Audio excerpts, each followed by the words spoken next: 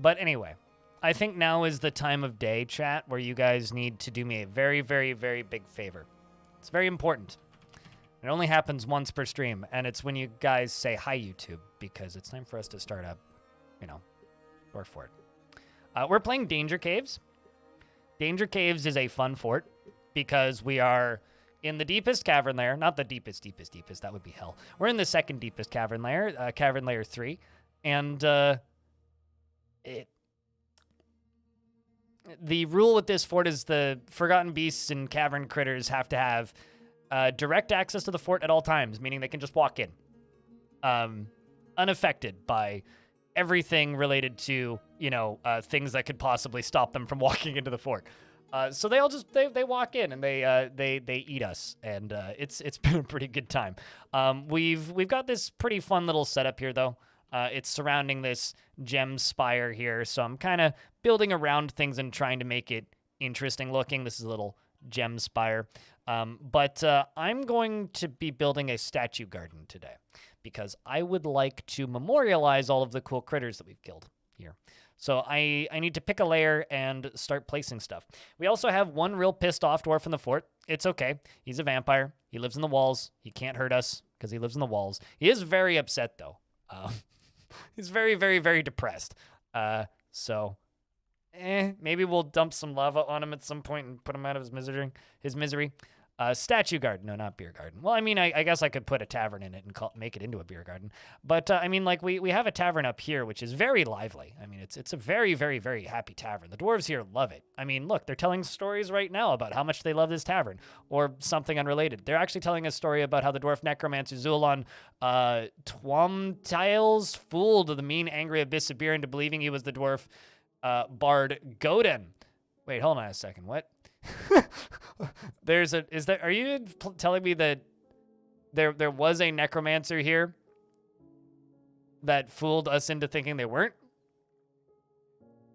That is, well, I mean, 285, that was 4 years ago, so it's not that recent. All right, well, there was, there are no bards in my fort, so, yeah, no, there's no bards here. So he's not still here. All right. Why are necromancers always Zul'Bon? They're not always Zul'Bon. Maybe you're just seeing patterns where there is none. Would be my assumption. Had the name Zul'Bon? Huh. That's kind of funny. The Pregnant Creed and the Fabulous Coven now both require updates. This one, the Pregnant Creed requires a temple and a priest, and the Fabulous Coven now requires a temple complex and a high priest. Which one was the Fabulous Coven? Let's see, Earthen Creed. Is it this one? Nope. Is it this one? Yes, it is. Okay, well, time to put expensive stuff down here. Or, even better, let's just go around the edge and engrave all of these walls. And we can even look at some of these engravings, see what they put on the walls. Yeah, I don't know. I've definitely seen necromancers with every name possible, dwarven and otherwise.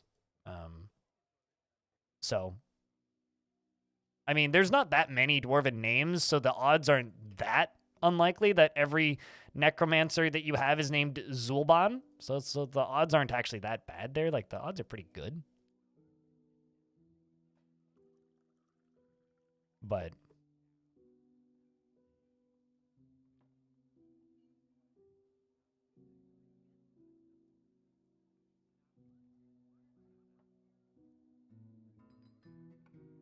Lickbottomus?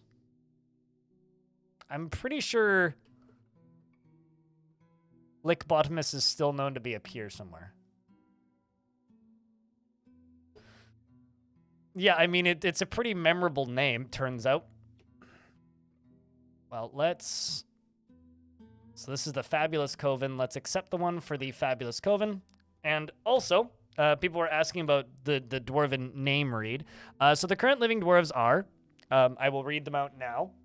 When I'm done reading them out, in about 15 minutes or so, I will enable Dwarf Redemptions.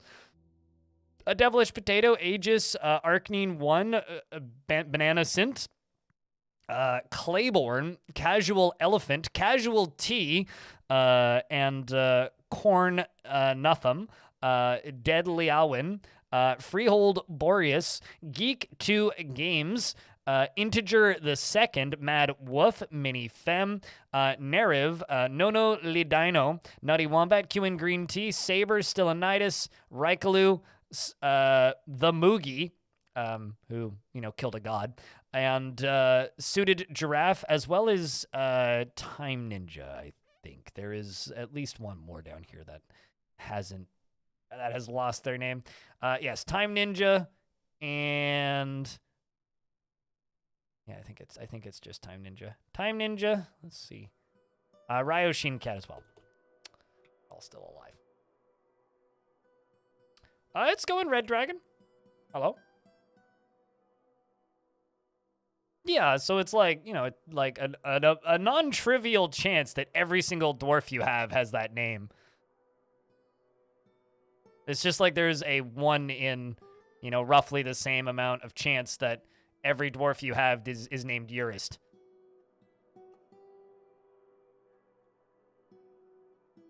What's up, Mice Nerd?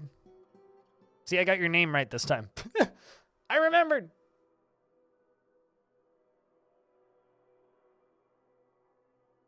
Okay, well, we're going to let the last of this lava out right about now. Oh, you doofus. Well, F's for Tekkid. You stupid. And Feb. Not even sure how Feb caught fire here. Oh, you stopped being on fire. That's even better. Afraid after are you back on fire again?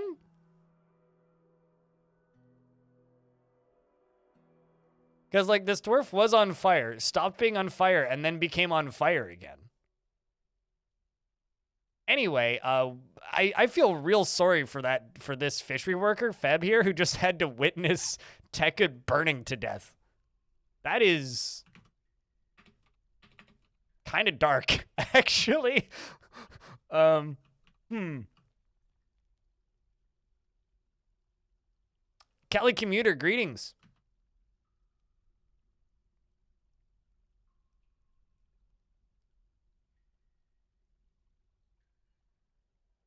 Annoyed at almost choking to death on smoke. Yeah, pretty much. I would be too. Yes, your dwarf didn't make it. You got I don't have your exact location of death because it was over here somewhere. But you're in a coffin. You got so I was watching a Forgotten Beast run straight towards the fortress, and I was like, man, it would be unfortunate if any dwarves were like right here, right now, and then your dwarf walked on screen and got. So. You kind of got wrecked by a Forgotten Beast. At least you died to a Forgotten Beast. I mean, there's worse ways to go, frankly. It was definitely dramatic. So, could have been worse.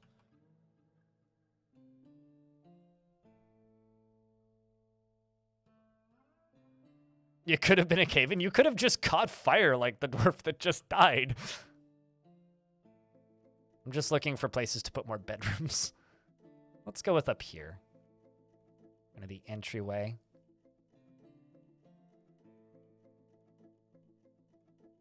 Where can you report DF bugs? There's a bug report forum over on the KitFox Discord. There's also the official bug tracker, but I'm not sure how often that actually gets checked these days. But join the KitFox Discord. There's a room in there. Still 0 kill, very, very, very depressed. I'm thinking maybe we should just give him a driplet of lava to put him out of his misery pretty soon. Because Boozehammer is just sad. That or we could just keep him as a reoccurring character.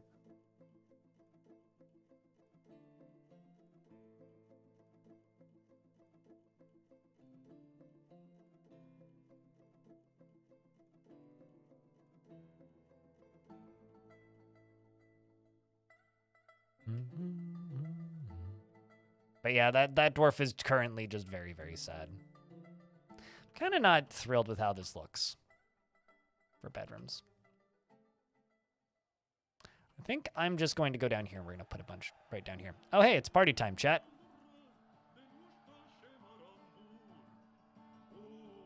Even though you guys got all your partying out earlier with all of the, like, hype trains.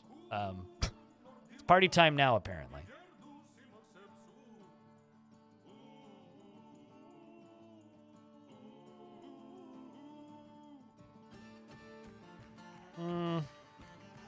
That bedroom might be a bit hot.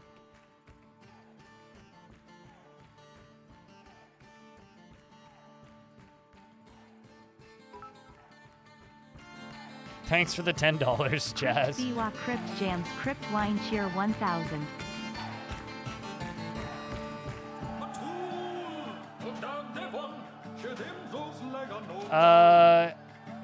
If I expel him, he will die.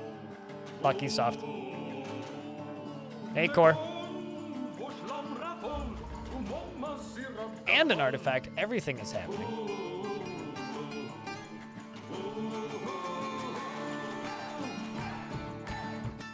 Literally everything is happening.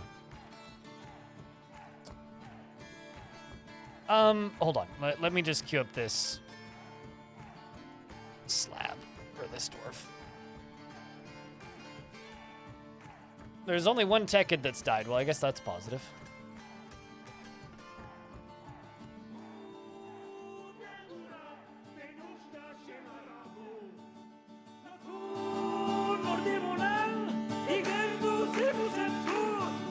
Because he's completely haggard and depressed. Lucky soft.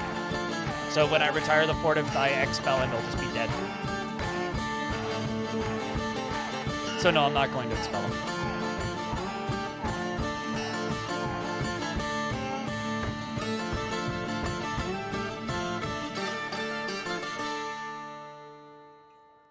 Because if a dwarf is haggard, level depressed, meaning like they are too depressed to eat and drink like this dwarf is currently, if I release them, they will just wander in circles. And then when I retire the fort, they will just be labeled as got lost in the wilds because they're so depressed. Well, see, here's the thing, right? Yes. And also, when you expel them back out into the simulation, they have nowhere to go and no one to take care of them. The only reason they stay alive in your fort is because your dwarves dump food and water on them when they need it. So, yeah, no, like, suicide based on depression is a real thing in Dwarf Fort. That certainly happens. All right. We are cutting out a few bedrooms down here. And I need to put a display in here.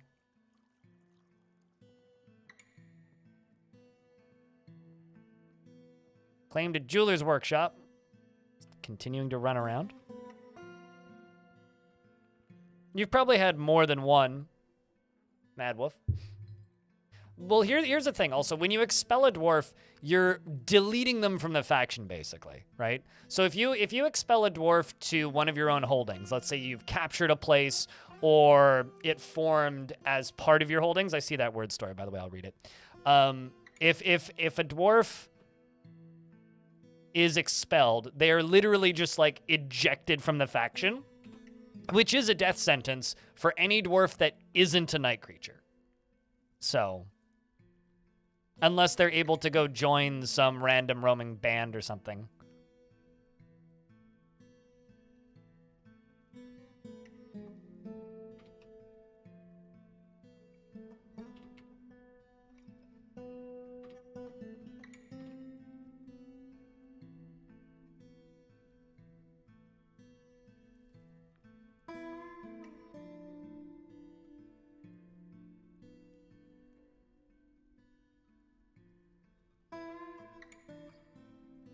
All right.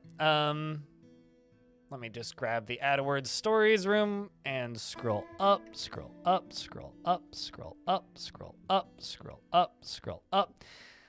Donuts are round, holy energy pockets for cromching? Is cromching a word? Fungi wood tables look like giant slices of cheese. Why, charcuterie? Why not? All kingfishers fish while kings are fishing for compliments. Timers keep minds percolating. Convoluted thoughts. Ducks look at trees. Quack radishes. Delicious. Language falsification creeps into. All right. So this dwarf here is making an artifact, and they've claimed rough brown jaspers.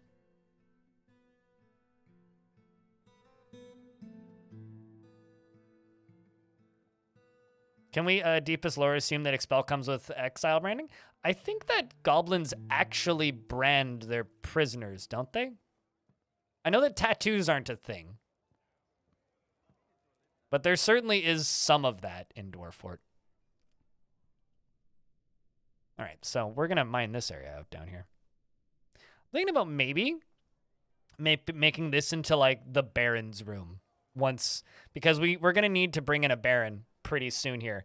I'm thinking about maybe making this into the Baron's space. Could be pretty cool. Once the lava's gone and all that. And we could also get them to cut out this, fill in the top side a little bit. Also get them to cut that out. All right. Danger quarters? Oh, very much so.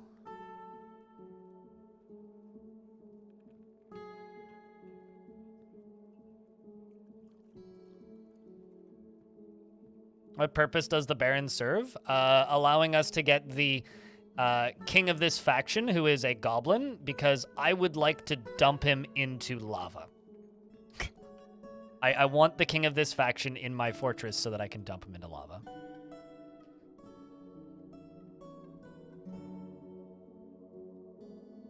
Oh, it's because they're all mining this out. I suppose that makes sense.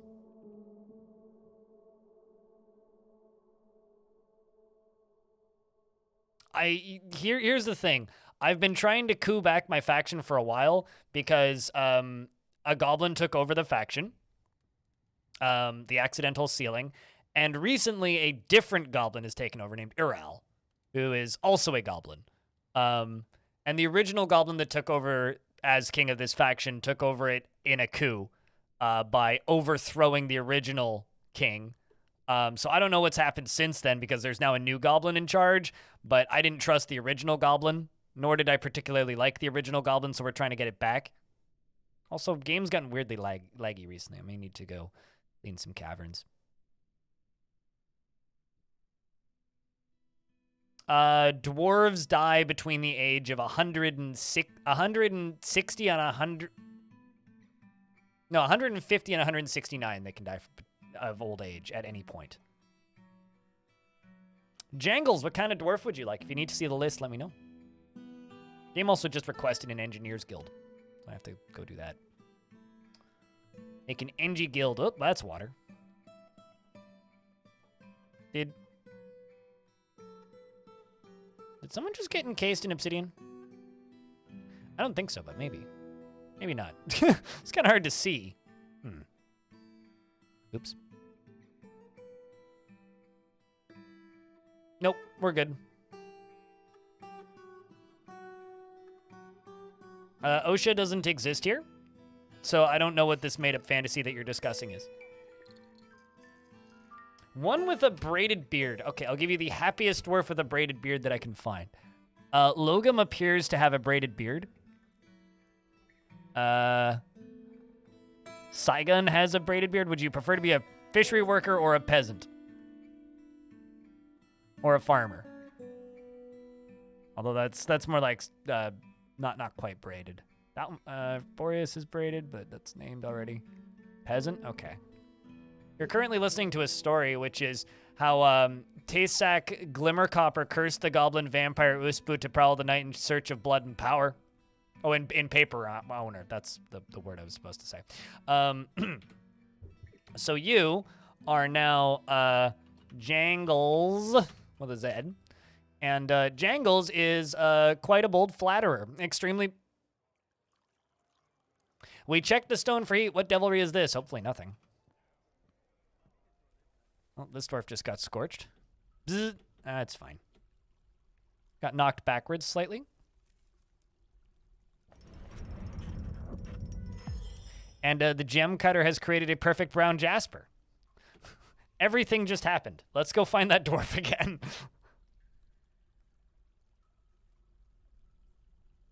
I love how constantly, like, the happiest dwarves change. It's like they're gonna shift around every couple minutes or so. Is a bold flatterer and extremely friendly and just a little bit insufferable. Word. He is very slow to anger and is stingy with resources when working on projects. Has confidence in his abilities, and he has a strong tendency towards privacy. He is somewhat uncomfortable around those that appear unusual or live differently from himself, and he tries to keep things orderly, and he occasionally overindulges, is very humble, and does not have a great aesthetic sensitivity, and he is conflicted by this as he values artwork and its creation, and he doesn't mind a little tumult and discord in day-to-day living, and isn't particularly curious about the world, and is somewhat fearful in the face of imminent danger, and he can handle stress. And he tends to consider what others think of him, and he needs alcohol to get through the working day. Would you like a pickaxe or anything specific? Because currently you are just a peasant. Personally, values loyalty and prefers a noisy and bustling life to boring days without activity and dreams of mastering a skill. You could join the military and would be quite happy with it, actually. Although the fear of danger part, maybe not so much. He likes Lemonite, Lay Pewter, and Red Beryl, the color chocolate lovebirds for their loving nature. And the words of the page of Aquamarine and the sight of the musical blossom, and when possible prefers to consume clown loach and pearl mullet beer and honey bee royal jelly and barley seeds, and absolutely hates leeches. No, it's just I've read this text so many times, Sanic, that I've started to memorize it. I think I'm going to toss him into the military because being in the military is probably safer than being a miner at this point for this sport. Not going to lie. Also, you get pretty fancy gear, which will probably help. But we'll see. We'll give you a bit of time in the military. No.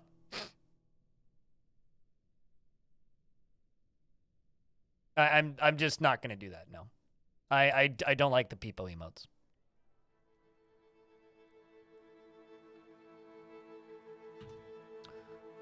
I'm gonna eat this alpaca. Same with the reindeer calf. Stray keat we don't need.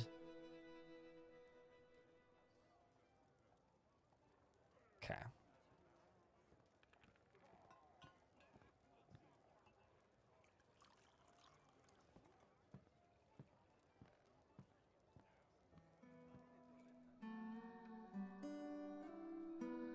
Might we purchase gift dwarves today, my lord? I will turn that on a little later. I was actually intending on turning it on yesterday, and I completely forgot. But I will turn that on a little bit later.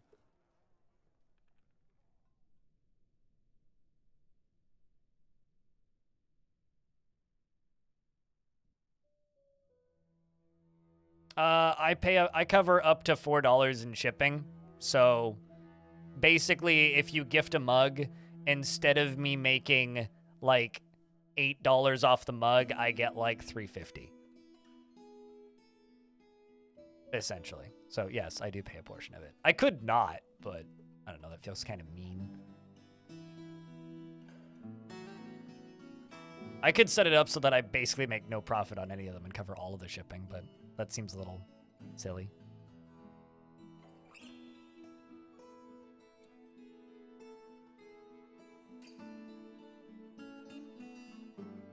Okay, so you right here.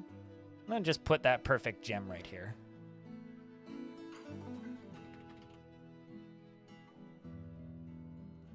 Turns out I got two of them.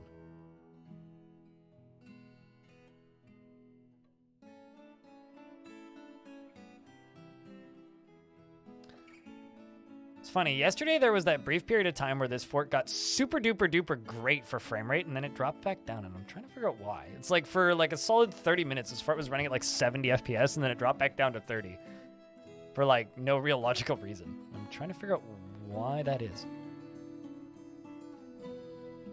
Probably place that slab.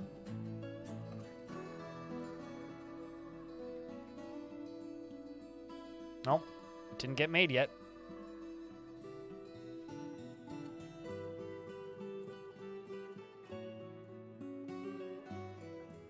I mean, the slab's been made now, so we can get it started.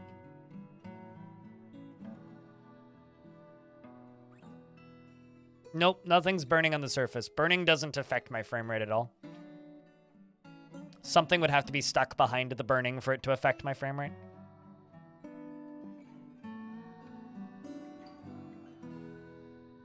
You don't know if it's just your imagination or not, but you've had situations where the game has suddenly slowed a lot and then a few months later you were attacked. Usually in my experience, it's because there's a lot of stuff going on in the overworld, which might be happening. Like, there's definitely, like, a lot of hidden processes that go on in Dwarf Fort that cause some surprise lag that then goes away after a while. But usually when it shows up and sticks around for a bit, it ain't going away, and this has been around for a bit, so.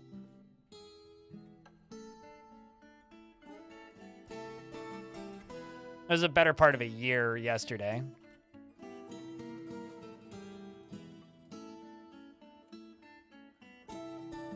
Oh yeah, I mean, like, the fire burning on the surface is going to cause maybe, like, I don't know, 3 to 5 frames of lag for me. Not like 40, 50, which is the difference. But I don't know, this fort's been weird. Like, it ran great initially, then it dropped down to terrible. It dropped down to, like, well, maybe not terrible, but around to where we're at right now, and then went back to being great again, which is the part that I'm, like, perplexed by. It's like, well, okay, I understand that the fort's running like shit. That's fine. But why did it go from running like shit to then running good to then back to running like shit? I don't understand. That's the part that's confusing to me.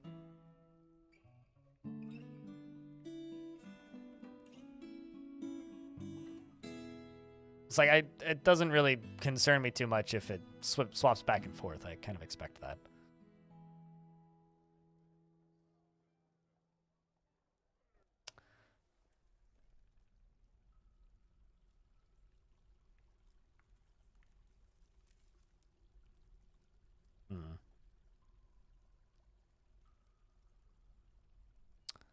Feels like that's a lava pocket right there.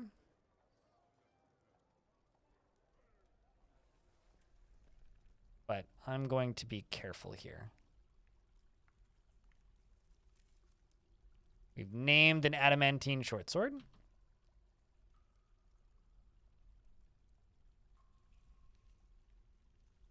Have you... okay, so I guess that this gem is just worth nothing? It's worth 2,000? Do I not have a broker right now? No, I do. Is my broker, like, stuck somewhere?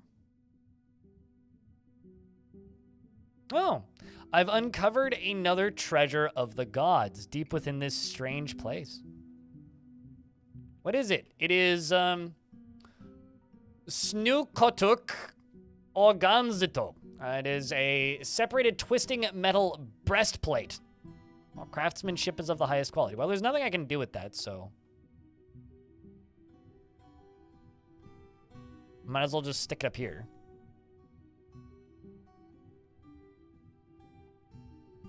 For like 5 minutes and it was scary? Yeah, that's usually because somebody's stuck. Or there's like some weird pathing shit going on. Would be my experience there.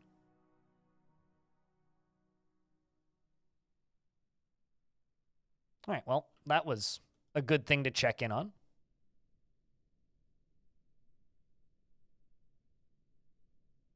Display in my statue garden? No, it's going into this temple up here.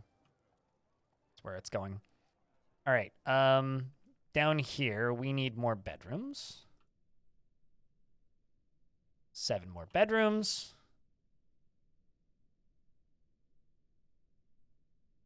Did we figure out why Eurus I know exactly why Eurus... I have a question. How do you not know how Eurus spontaneously combusted? Eurus spontaneously combusted because Eurus walked into a puddle of lava that was draining out of a wall. Of course we know why Eurus combusted. How did you miss why Eurus combusted?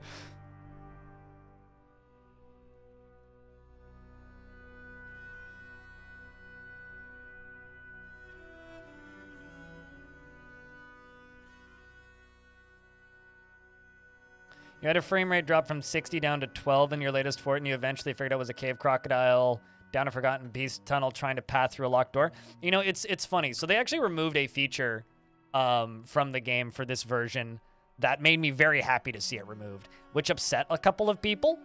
And the feature was, there used to be 2 ways to close doors, which was leave door tightly closed and then lock door. Leave door tightly closed prevented tame livestock from walking through a door. That was it. It just prevented tame livestock from walking through a door.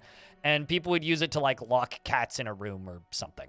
And the kind of hysterically sad thing about this feature is when they removed it, a bunch of people got really upset. They're like, why would you remove this feature? It's like, this is very important. But the reality is, when that feature was when that feature was implemented, I think I may have found my problem. When that feature was implemented, it was at a time where pathing was nowhere near as big of a concern because the game was 2D. Fair enough. I thought I mentioned it verbally out loud. It's like, Eurus just simply walked into a place Eurus shouldn't have been.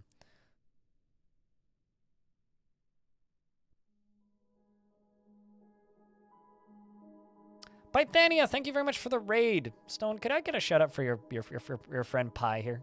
If you guys don't know Pythania, they do art things on the Twitch, and also are a very skilled adventure mode player. When adventure mode lets them play. I just realized this leather bag is a Ratman leather bag. That's a little messed up. Poor Ratman. Ratman did nothing wrong. All right, so there is... Are they completely sealed off here? Or can I actually... I think I can tell my soldiers to go stand here. Let's see if we can clear out these birds.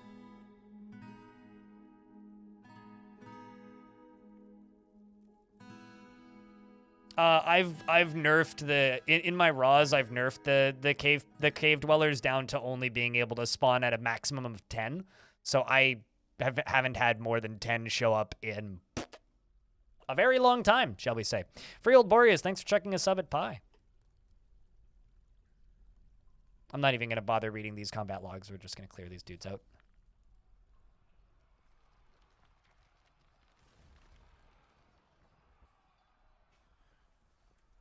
I gotta move my dwarves down here. A few more going down. In before this, like, increases my frame rate by, like, 10.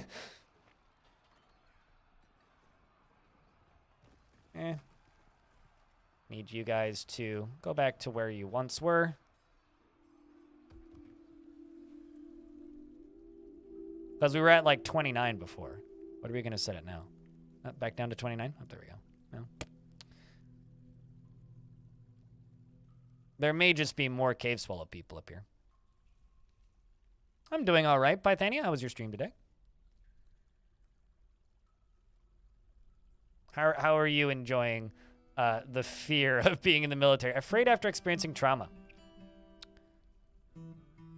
Well, you're a dabbling swords dwarf. Swords dwarf dabbler.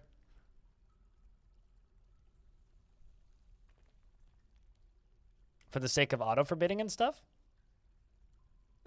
I mean, I guess. I haven't had too much of an issue with it, to be honest with you. Pre-stream was very chaotic. Yes, things have calmed down a little bit.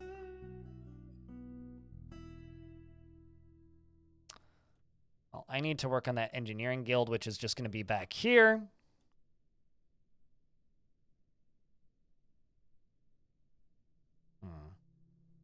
Right, this is the thing I was going to do. I was going to make rock blocks, just generic rock blocks, which is actually going to be dolomite blocks.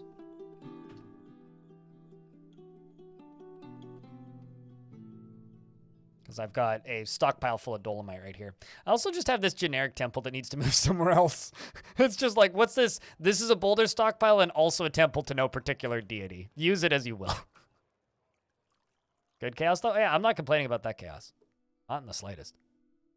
I'm thinking this becomes a temple down here. I was going to make it into a Baron's space, but maybe we just make it into a temple instead.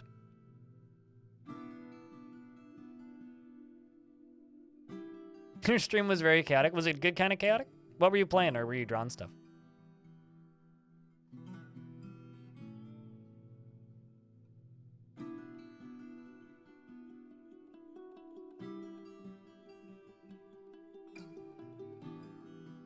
All right, let's move that. Move this. Give this whole thing a big old smooth. A bit of compensation for your good work and Portu und Verpackung, crypt metal. Portu und Verpackung. I think I can guess what that means, but I'm not actually 100% certain. Which is usually the case for me in other languages I don't speak natively. But thank you very much for the $4. Appreciate you.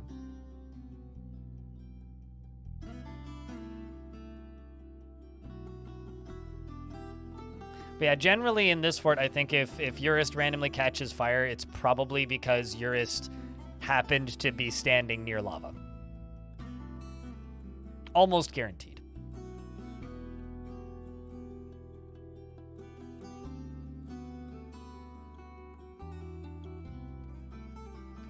You spawned many men with glasses. What were you playing in which you spawned men with glasses? As a man with glasses, I wish to know. Oh, Fallout New Vegas. Okay, this makes a bit more sense now. I was like, what were you playing? My initial guess was Gary's mod, which, hey, you know, same era. Lava is hot stuff. It is indeed pretty hot stuff. It's gonna set your face on fire if you touch it too much. All right, so this right here is going to be a guild or a temple dedicated to the Pregnant Creed, a very popular religion in these pots.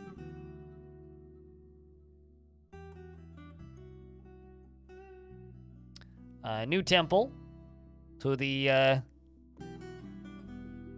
wow, what's this? The Tactern Creed? Metals and Dance? That's one I haven't seen yet. The Cult of Glistening for the deity of wealth, trade, darkness, night, moon, in the sky. Naturally. What else would it be? The Gods of Metals and Dance, the Pregnant Creed. On floor have, like, building value? I mean, no. But, I mean, that would be kind of funny if they did.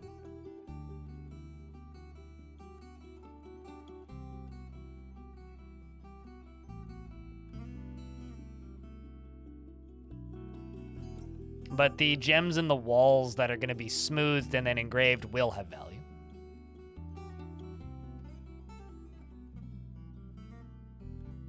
Made 30 more beds.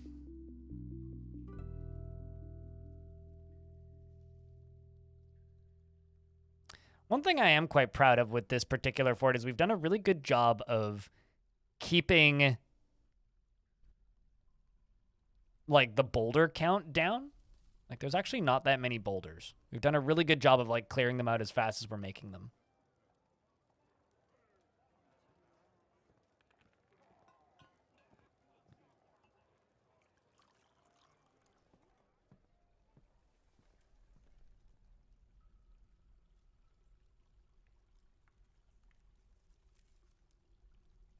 Yes, there is, in fact, lava on the floor. Stone. There's also water, if you're being observant.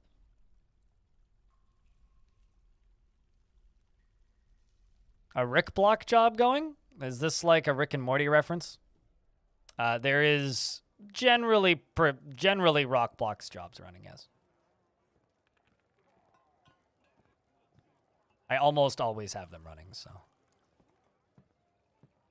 We're going to recognize priesthood, and this is going to be... Oh, I usually give it to somebody who's named, but currently nobody's named, so...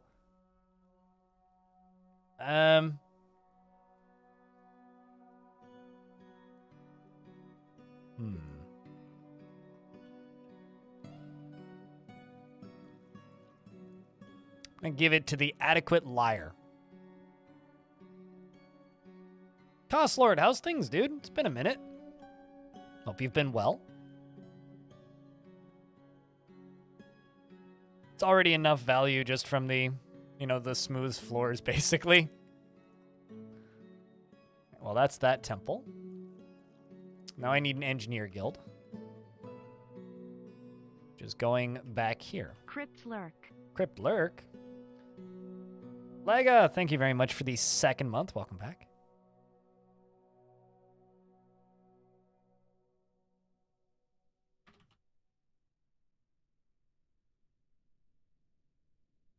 We'll just do that. I think I also need some more stoneworkers shops.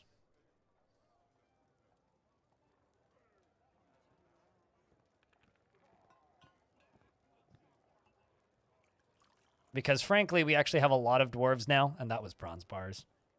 One of them is being made out of bronze. You only live once.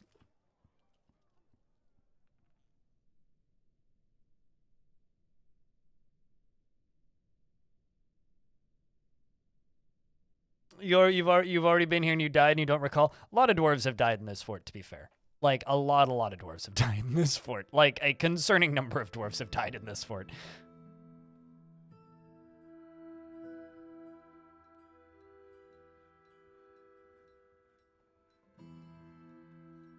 Okay, so this is going to be a mechanics guild hall.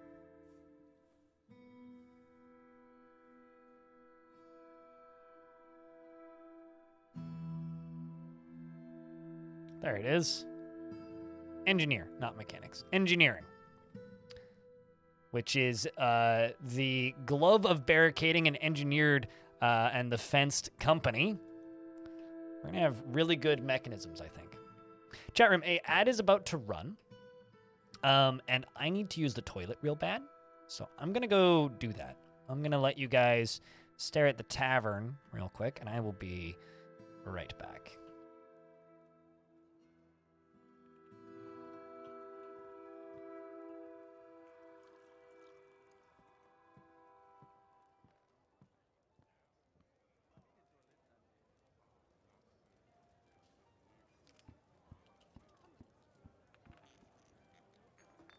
Over here, he has a sword!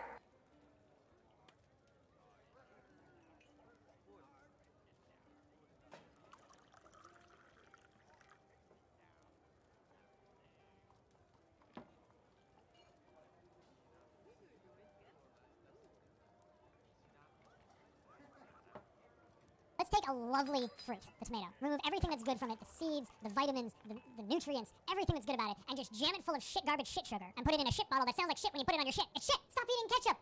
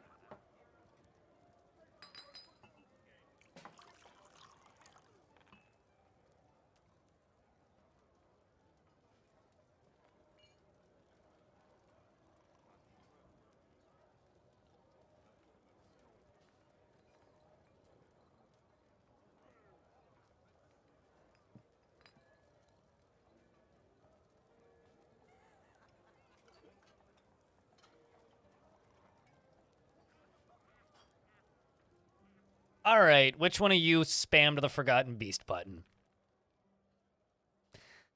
The Forgotten Beast, Lesse Thafatha, Cut Thaba, has come. A gigantic one-eyed weevil. Okay. It has a long, curving horn, and it squirms and fidgets.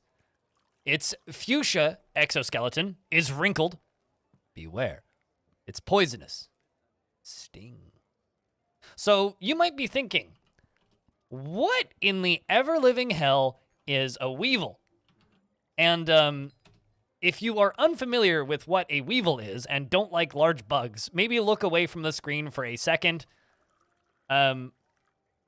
This is what Google give me for weevil. Poisonous sting checkout. It's a big beetle. So, let's go call pest control, shall we, chat? What do you think? Let's go call pest control and get this thing squished, shall we? It's also inevitable. Hello, rental redling. Let's see where it is, though. It may not even be on the layer that it can get to us. Oh, no, it is. It's on the central layer. I'm actually just going to tell the squads to go kill it. Bugs are pretty fragile in Dwarf Fort. Doesn't matter if they're forgotten beasts.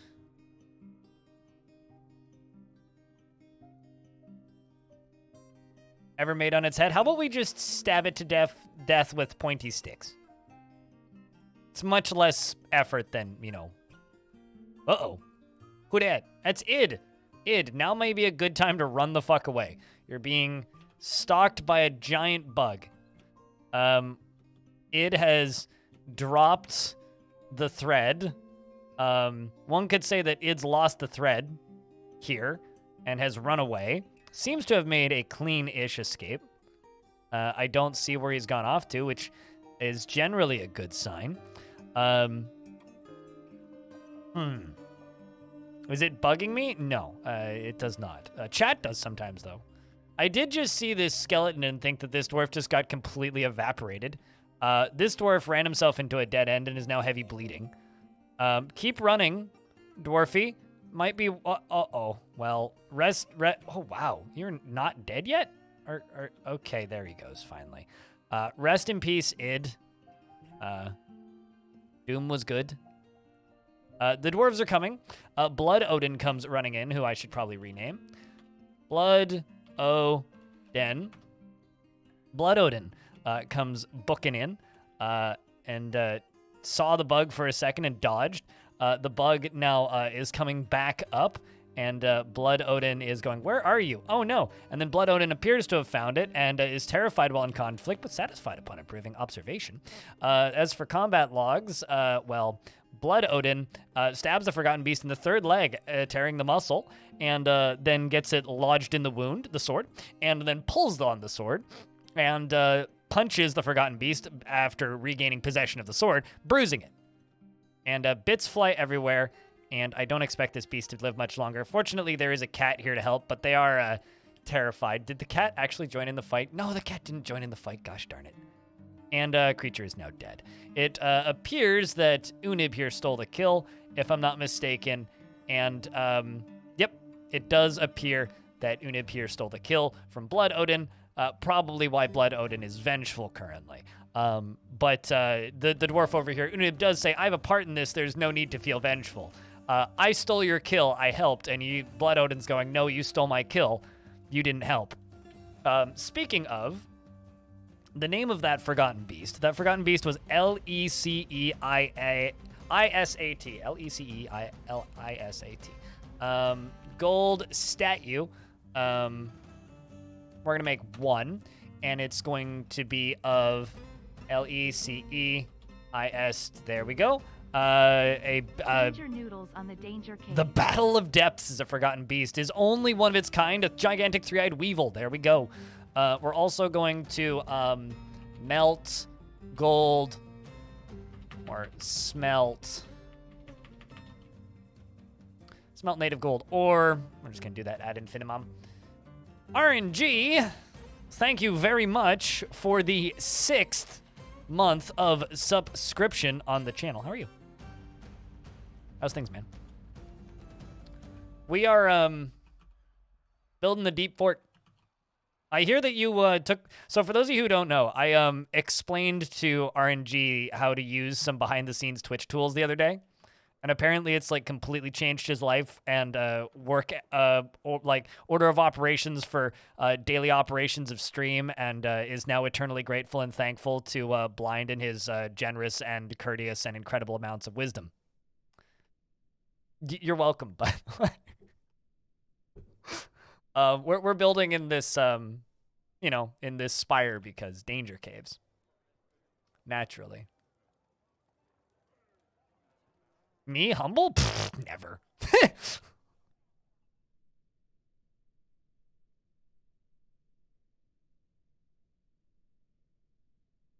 I can be humble when it comes to certain things, but when it comes to somebody not knowing how Twitch functions work, I ain't even the slightest bit humble, and I'm the first to admit that.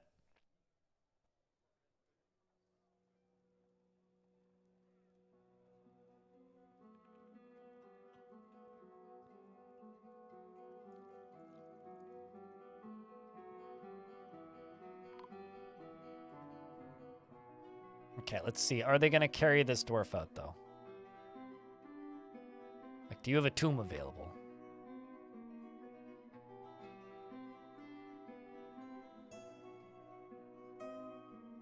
I don't think you do. It's funny, because, like, I'm extremely bad at... Well, maybe not funny, but... It is true that I'm extremely bad at taking compliments. Like, when people try and say nice things to me, it's like, it's almost impossible for me to believe you. Because I've gone through so many years of people saying not nice things to me that it's like, I don't believe you anymore. Well, who needs to gather corpses? They're free pants. Come on. All right, let's jump over to the dead and missing screen. And I'm just going to snap a forgotten screenshot of forgotten beasts that we need to memorialize. So we had kind of like a run of them. Just going to pop this open so I can just write them down. All right, so we're going to make several gold statues. Gold. Your hair is magnificent. I mean, I'm glad you think that, but I don't have any other response to that. Stukzul.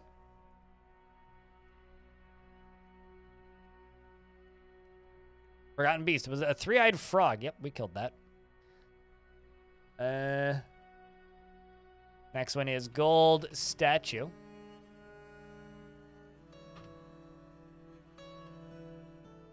And NGOSOT. The Oceanic Oozes. Three-eyed warbler. Pair of long antennae appears to be emaciated. Yes, we also killed that. And gold statue. This one is going to be of bottom one around this. SMUNXAZ. Ah, yes, the enormous scaly crab, round shell and gaunt appearance. Thank you, Casualty. But no, seriously, like it's very frustrating when people meet me in person because they try and say nice things to me and it's just like I'll just like smile and nod, but I cannot really take compliments. Like, I'm so pathetically bad at taking compliments, it's actually kind of sad. All right.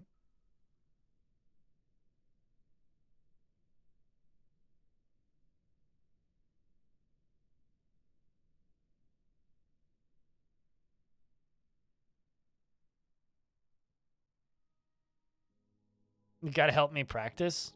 Sure.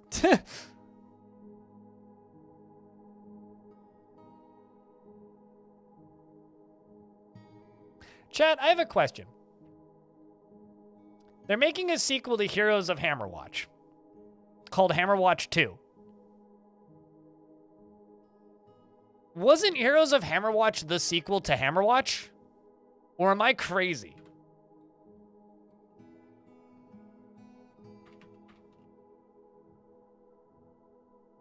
Yeah. Hold on a second. So they made Hammerwatch You're fantastic at what you do and make the community in a better place. 2013, followed by Heroes of Hammerwatch, and now they're releasing a sequel to Heroes of Hammer. I'm very confused by this.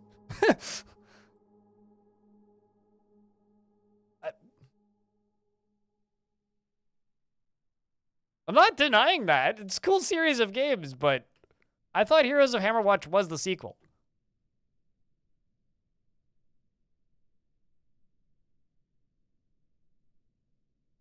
I'm confused. I also never finished it. I'm perplexed as heck by that. Also, I can approve the Engineers Guild because I am working on it.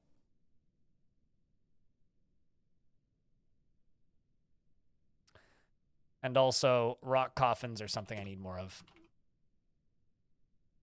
Let's just do 30 because I'm going to need a bunch. Watch Tokyo Drift. Now we're talking. Now we're cooking with magnets. Yeah, I guess maybe they consider Heroes of Hammerwatch a spinoff, but I don't know. It's just odd. Naming schemes in video games, I don't understand. Please explain.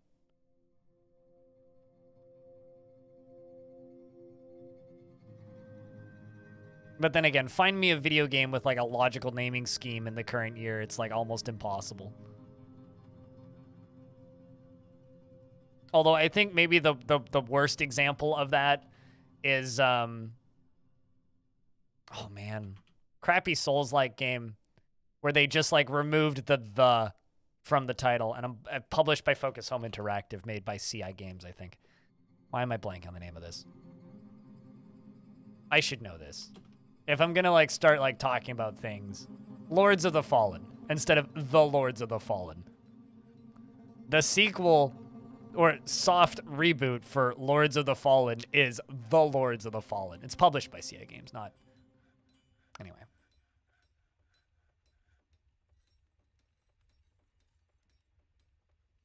GTA 5, the 14th GTA game. Yeah, that too, I guess. But I guess, like, San Andreas and Vice City were more specifically spin-offs, yeah? Aliens. But that's plural! And then they continued with Aliens 3. Like, they didn't make Aliens 2. You know? It was Aliens 3. So if at that point they skipped the sequel. Okay, but like, I take your Aliens Cubed comment and I raise you Hypercube. Good movie. Hypercube is a fun movie. So's Cube. Underrated film. Okay, well, people make fun of Xbox because their naming schemes are absolutely horrible. Like, genuinely, people make fun of them because their naming scheme is bad. Like, part of, like, the main brunt of the reasoning as to why we make fun of them. What about Cube Zero? They only made 2, fortunately. They didn't make a 3rd one. And then that director went on to make Splice, and we all know how well that went. Or don't. Maybe it's better if you don't know how well that went. It didn't go well.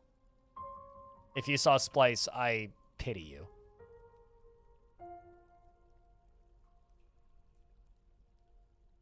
The only reason I'm currently thinking about Splice is because I've been watching John Wick movies on Netflix recently, and I was just informed by Netflix that Splice released on Netflix. It was like, cool, you could have just like let that movie simmer and die and never be heard from again, and everybody would have benefited, but instead, no, you have to re-release Splice, which means maybe I'll just rewatch Splice. It's not a good movie, but for that like brief nostalgia of like, man, I remember when I saw this in the theater and hated it. Is this movie as bad as I remember? Answer is probably. Yeah, because I want to go see John Wick 4.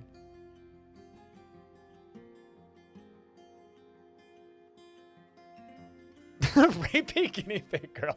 Yes, with the tail. and with the spike on the end. It's like the human-sized forgotten beasts that the two scientists who can't have kids make. That has like 10 out of 10 casting and 0 out of 10 script writing. It's like 10 out of 10 casting and like awful everything else.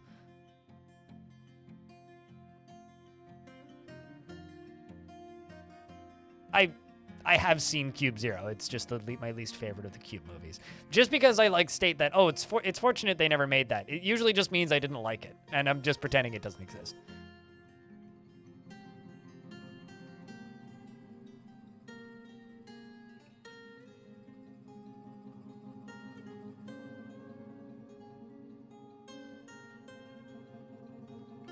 Feels like a jump in production. I mean, that first, if we're talking about John Wick, the first John Wick movie is just like, yo, we wanted an excuse to make an action movie, so we made an action movie. And then the sequel is just like, so like we had more choreography and we didn't get to use it in the first one, so let's just put it in here, and also like we'll add some loosely veiled scenes over top of it. And then it's just like, well, people are still giving us money for this bullshit, so I guess he's at war with all of everything now. And then I don't know about the fourth one, so I haven't seen 4 yet, no. Please no spoils on John Wick 4.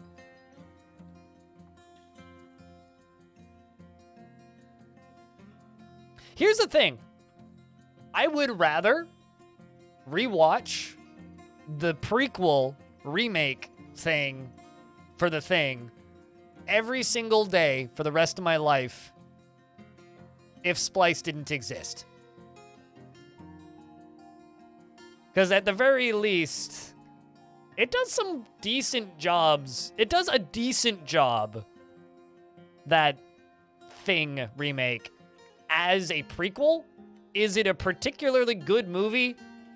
No. No, it's not. But why do I gotta hurt you like that? See, here's the thing.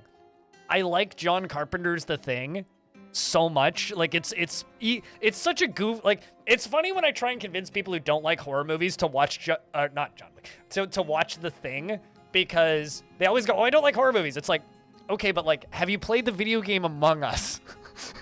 Because it's about as scary as the video game Among Us.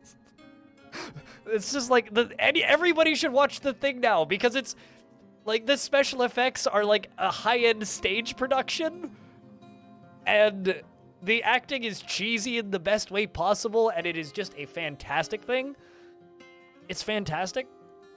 No, it's not great, but it's fine. Raccoon with matches. Like, I will not say that movie is good. It's like a 6 out of 10. But when we're talking like a 6 out of 10 versus like a 0 out of 10, and that's kind of how I feel about, you know, Splice. It's a 0. Montecore. What kind of dwarf would you like? If you have an idea, let me know. And if you would like to see the list of dwarves that are available, also let me know. Trying to think where I should put a... You know, ooh. Oldest? I don't have a way to sort by age. I'll find you somebody with a white beard.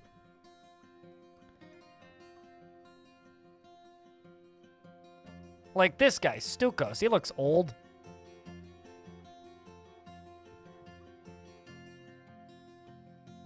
$107. Not actually that old, but does have a convincingly old-looking beard. I'll give you that. Aureus, thanks for gifting a sub to Montecore.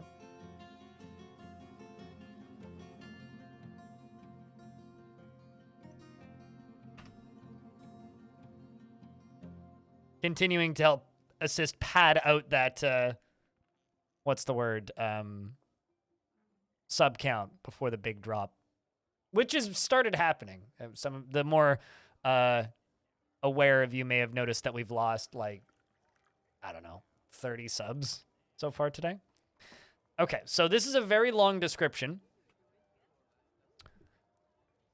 He does not feel the slightest need to pay back favors that others do for him, no matter how major the help or how much he needed it. He is completely convinced of his own worthlessness, and he is impervious to the effects of stress. He is easily moved to mercy, and he often finds himself changing his mind to agree with somebody else. And if he is a friendly individual, and he is conflicted by his nature, as he would ideally prefer to have strife in his life, and he doesn't often experience strong cravings or urges, and he tends to avoid any physical confrontations, and works to square this natural tendency with his respect to martial prowess. He has a noticeable lack of perseverance, and he can easily fall in love or develop positive feelings, and he does not go out of his way to help others. Also, for those of you who wonder why I have my camera off when I do this, is because I'm literally leaning this close to my screen right now. I don't think I've ever actually told anybody that. Like, I literally just, like, lean on my desk and just, like, fuck up my posture entirely. He is quick to anger, and he tends to consider what others think of him. He doesn't mind a little tumult and discord in day-to-day living, and he does not often feel lustful, and he has a calm demeanor, and he has a greedy streak, and he tends to be a little bit wasteful when working on projects, and he does not have a great aesthetic sensitivity, and he likes art. He values artwork and its creation, and he is curious and eager to learn, and he's somewhat fearful in the face of imminent danger, and he is nervous, and when he's nervous, he tends to stretch his body, and he gets distracted during conversation when he's exasperated, and he needs alcohol to get through the working day, and does not mind being outdoors, at least for a time! Bah! Doesn't really care about anything anymore. He dreams of mastering a skill, and this dream was realized. He personally views decorum as a high ideal and is deeply offended by those who fail to maintain it. Values tranquility as one of the highest ideals, believes that his peace is always preferable to war, sees competition as reasonably important, and respects the law. Finds the pursuit of knowledge to be a waste of effort, and doesn't respect a society that is settled into harmony without debate and strife, and doesn't particularly value loyalty. He likes limonite, gold, sapphire, date palm wood picks, bucklers, quivers, large serrated discs in the sight of the musical blossom, and when possible prefers to consume Simang, cow cheese, and bumblebee meat, and absolutely hates mussels. He has a very long beard that's arranged in double braids, his sideburns that are clean-shaven, and a very long mustache that is arranged in double braids. His hair is clean-shaven, and his round, raw umber eyes are bulging. He has a round chin, and his nose is broad. His ears are free-lobed. His brown skin is slightly wrinkled, and his hair is gray, mixed with pale brown. As in, like, the fish, right? You're allergic, so you're allergic to, like, shellfish? That sucks. But, I mean, there's a pretty easy thing to avoid, so there's worse things you could be allergic to. That much is for sure. So, I just got an idea, chat. I'm going to build a cathedral out here or something. I'm going to build a cathedral out here. And we're going to fill that up with statues of the forgotten beasts that we've killed. What do you guys think?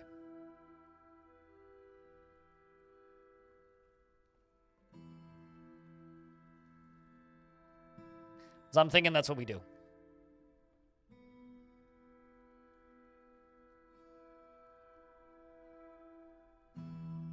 So we'll just have like, and maybe try and build it like an arena or something.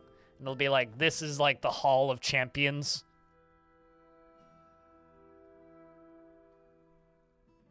Oh yeah, true. We could make it into a general temple.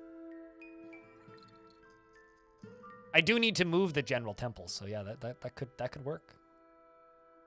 Because currently the general temple, like I mentioned earlier, is literally just the boulder stockpile.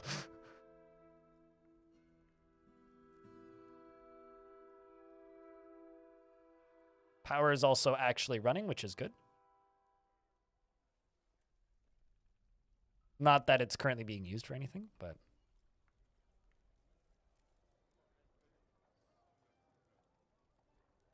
Of the beasts that have been slain? Well, if I make it a general temple, it's going to be full of dwarves all the time, though. So... Yeah, I don't know how wise that would be.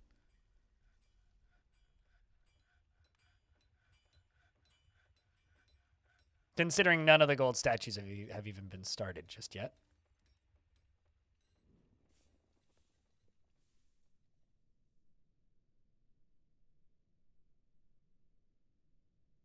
But yeah, we could do something out here.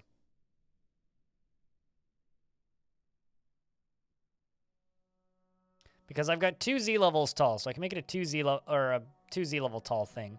That, or I could channel this down and we can make it a 3Z level tall thing. Do it that way. A lot of sudden interrupted worshipping. Yep. Yep. You know, it could definitely have a lot of sudden and interrupted worshipping. That is absolutely something that could happen there.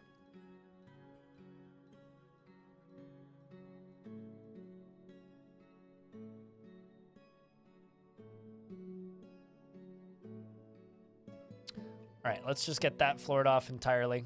Well, that's actually not. I'll wait until I have enough rock salt. We'll do half of this in rock salt.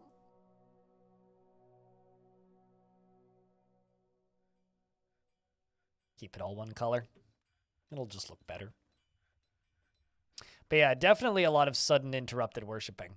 I was thinking about like maybe putting a statue gardener thing like maybe a layer further down, like down here, but maybe that's where I want to put the eventual like. Hey, we finally finished one of the first gold statues. Casual T just had a child.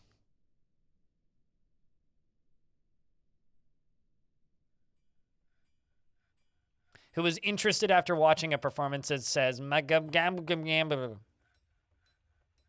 nope, never mind. Not that particular dwarf. Two dwarves just had children. There you are. Got a younger brother for the older sister. You gotta call her wife. I mean, just do let her know that's a video game, so there's no like surprise panic, but good analytical ability, developed sense of empathy, inattentive. Like pretty typical for a baby. Low stamina and sickly, but high kinesthetic sense. You also named him Tech Good, a very dwarfy name. We're also telling poetry about how the wise will tell. Gagabagaba. Very common dwarfy first words.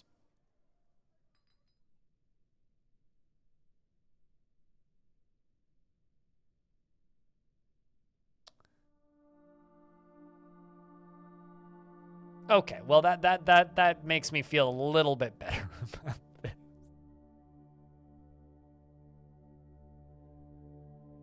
Okay, we are going to knock out all of these.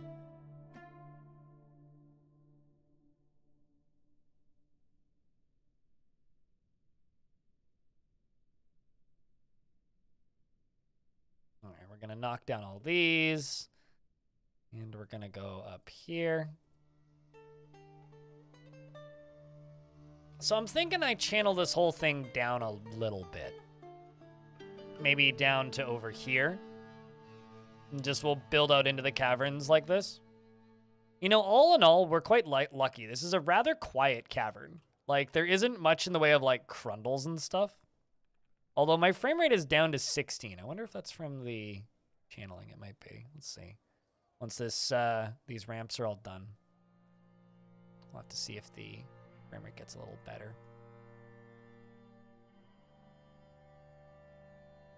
Oh, congratulations, you just had a kid. I mean, it's better. Okay, what's the worst thing to hear at work? Congratulations, you just had a kid, or congratulations, you're dead? Because either could happen while viewing a Dwarf Fortress stream. Surprise you're dead, surprise you had a kid.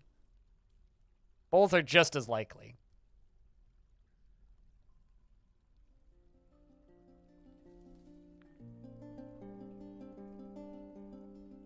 It's just like Clinodev requested to stop having dwarves named after him because he was tired of like randomly being informed by every streamer that he went to go watch that he was dead. It's just like, I don't want to hear about being dead every day anymore. It's like, okay, yeah, that's fair. I respect it.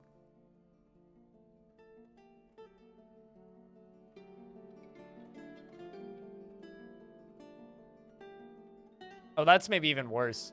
I guess, yeah. I guess there you go. You found the worst thing that you could be informed whilst watching a Dwarf Fortress stream is congrats, your kid's dead. I'm just not that good at keeping track of family trees. So unless they're all named after people from chat, then it's pretty hard for me to remember. Free Old Boreas, who am I giving a dwarf and what kind of dwarf am I giving them?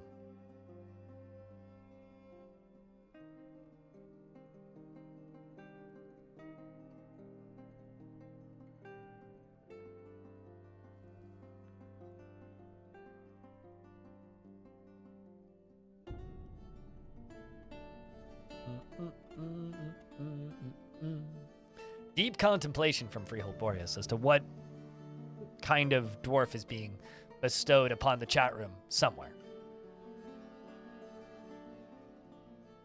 Elfie and animal handler. Animal caretaker it be. Elfie Bean. The sequel. She is very curious and sometimes to her detriment, often cheerful, tends to share her own experiences and thoughts with others, and isn't given to flights of fancy. She has a tendency to consider ideas and abstractions over practical applications and tries to do things correctly each time and does occasionally overindulges and tends to consider what others think of her and needs alcohol to get through the working day, and I did that in one breath for some reason. Okay, she personally dreams of creating a great work of art. And likes earthenware, black, bronze, wax, opal, the color tan, brackets, bracelets, llamas for their long necks, and the sight of the festive suitor, and when possible prefers to consume cougar eel and peach cider, and can't stand leeches.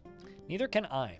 I unsubscribed from a YouTuber once because they randomly put up a video of them feeding their pet leech with their arm. Her extremely narrow nose is sharply hooked. She has a scratchy voice.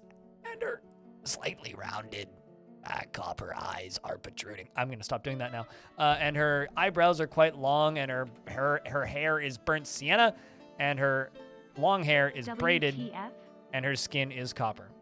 What in regards to me unsubscribing from a YouTuber for feeding their pet leech? I mean, that's what I said.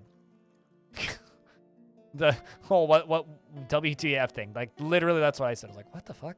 I don't need to see this. It was a channel I enjoyed watching, too.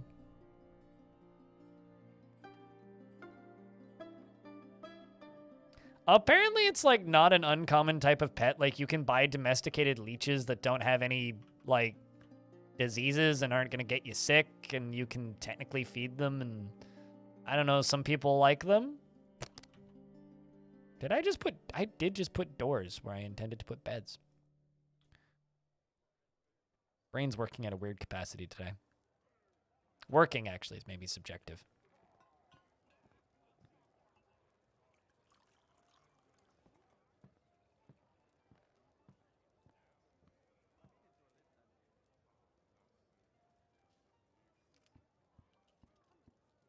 See how many dwarves still need bedrooms. We're getting there.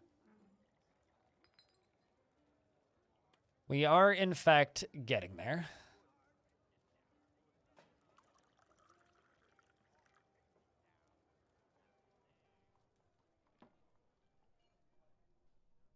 Okay. Just seeing how the newbie's doing. Bored after being away from family, wants to practice a craft, but is quite enjoying their current work. Let's see how that guild that I started is doing. This one down here. Could be doing a lot better. Let's give them some tables and chairs.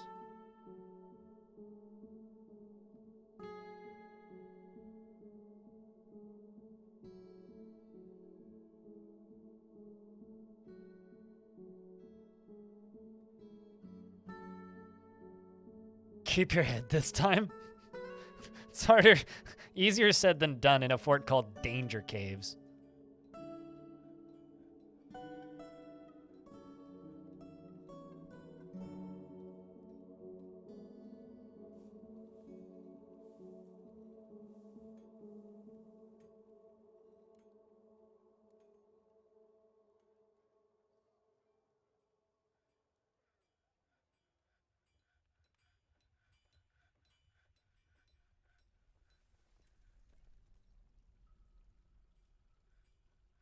Just captive bred ones, the exotic pet hobby gets kind of wild. Yep. And leeches are considered to be exotic pets. There's no such thing as medicinal leeches, I don't think.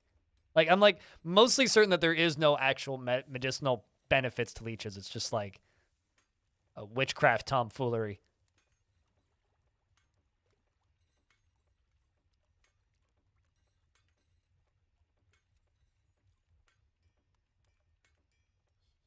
Yeah, but it doesn't mean that it actually has any medical benefit, though, does it?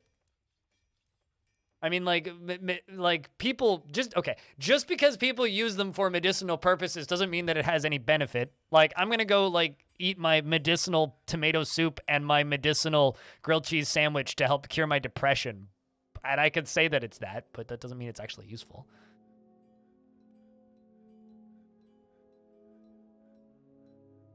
Okay, so there is actually some uses. They literally are used in hospitals. Really? Huh.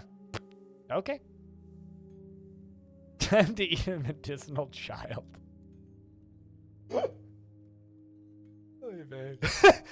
The natural conclusion of this conversation. Moving on.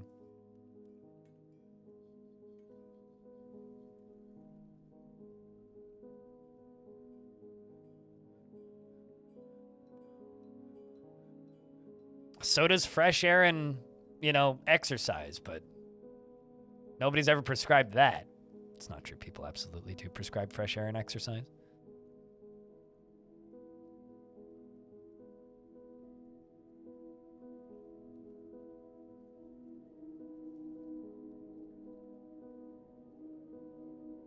Why don't we just, keep maggots in cheese and call it a day instead of going back to medicinal maggots? Besides, the only maggots that I like are Slipknot fans.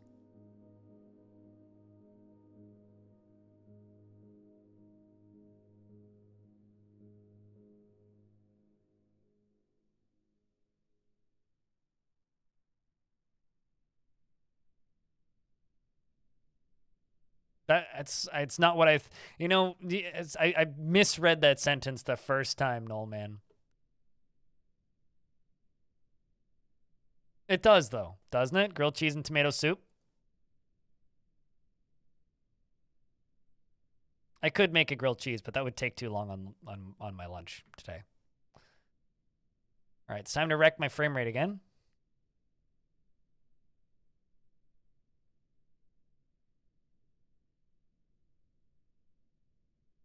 What, maggots? Well, if we're talking about medicinal maggots, there are several different forms of insects that can be used for that, though, that just eat away all the dead flesh. It's like those fish that just eat the dead skin. So you just put your foot into a bucket full of fish and they just eat all of the calluses. This is how I lose my entire audience in 10 sentences or less. With your smoked salmon? Man, I want smoked salmon. God damn. You picked the wrong time to have lunch. I mean, do you pick the time you have lunch? You can send me some? I'm tempted to say please do, but then I'm scared someone's going to knock on my door. So I'm always kind of scared to actually say, yes, please send me a thing, as somebody who exists on the internet. Well, then it would be a smoked salmon melt, please, Darius. Let's not get spicy here. As a proud member of the /r/grill cheese subreddit, I might need to repost that grilled cheese rant because it's up there with the Okay, hold on.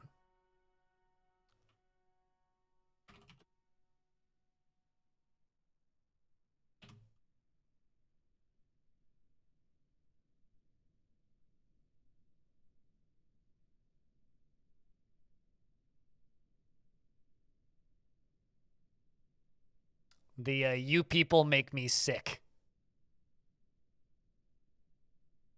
This rant. If you want to fall into one of the best Reddit posts of all time that's somebody getting really mad at nothing of value for either comedic or actual anger purposes, just go read that. Just go look at that. You people make me sick.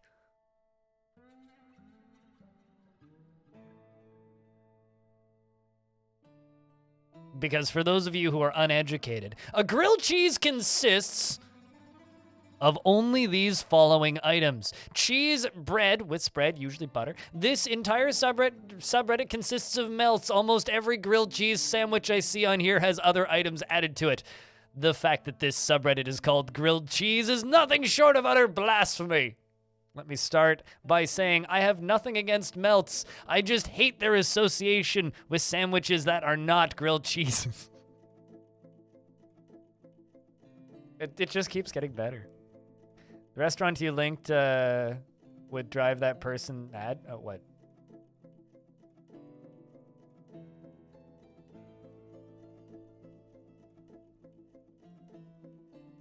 Oh, are they just like, it's gourmet grilled cheese sandwiches, but they, yeah, okay, no. Those are melts. We making an indoor pool? Well, no. I'm going to make a 3-level cathedral for statues of all of the forgotten beasts I've killed. And also, hopefully, remove enough of the flooring so that most forgotten beasts kind of come in from one angle over here. Is what I'm doing. Oh, Fortress goes pretty good. Bear on a bus. Honestly, to me, the whole like grilled cheese melts thing just makes me think of roguelikes. It's like, yes, this is what people think of me when I rant about roguelikes.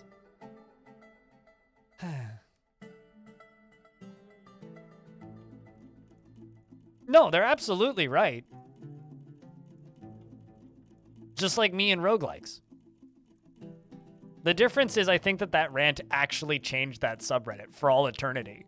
And now whenever, like, somebody posts a melt, it's just like, oh boy, here we go. It's just everybody's like, duck for cover! It's just like when somebody posts a picture of an actual tree on trees. Which is my favorite part of the trees subreddit, is the occasional person who's just like, I have this diseased apple tree, and, I need to know, and then it just gets upvoted to the top of the marijuana subreddit, and everybody in the weed in the trees subreddit, which is the weed subreddit on Reddit, everybody just like actually suddenly becomes amateur botanists, so they all know everything about trees. Because turns out if you hang around and smoke a lot of weed, you probably know a thing or two about gardening. That one is pretty good.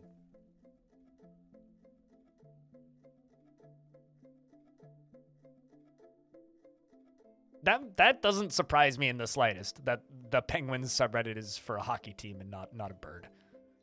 That's normal internet. Oh yeah, well, marijuana enthusiasts is naturally about trees. No one would ever be confused by that. Why would anybody be confused about that?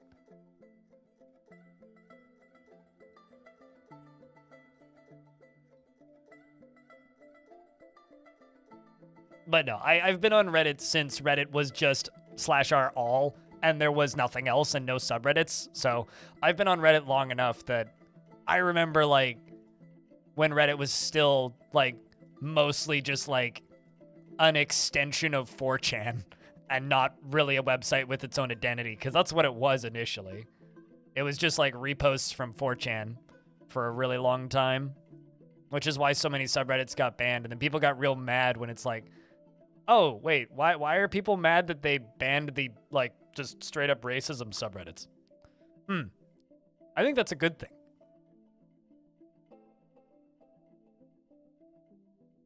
Anime titties and world news? Anime titties and world news was also pretty good. That was a good era. I agree. That was a quality era of Reddit.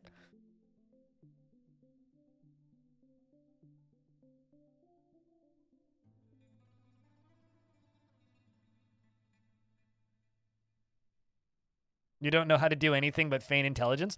That, and, like, I think everybody on the weed subreddit is just really good at high-speed Google Foo about trees. Because they all just, like, put on tree enthusiast hats for a second there and just, like, do their best. Like, there's, like, there's few things more productive than a determined stoner. If someone is really, really baked and determined to get something done, they will get it done, and they will get it done quickly. It's just a matter of making them determined, and the quickest way to make everybody on the trees subreddit determined is simply post an actual tree on the trees subreddit, and everybody goes into the, oh god, it's a cop mode. And then proceeds to just, like, become an expert about trees spontaneously. It amuses the hell out of me.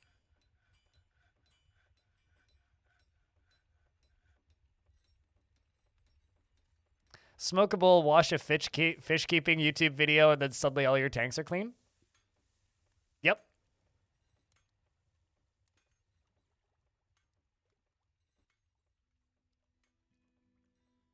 You know, Flykick, I would just say don't watch Shrek.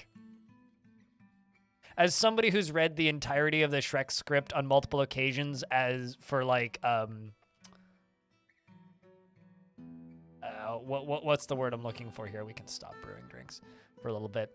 As somebody who's read the entirety of the Shrek script and Shrek 2 multiple times as charity incentives for this stream, don't watch Shrek.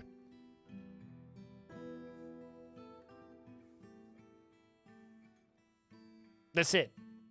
Just don't. There's better ways to waste your time.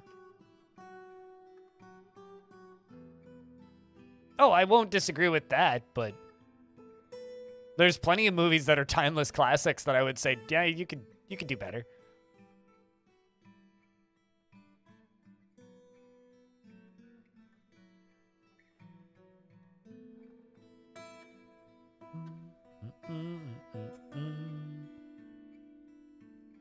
You were vibing at that part, at least. At what point did it go south? Because you said don't do it.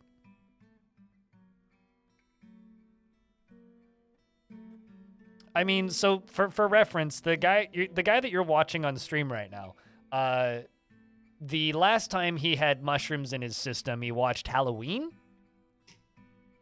Some migrants have arrived. Why don't you look at that?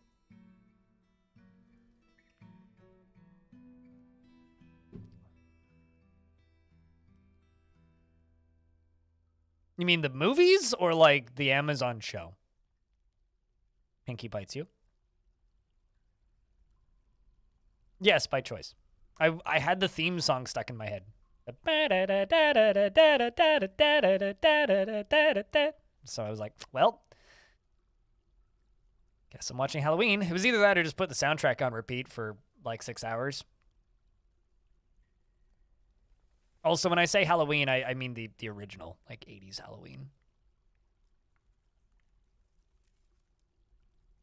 The Rob Zombie one is how the fuck did I get a Fisher Workers Guild? How? Why are there so many fishing dwarves here? I guess there's a really big river, but like, why?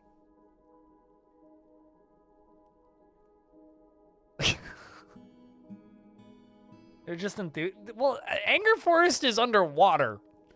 Everybody who lived in Anger Forest is dead. So, no, they're not coming from Anger Forest. There was a small handful of dwarves that I expelled from Anger Forest so that they could live, and none of them were Fisher dwarves, because Anger Forest only had a couple.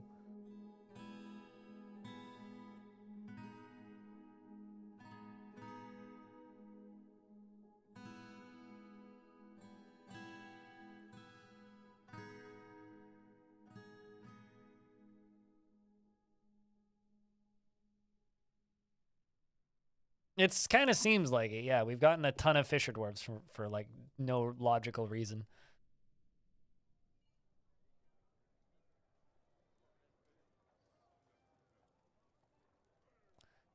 This would be a good spot for... Actually, I think right here. Right here would be a really good spot for a mist generator. Same with like right here, because this area is very heavily trafficked. I walk along this quite frequently. Problem is that would be real high up. I have to put it. I have to put it up like here. Don't do drugs and play competitive multiplayer games, because it just ruins the competitive multiplayer for the people that you're playing with.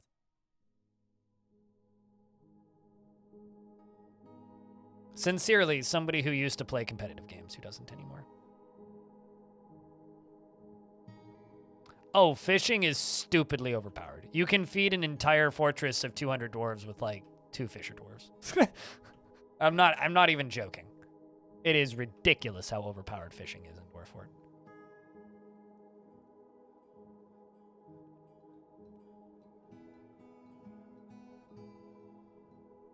Okay, but see, the thing with Tekken, though, is the only person whose games you're ruining is your own, right? With, like, League or CSGO, if you're playing badly, you're just ruining other people's games. DF taught you what a lamprey is? DF taught me what a lot of random animals are.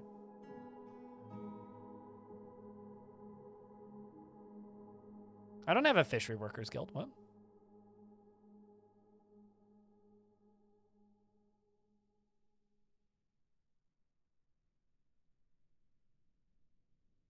Fish come and go depending on the season. So you can't repopulate a river, but fish will come and go. Man.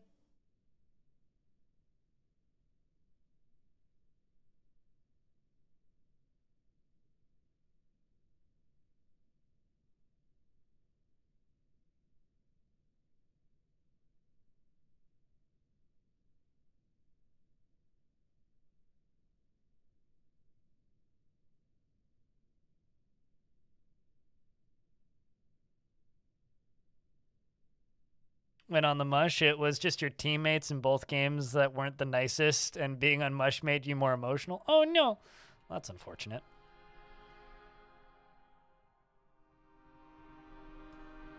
Also, I think I should just say this so that I don't have to say it later. Don't do drugs if they're not legal where you live, chat. And also, be intelligent. Pretty sure we're all adults here, and if you're not, please don't tell me, because then I probably should ban you.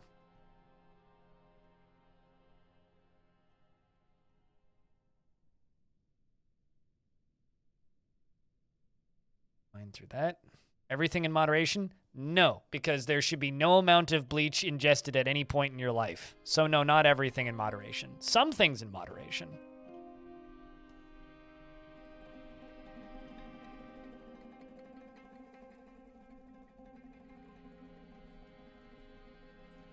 Or Tide Pods. Yeah, absolutely. You can't have Tide Pods in moderation.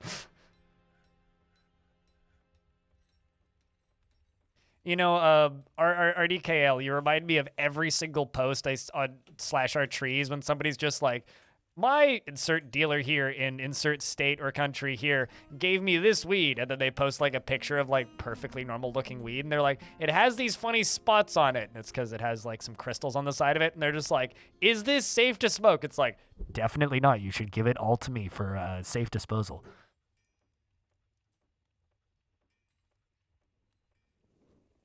Yes, but the character you're playing in Project Zomboid is not a human. It is a digital representation of a human in a video game. Big difference there. I'm speaking for living humans on Earth, not to digital representations of humans. A Digimon. I don't think that's what a Digimon is, but I've never seen a single second of an episode of Digimon, so I can't actually disagree with you. I wish I could be like, you're wrong, but, you know, honestly, maybe that is a Digimon.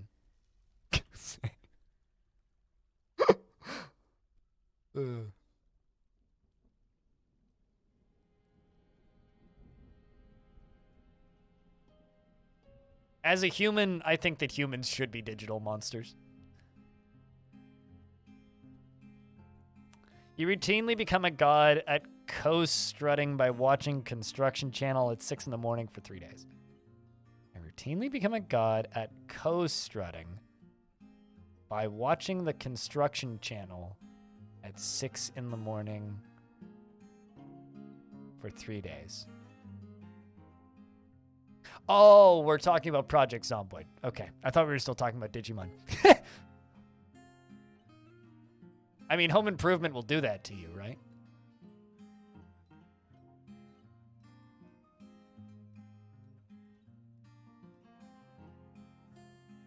I'm going to accept that and then not make them a fishery workers guild. They can deal with it. They will be okay.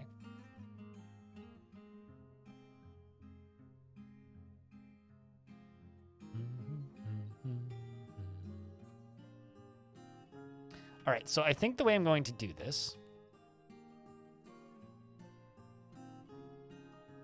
I'm going to put adamantine walls in.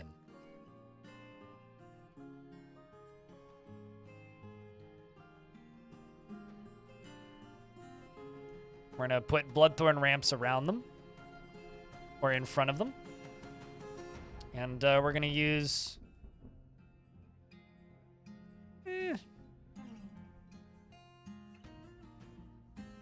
Trying to think how I can do this. I have that much. Yeah, we've accrued, and I've only cut out 2. It's not actually that I have that much. I don't have that much adamantine. But what I do have is I have a lot left. I haven't mined that much. Like, I've only mined out 2 layers of it. And I need to get back to, like, mining down here. I also need to release this thing. I kind of just want to release this guy, this tortoise monster. Which is a very large, eyeless tortoise twisted into humanoid form, gaunt appearance, dark tan scales, beware its poisonous gas. Its gas makes me a little scary, but I think that if I put my entire military in here and cut through this wall, we should be able to kill it. On Twitter, Digimon? Please don't call me a Digimon. As somebody who doesn't want to be on Twitter but is on Twitter, please don't call me a Digimon.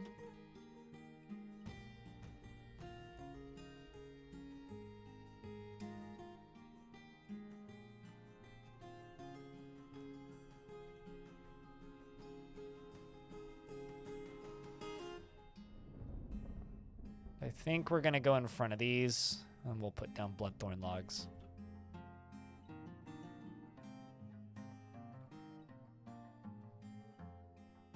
You mean meat turtle?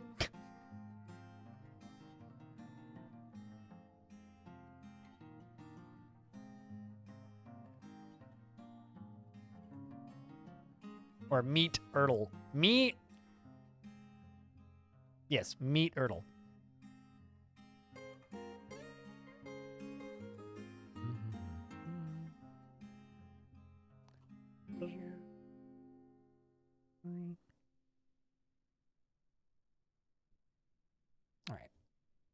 So we'll put the statues in between these because I think that'll be easier.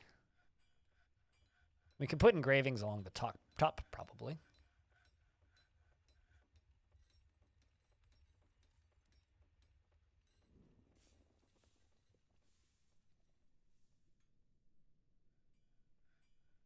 I do hope that we're able to get forgotten beasts on the statues instead of just like the images on a cube kind of ideal. I mean, the images on a cube kind of work, but they're just not the best. Forgot to resub last month. Oh, no. Well, you're back now, so thank you very much for keeping that sub alive for a second month. Raccoon with matches. It means a lot. Also, the big drop is happening, by the way.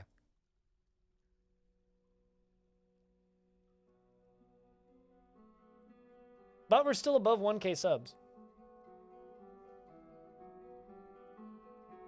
Mostly because of your guys' craziness this morning. We'll probably hold it until tomorrow, if I had to guess.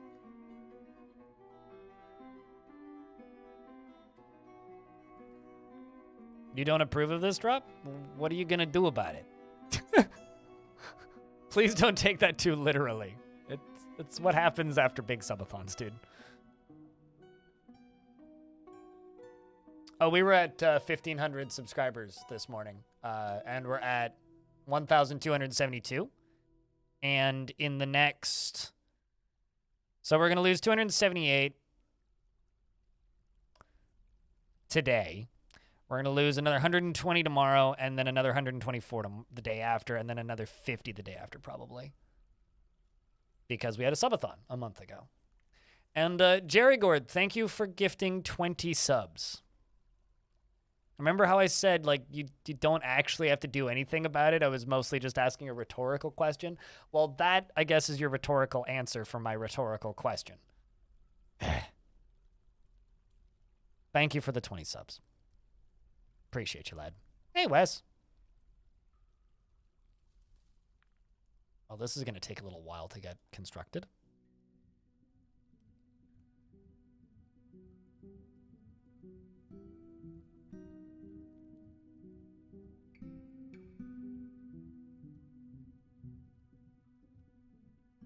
placing more adamantine.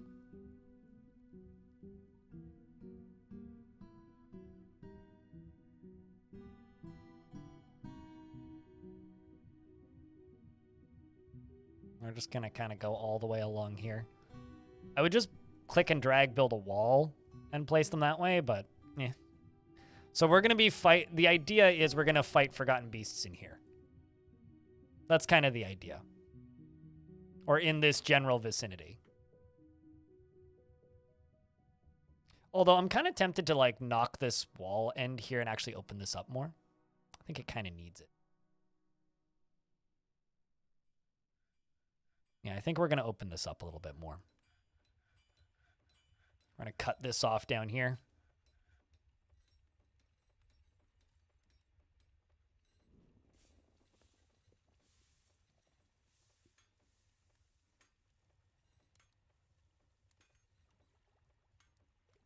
Yep, that's the idea. Make statues of the ones we kill and place them in between those adamantine pillars. And I will add a second floor onto this, and the second floor is going to lap out the outside a little bit, and maybe I'll make the upper floor into the temple, but we'll see. Regardless, it's going to be a violent place.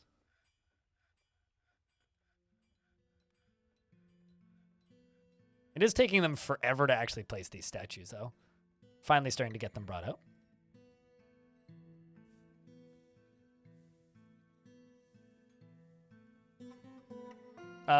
No, it won't, because they're all made of, the walls are made of dolomite already. So no, the whole temple will not, in fact, be made out of adamantine.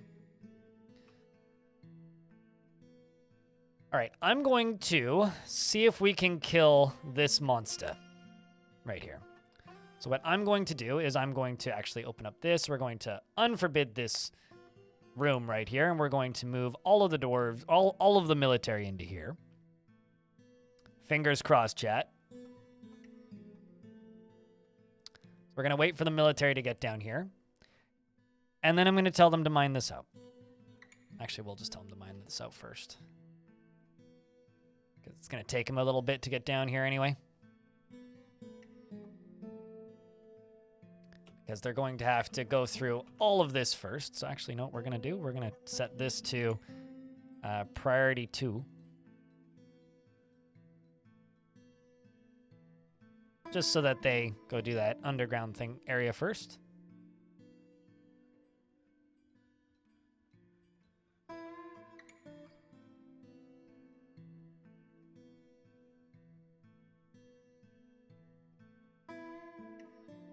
So now we wait here until they come do this.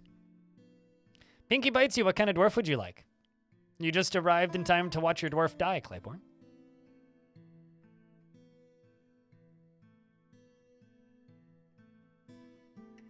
Because here you are, see? Just in time. Just arrived. Just like in chat.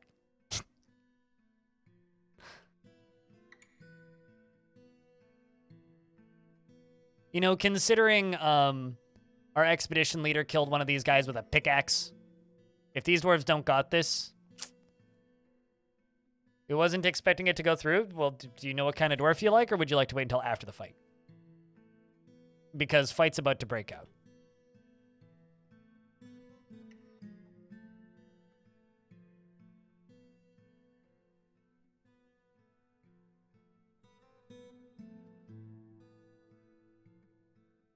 And if you would like to see the list of dwarves, Pinky, let me know.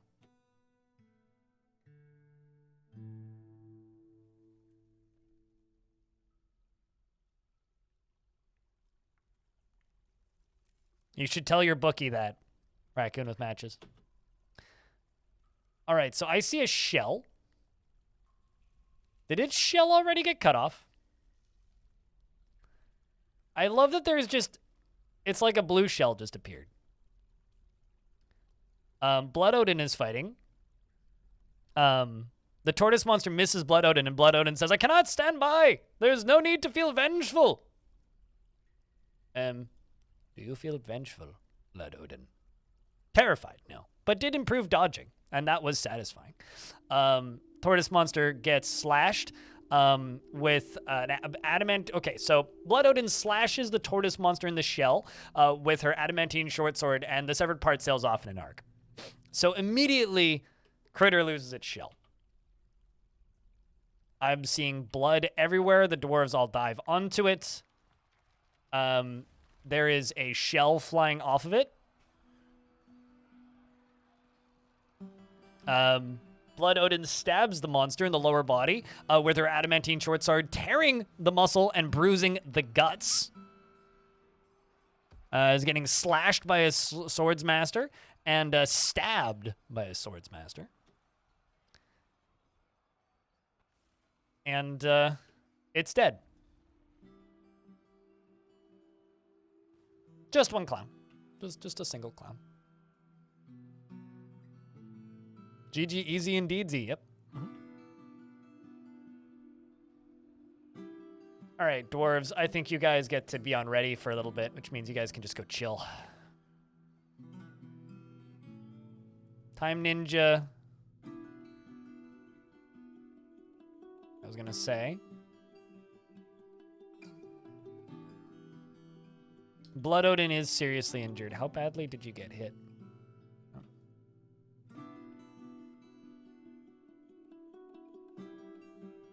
Lower leg is cut open. Okay. Should be survivable. Not bleeding. How about you back here? You just hanging out there? Okay, so you're recovering wounded.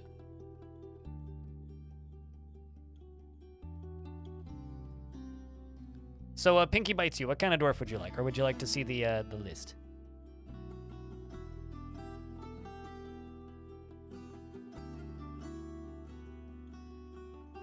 Soon to be a statue? Yep. An obsidian statue. Speaking of, we also need to make statues of all these guys. The Seth Slayer Axeman, the Soldier Lasher, and the Warrior of Treachery. Okay, so this is... Wait, what? Does it not show up? Maybe it's not notable. I guess because it's just a tortoise monster, like just a generic tortoise monster. Yeah, it doesn't have a name, so it doesn't show up in there. All right. Rock statue. 1. Specify stone. Obsidian. Specify image.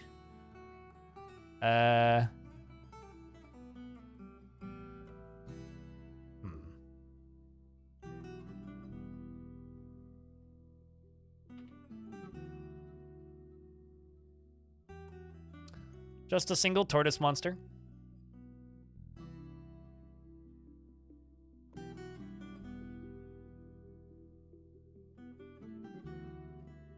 All right. And then there's this dwarf who's just hanging out down here for reasons. The list, okay. I will scroll down slowly-ish. Holla when you see a dwarf's job you like. I think he bites you. Or a specific dwarf.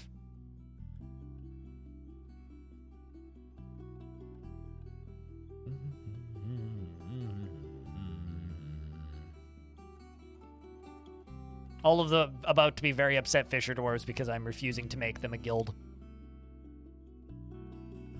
They should go get real jobs.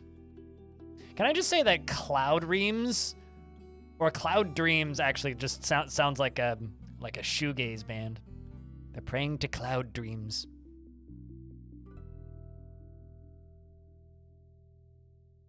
And if you would like a anything to do with libraries, I can assign stuff. Female crafts dwarf.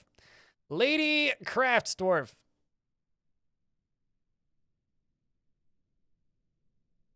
Are you particular about a particular craft, or?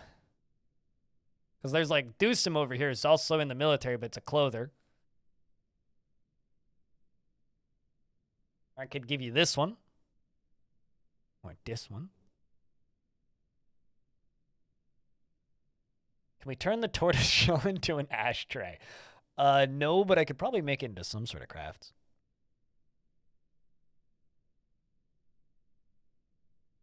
To see what gods your dwarves worship? No, that's not what that tab's for.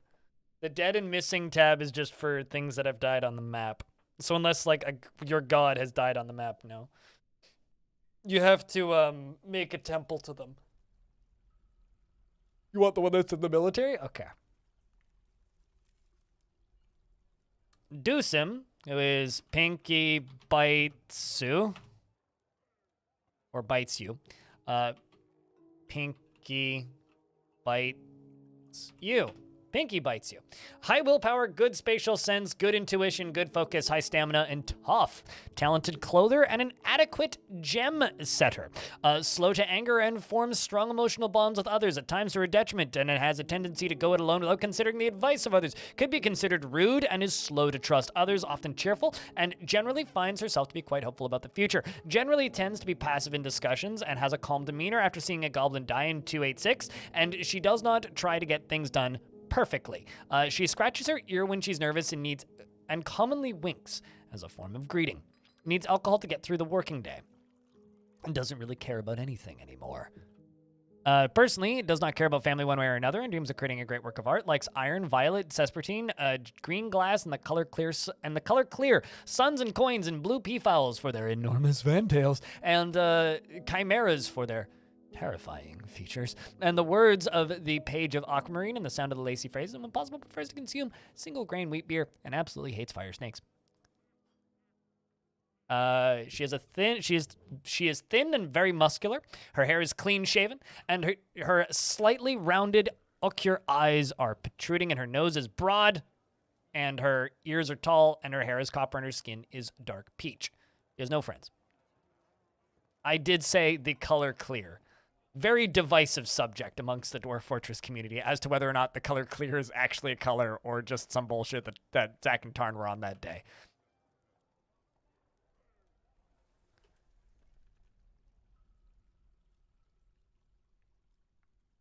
I feel like I need another, either a secondary tavern or another dining room, because this area is just too full. Like, this is a dining room up here, but I think maybe we need a second tavern.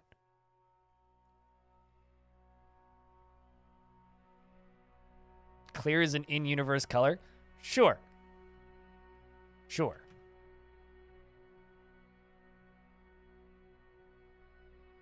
Maybe we need, like, a rooftop patio down here.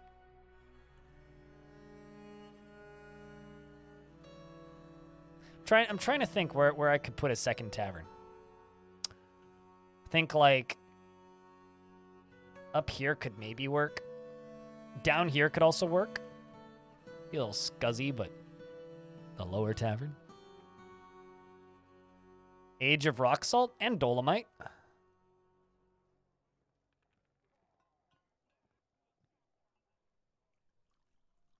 Could also whittle out this down area down here and do that.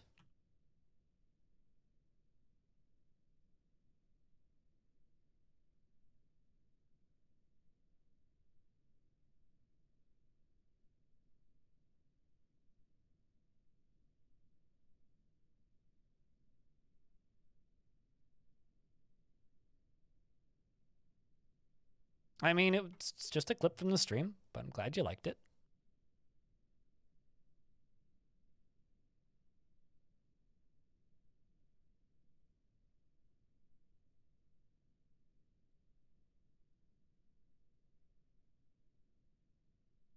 This is going to be a very expensive room.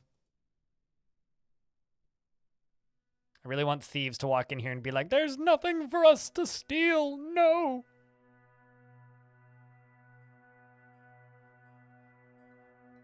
So gods can be living entities in the world, right? So theoretically, yeah, you could theoretically have a faction that, I don't know, worships a rock, which could be considered a god, right? Like a giant bird of prey. And if they're worshiping this giant bird of prey as a god, it is possible for them to, theoretically show up on the map. To which the dwarves will just kill it, but I had a faction once that worshipped an Etten, and we killed that Etten in that playthrough. That was pretty cool.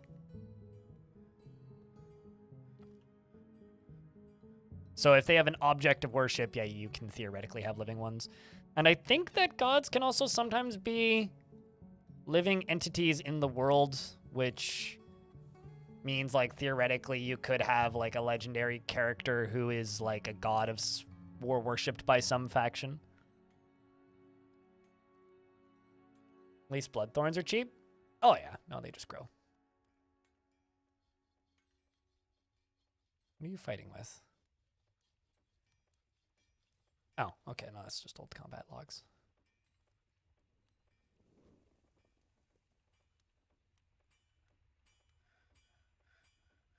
Yeah, mods don't count, though.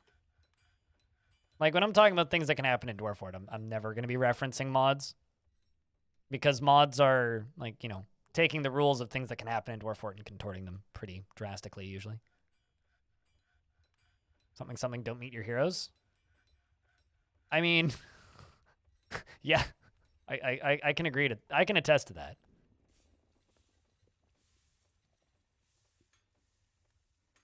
So if I'm your hero, chat, you should not aspire to meet me.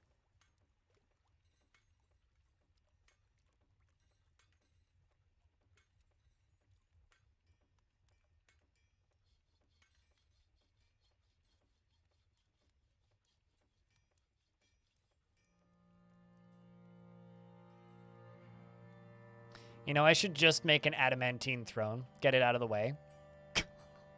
So that when the monarch arrives, we can just bang, instantly become the mountain home.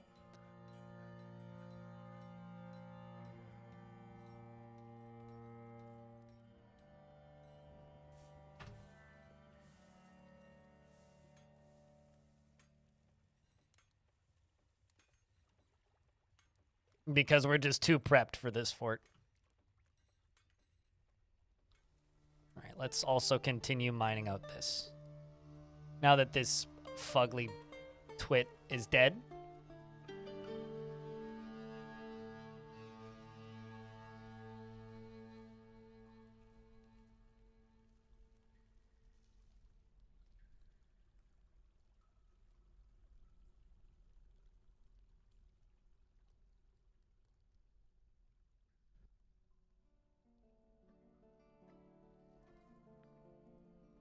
All right, let's also get rid of these. Start mining stuff out again.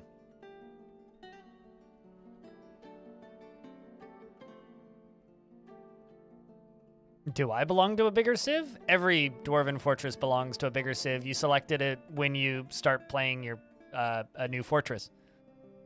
So yes, we do in fact belong to a bigger civ. Because every fortress in Dwarf Fortress does.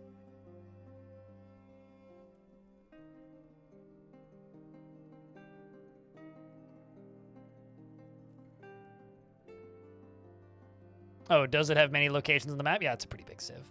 It's 3,000 dwarves or so. Nothing crazy, but not small.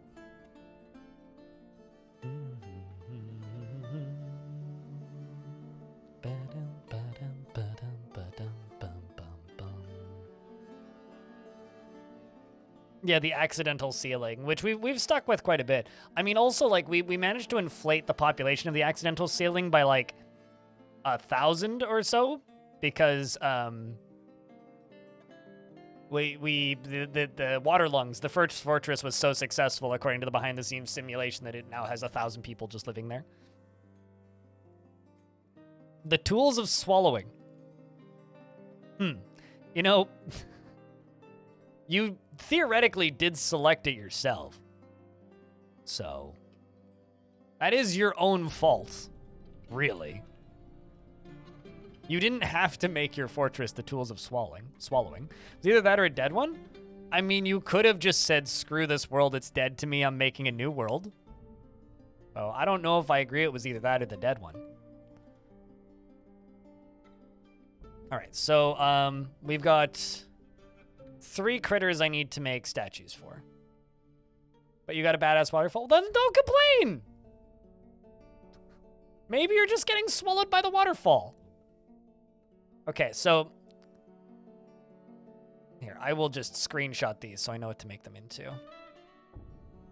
These were the angels that died way back at the beginning.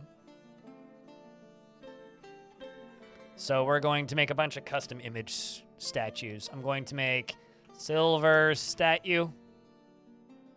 Need 3.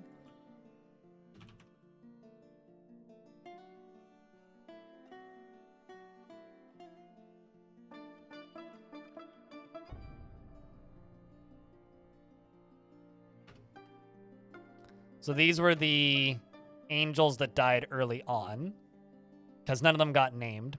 So specify new image, creature, Sath's Slayer Axeman. The second one, specify new image. It's going to be an image of Wicked Soldier. And then the third one is going to be a new image, and it's going to be an image of Warrior. Oh, I can spell warrior. A Warrior of Treachery Crossbowman. Okay. Let's also check on coffins, because I've been making them for a while now, so let's place a bunch more.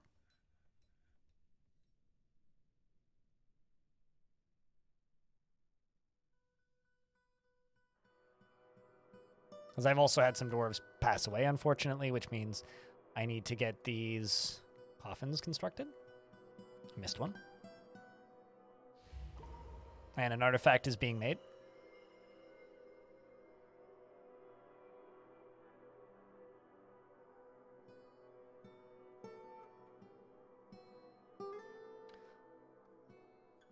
Under which they are buried. Good times. That sounds time consuming.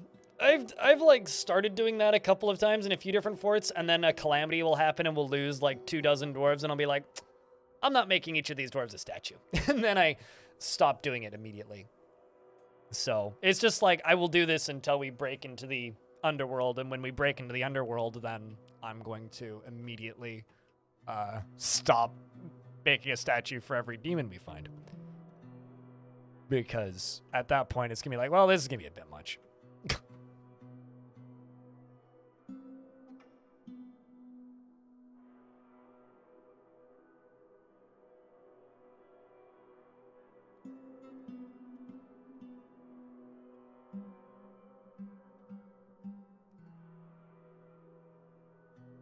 It's already quite the undertaking. Yep. No, very, very time-intensive thing.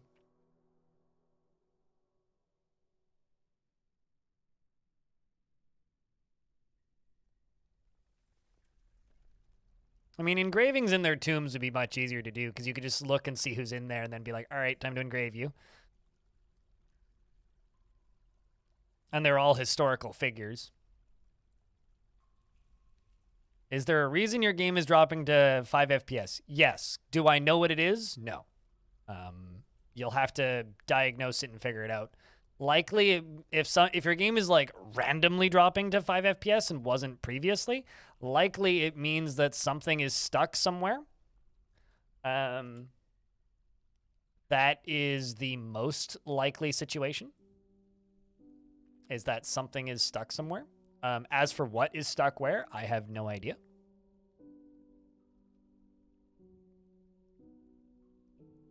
Like, yeah, also what Killjoy said, it's like, how big is it? A large size map? Because if so, well, there goes Q and Green Tea. Rest in peace, Dwarf. And also Saber. And also Arkney. Wow, that was a triple kill of named dwarves. God. There wasn't even an indicator of heat there. That sucks. I'd swear that I checked the pickaxe, but I guess not.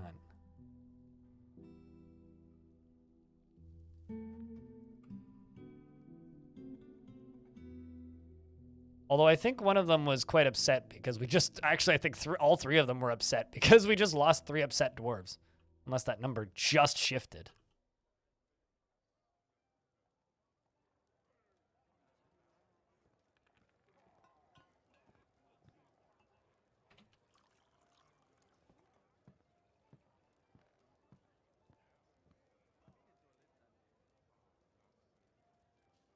We did check the stone for heat.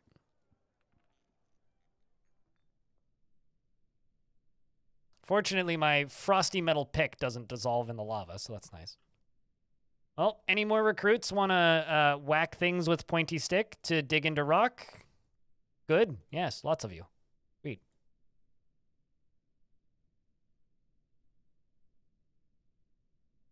Well, on the bright side, we now know what's behind this.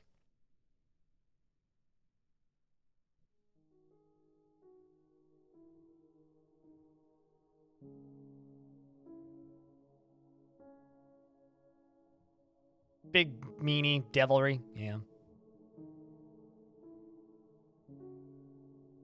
Normal map, no small animals, random drops hitting... random drops after hitting 50 population. Is there a lot of trees everywhere? That's not going to help. PS4 Killjoy.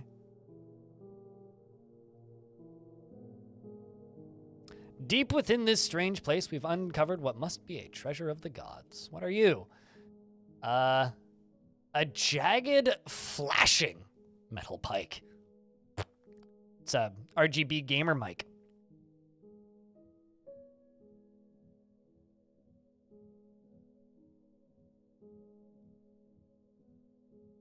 I doubt it's due to lack of throwing away trash. Usually when games suddenly spikes down to 5 FPS, it's because something is stuck somewhere. Either something is stuck just off map, something is stuck on map. Often it's caused by sending a squad out to go attack something and one of them not being able to leave the map for one reason or another. It's usually due to something being stuck. We're about to get hit by an ad, so I'm going to just kind of not do anything and kind of pause the game for like a minute 30. We checked for heat. What devilry is this? Yep, there goes another one. That was actually like a straight up fireball too. Sorry, Udil. I'm just going to make 10 slabs.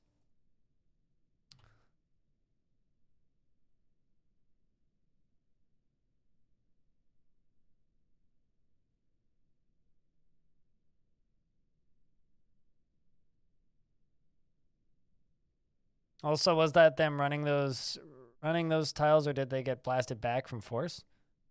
Wait, what? Like here? Yeah, they do get knocked back, but they're probably just running.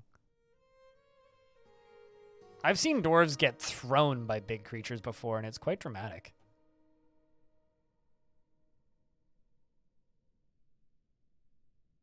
Man, there's also blue diamonds burning now. Philly. See if I can mine through this and just let some water out.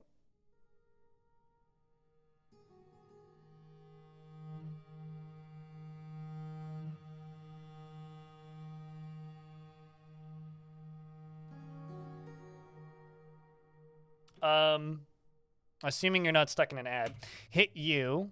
Oh, actually, it does say that you have turbo, so hit U and then scroll down this, and if check dwarves that have no job. Is a pretty good way to diagnose if there's a dwarf stuck. But if your game is just like suddenly dropping down to 5 FPS, my 3 pieces of advice would be this. Advice number 1, just go back to a save file where it didn't lag and see if it starts lagging at the same point. It's the first one. Again, unlikely. Not even one bet, but possible, but unlikely. The second piece of advice I would have is check for stuck creatures. And then the third piece of advice I would have is just try and wait it out. Because the last time my frame rate mysteriously went down to like 5, I waited like half a season and it just went away. There we go.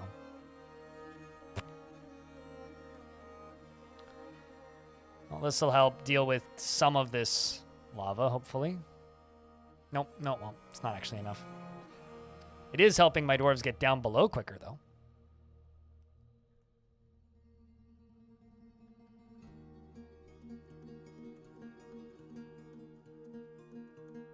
That is not the tool I wanted.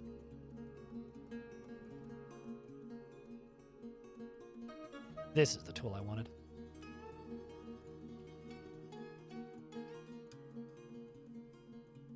I'll try those ideas to see if it helps. Yeah, no, I mean, like, at the end of the day, just, like, Dwarf Fortress will sometimes just slow down, right? And there's, like, not much we can always do about it. And it's also not often super clear what's causing it. So, usually for me, like, the fortunate thing about this version of the game, though, like, version 50 currently, is actual, like, where sub-single-digit frame rates completely dead doesn't happen very frequently, which is like what I would describe as frame rate death in the traditional sense. Doesn't generally happen anymore, which is good, but it's still not optimal. I gotta say, Bumwreck Gusgush is maybe my favorite last name for a dwarf. Rest in peace, queuing green tea.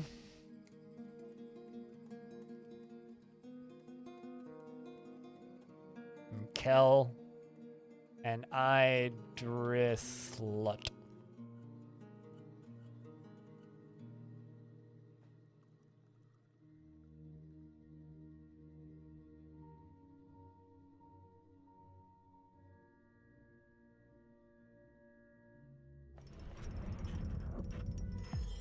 Oh. Shit. That's kind of rad. Zephon the Leatherworker has created Neb Gidur, a forgotten beast leather shield, and offers it to the mean, angry abyss of beer. We have unleashed an echo of forgotten divine retribution, chat. And it's very scary. It's Galka's Slayer Hammerman. It is a hairy humanoid. It has a short horn, and it eerily reflects the light of the stars and moon. That's kind of cool. Its hair is very curly. It was created by the human god Galka and is part with dreams and night and nightmares. It's 226 years old. Younger than the world. That's interesting. Talented axeman and talented knife user. Is equipped with large, intricate black metal weapons. So they have a black metal maul and a black metal shield.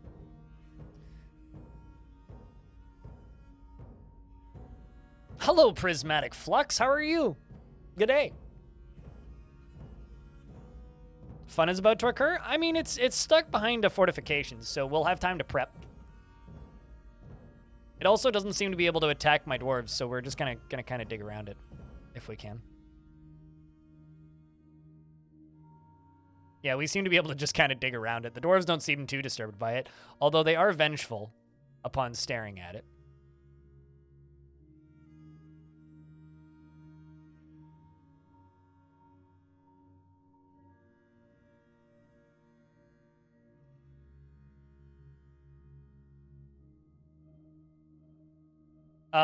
Not that I particularly seem to find. I personally think that there is absolutely no positives to training weapons. Some people disagree with me on that and say, no, they're useful. I don't agree. They are a waste of just about everything.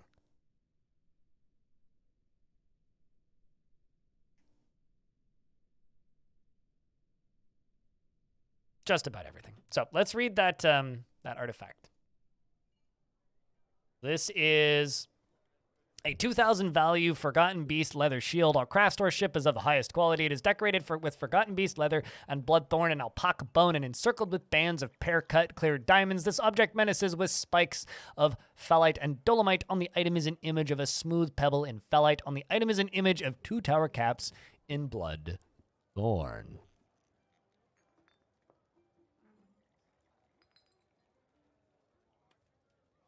They make for okayish weapon traps in a pinch. Yeah, actually, that's the only real reason for training weapons, is if you have access to no metal and you're desperate. That's the only actual reason for those types of things.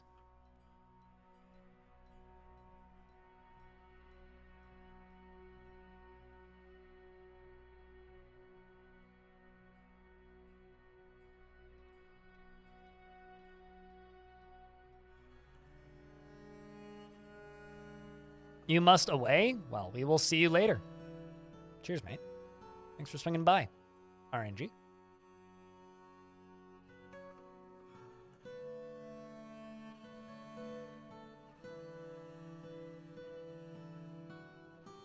kind of want to start putting slabs down in here. But I also don't really want just like some random creature to come in here and just like topple them all. Because that would be hell. What do you guys think? Should I start putting slabs down there?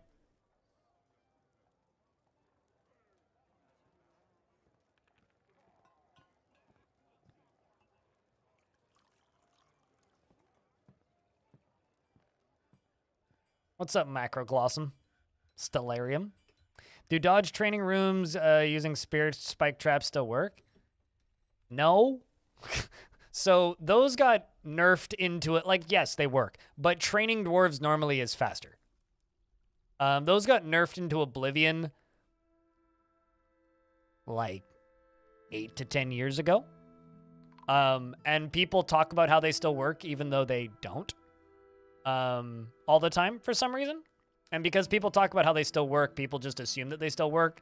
And certain YouTubers who don't have any idea how to play this game, who make reviews for games that they don't know how to play using footage they didn't record themselves, will frequently talk about strategies that are easily readable off of a wiki that don't work and don't do anything. And so people assume that they still work. But, I mean, you can. If you use metal weapons, you will probably just kill your own dwarves more than anything. But no, I wouldn't say it. They still work. Because they don't actually have any actual benefit.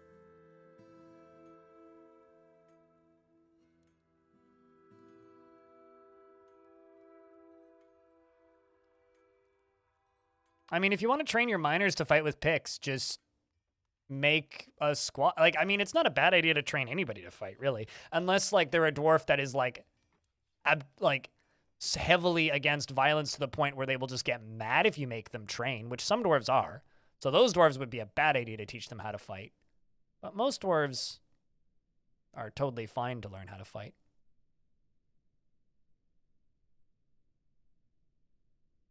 Just gonna make sure that that slab had an engraving on it. Yes, it did. Depends on who's wielding them and what the pick is made out of.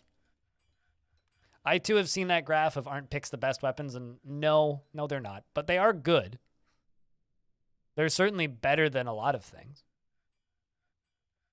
Any pick is better than an adamantine hammer, as an example. Yeah, no, legendary miners tend to overlap quite well with fighting.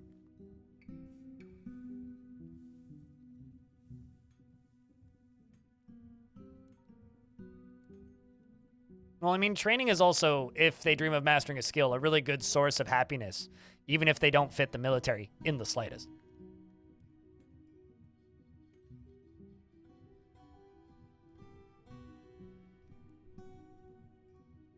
Depict a coyote that another dwarf was chokeholding. Yep, that'll happen. Better in a squad with full armor is viable? This is Dwarf Fortress, Kaiser Soze. Everything is viable. Like, you can make... Dwarf Fortress isn't a game about, like the terminology viable implies that there are things that aren't. Like, you can make a fortress using, like... You could make a fortress viable using nothing but wooden weapons. You could do that. You train a dwarf enough, and you give them 2 wooden shields, and they will take out most goblin armies. 2 squads of dwarves wielding 2 wooden shields, completely decked out in leather armor, is viable. This isn't a game about certain things aren't viable because things are too weak. Everything in Dwarf Fort is OP. Just do something you think is creative and interesting that you think would be entertaining, and do it, because nothing really isn't viable. There are certainly things and strategies that are bad. But, like, even the danger rooms thing that was brought up earlier, using wooden traps to train dodge, it's like, yeah, it works. It's just not as good as, it's not as efficient as just training them. Just try and equip a second shield and don't equip a weapon. And yeah, they will try and equip 2 shields. I mean, in adventure mode, one of the most, like, meme builds that you can do is just a spider person with 5 shields and a sword. Got all of the dodge.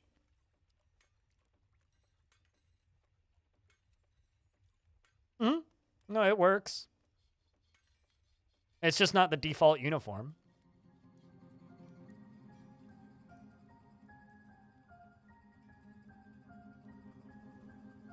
Is the one ant woman who ran... Really? Ant people are so fragile. They just kind of fall apart. You must have, like, had very little in the way of military.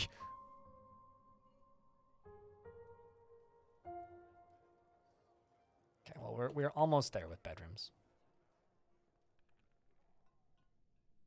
It's about block opportunities.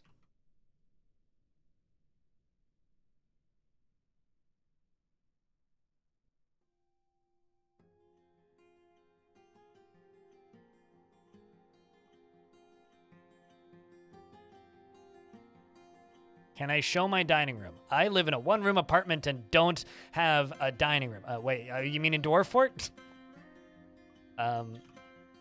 This is my tavern and this is my dining room. I do need to expand on the tavern though because it's a bit crowded.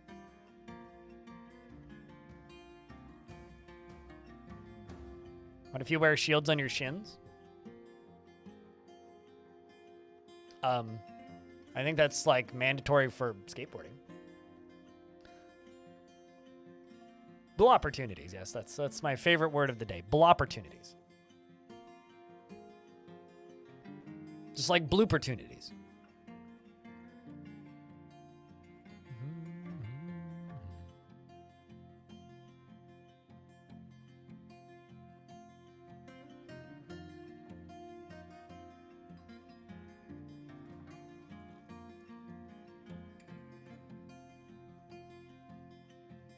Where all of the dwarves are D&D monks, no armor, all unarmed fighting. You mean wrestlers? Because, like, I once did a service guaranteed citizenships fort where everybody had to join the military, and about a third of them were just, like, consistently pissed.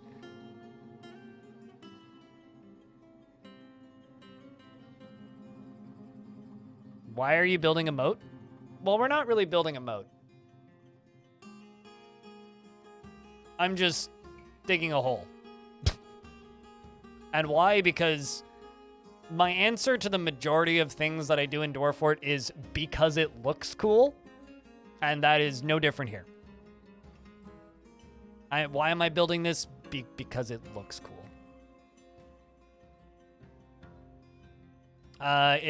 Certain dwarves despise skills related to fighting. Dwarves that want to create a great work of art or craft a masterwork don't have any interest in martial training, so they will just have a natural dislike of it.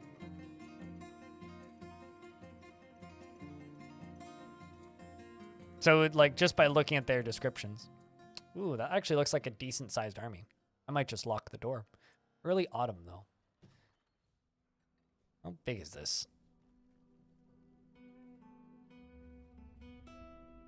Oh, that's not so bad. That's not so bad at all. Hey, chat, look at this. Free whip delivery. They brought one silver whip, at least. Awesome. How nice of them to deliver us some whips. Well, I'm going to turn them into whipping cream. We're going to have to whip them into shape over it, though. They are here to demand a parlay in order to avert loss of life. But, you know, I don't think we're even going to do that. Whips are the strongest weapon in the game. By a long shot. Because they are the only weapons that deal both blunt and cutting damage. To the point where I generally don't use them. But I will melt them down. We already have our... blistered metal swords, which are way cooler anyway. And adamantine. You're going to bed? We'll see you later, Stone. That doesn't match reality. When does Dwarf Fortress, a video game about dwarves, match reality? Considering the only difference between a cow and a lion is a cow is a giant creature with teeth and hooves, or a large creature with teeth and hooves, whereas a lion, a male lion specifically, is a large creature with swords on its fingers and a mane. So getting bit by a cow does the same dice rolls as getting bit by a lion. The only difference is the lion also has swords on its feet. Anyway, we're going to go kill some humans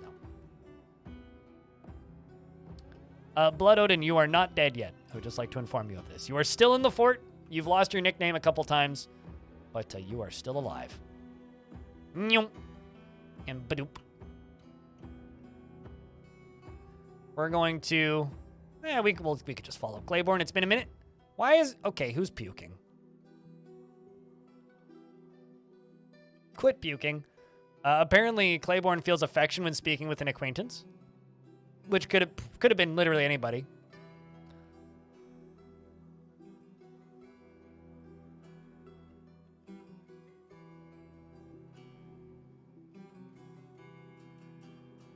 Swords, large knives. What's the difference? Oh, by the way, about that parlay, we're going to deny it. Get 'em, dwarves! Charge! Claiborne gets in first and is terrified while in conflict and says, "This is a fight. I feel no terror. I sense you're lying." What is your lying skill here, dwarf? Since you feel no terror, you're a dabbling liar. Well, obviously you're pretty bad at it. Is lying about whether or not he's afraid currently. Claiborne is in combat and has already stabbed a human through the upper left leg with an adamantine short sword through the large bronze chain leggings. They are now damaged large bronze chain leggings, and the human is now dead very quickly, it turns out. Claiborne must have dispatched of them quite fast, in fact, stabbing the human bowman in the lower arm with his adamantine short sword, and it sailed off in an arc. Also stabbed a swordsman in the eyelid with the pommel of his... Strikes the human swordsman in the eyelid with the pommel of his adamantine short sword, bruising the skin through the dress. Why was their dress on their head? Don't worry about it. We're now going to move forward a couple of turns and just witness this battle as it probably ends very quickly. The dwarves have vaulted down the hillside and are careening towards the humans. Arrows are being loosed left and right and bolts from the crossbows. There's a whip on the ground and a pool of blood. Hopefully it's not my dwarves' blood. Fortunately, we haven't seen any alerts stating that any of my guys have died yet. There's a nose flying or an ear. It's kind of hard to tell, but it's one of the two.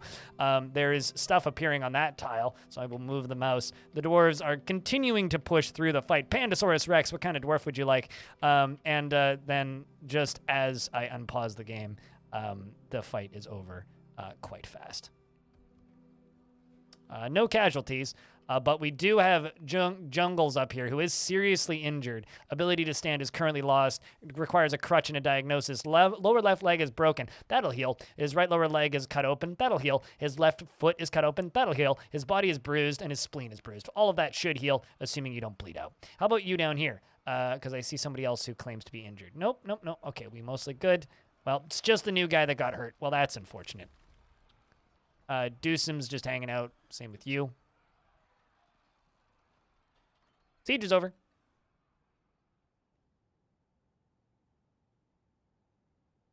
Must have been a headdress. Oh, true. I didn't even contemplate that as an option. A lady scribe. Okay, I will get you prescribe the lady in a moment. Just let me deal with these bodies first.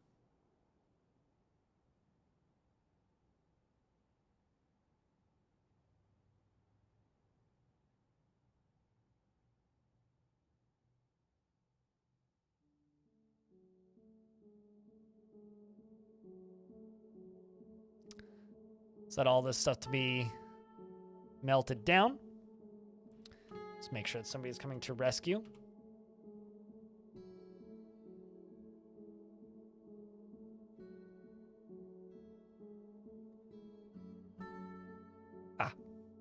Toxul's coming to recover wounded.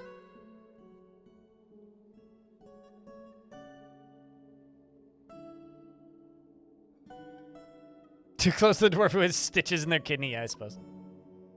What? But, like... Okay, so it's a group of snatchers have arrived. Opportunists, I will call them. Guys want to up your kill count some more?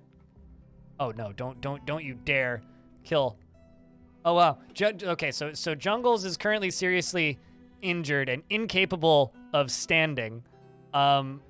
but is charging in and just took out another goblin and is now bleeding, is fighting, is overexerted. Oh, come on.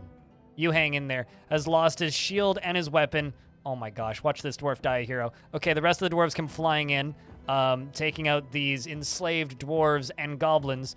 Are you still alive? He's bleeding, seriously injured. Oh man. Is that dwarf still coming to save you? Okay, this bow dwarf is down here. I need this bow dwarf to be added to the removed from existence list.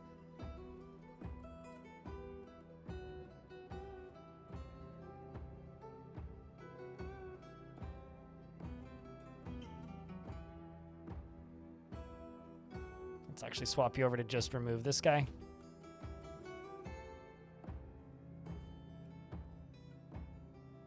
Okay, jungle's still not dead. Still not dead.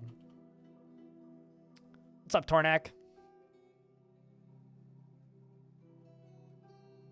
Different dwarf is now coming to recover wounded.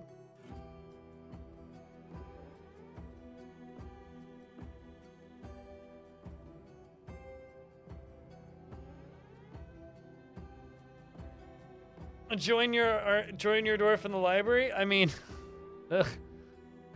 I wouldn't say there's any safe place in a place called Danger Caves. Because we do, in fact, live in the Danger Caves. They even wrote a song about us. It goes something like, Highway to the Danger Caves, I think.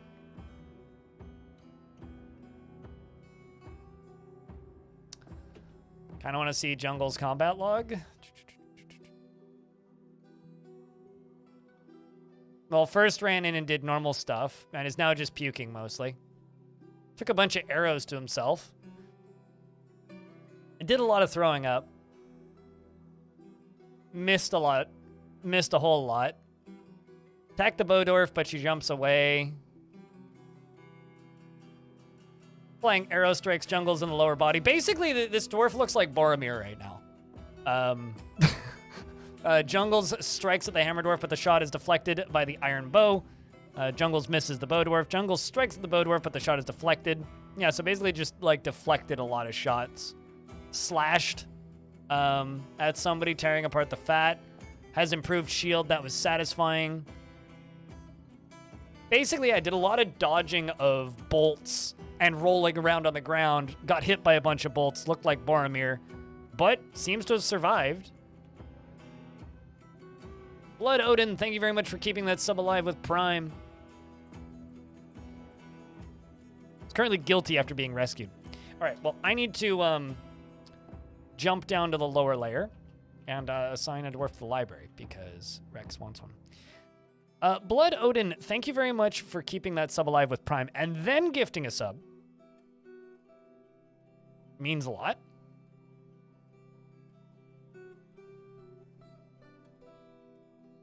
So you said Lady Scholar. Let's give you Feb, who's a talented mechanic. You can represent the mechanics in the scholarly side of the fort.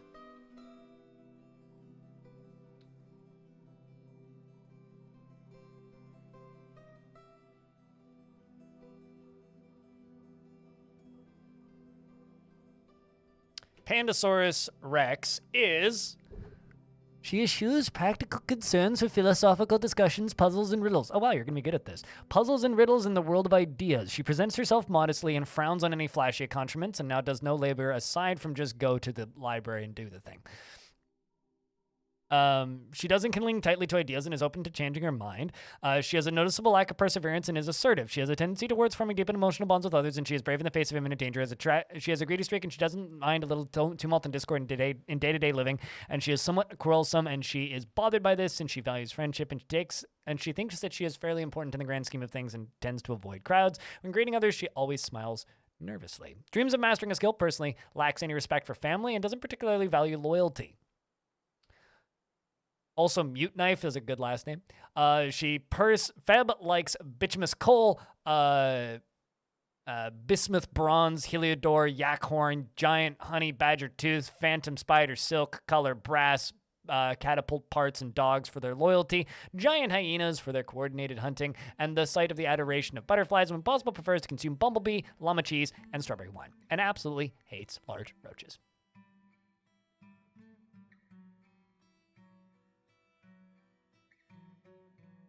I don't know. Why is there a bunch of badgers? I don't know anything about them getting a legendary stat from Martial Trance. I've never heard of that before, and I've never seen that before. But what Martial Trance does give them is it makes them immune to becoming overexerted and getting tired.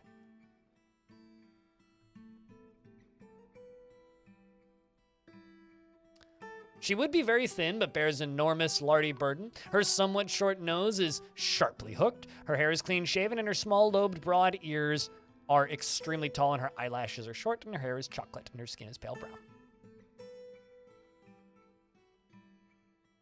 Because, like, honestly, like a legendary dwarf, like the thing that kills them usually is overexertion.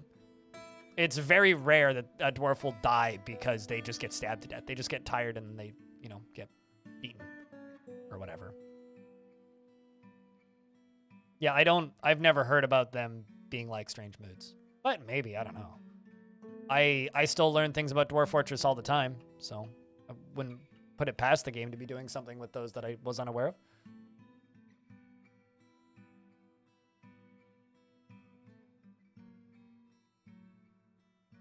And the Dwarven caravan has arrived, which is very useful. Yeah, and then you run out of trance in the middle of a goblin army, and it's like, well, also when they're in a martial trance, you can't make them retreat. I do know that.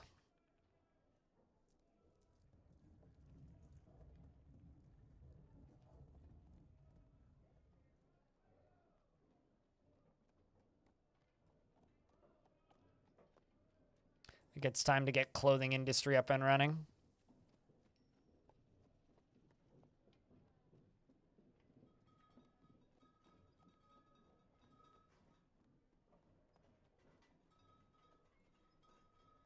I'm also realizing I haven't seen the elves as traders for a while. I wonder if we're going to get ambushed soon.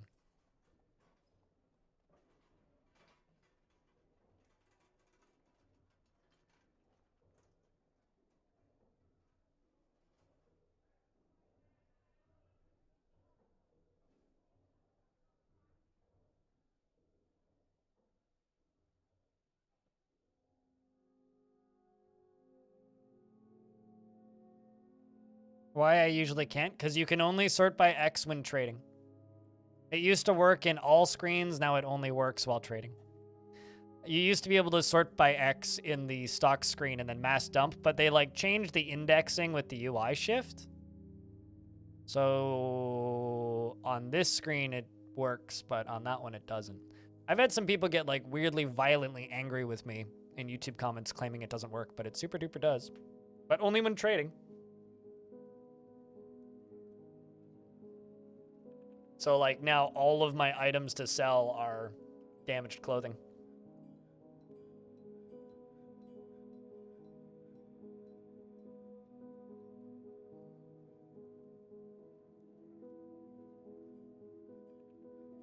You know, on the subject of Thor Out First, what they said about fast talking, there's a video on YouTube from like 15 years ago of the person who can do in like the 80s could talk faster than anybody else on Earth or something, where they just like read all of the lyrics to certain songs and stuff in like under 10 seconds and whatnot. And I used to be able to do that when I was younger. I used to be able to talk a lot faster.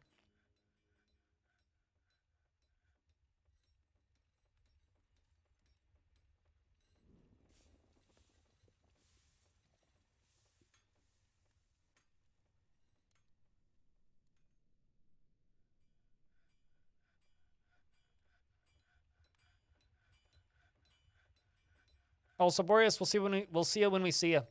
Take care of yourself, dude.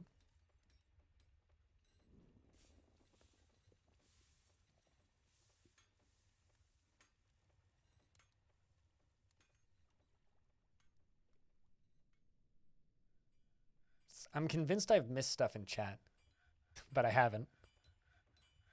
Just made a grand mausoleum for your Baroness, one with platinum flora and one platinum sarcophagus.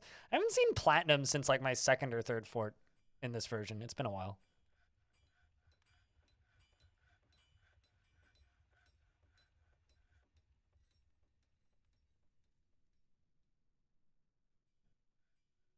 But also, it's got something to do with the fact that I don't really look for platinum. It's kind of like gold. Like, it's got a lot of value, yeah, but it's not a useful material. Which is largely why I don't have it.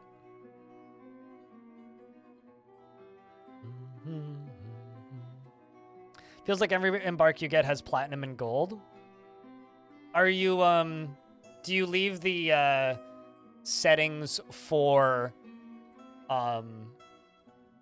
what's the word? Do you leave the, world generation settings on default for ore spawn rates?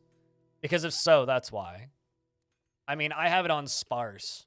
So the result is, if I fly around this map a little bit, there's like the occasional gold vein. Yeah, but if you're not adjusting like because by default it's everywhere, right? For like mineral spawning, which to me is a little ridiculously high amount. Default for world gen? Yeah, that would be why you've got a ton of random valuable ores.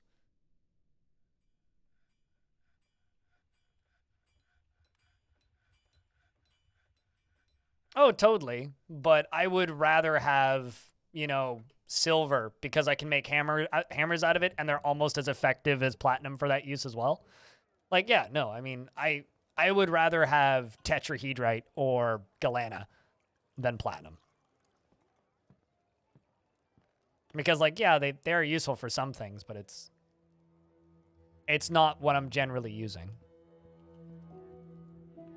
Why am I expecting this to somebody to say, speaking of platinum, so that new Bayonetta was kind of mid, eh? But nobody has yet, and I'm kind of disappointed. Dwarf is getting stitches. Should be totally fine, I think.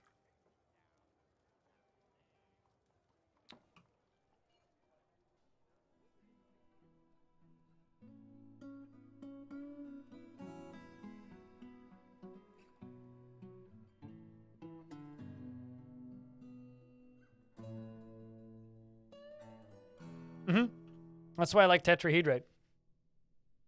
How does fall damage work on multi-part constructions? Is there a way for a single platinum blot to make an entire bridge deadly? I don't know. I have no idea. I don't know if anybody's even done the science on that. I also don't generally use fall traps. Like, ask me anything about, like, how to make a water cannon, but, like, I don't generally drop things on things.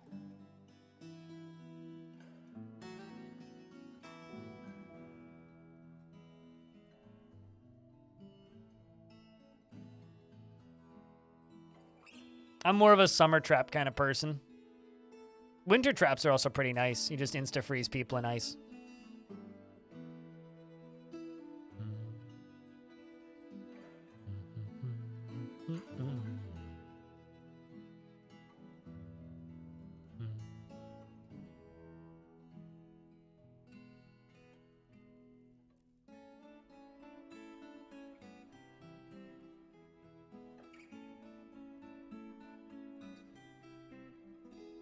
Those are angel demon statues. So these ones are angels. That is a demon. Or rather, this one is demon. These ones are angels.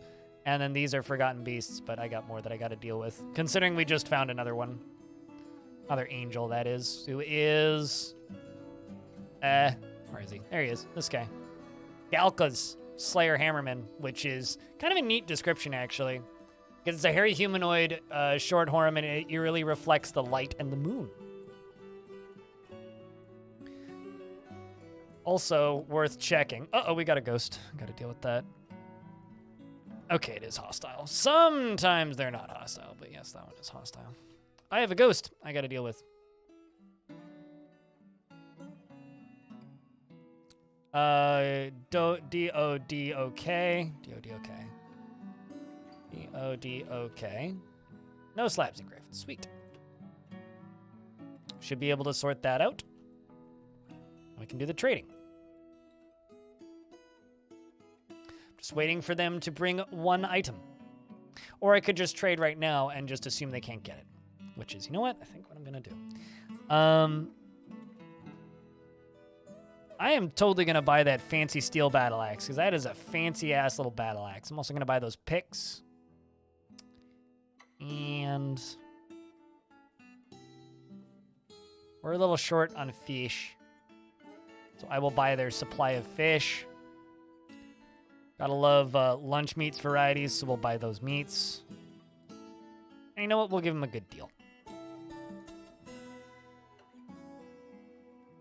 And maybe they'll get the one more item over there. Maybe they won't. Just following someone around. That person was probably a family member of theirs.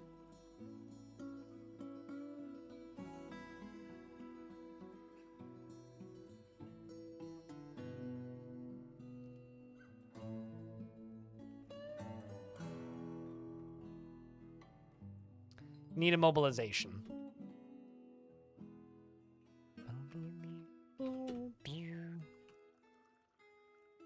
Let's make 10 wooden splints.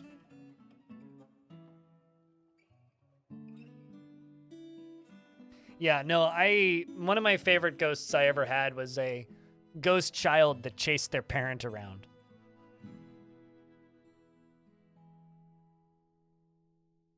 It's like mom threw them off a wall or something during a combat thing, and then baby came back as a ghost and just proceeded to follow mother around. I was like, man, I got a really depressed dwarf here. What's so upset? Why is this dwarf so upset that it's like haunted by the spirit of their dead child? I was like, actually, you know what? This depression is perfectly valid. I would be too.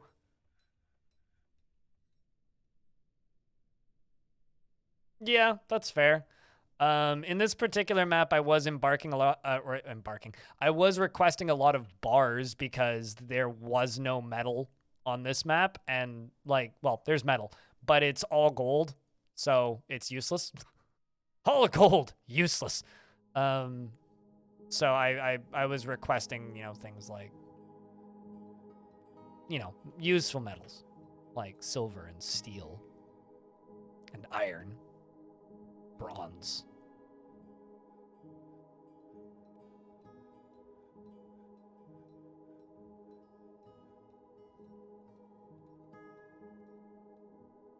You threw me off a wall, pretty much. Actually, because it was still a baby at the time, it was probably saying like or whatever baby dwarves say. Why am I putting those down here?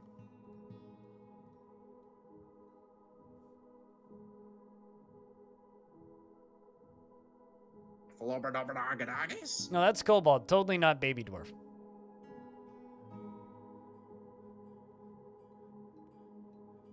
How to let dwarf pick an item? There is no way to let dwarves pick items. They grab items that they need.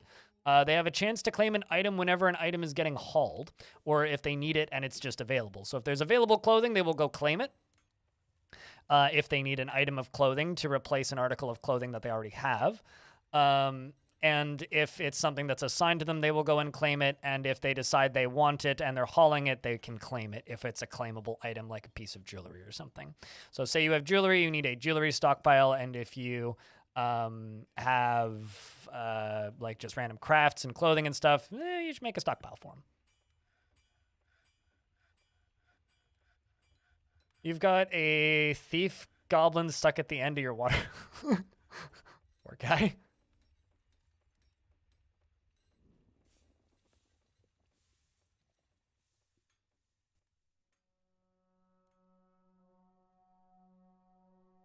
Man, always sucks when diamonds are just sitting there burning.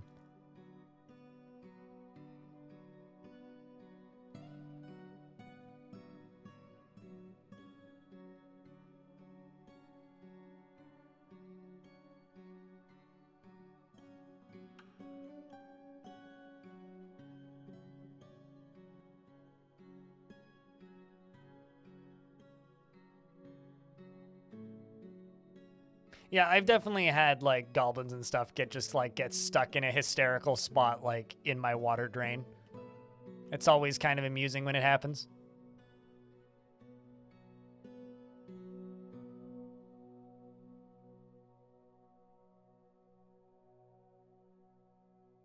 Although, wouldn't it be, wouldn't you use the goblin emote to, like, represent the goblin that's stuck? Well, that's different than, well, like, this is a specific mechanic. You can't do this for all dwarves. So, like, if you want to assign a specific item to, let's just say, your mayor, you can do that. But that's specifically for artifacts, and that's specifically for nobles. You can't do that for other dwarves. Other dwarves don't claim or own items.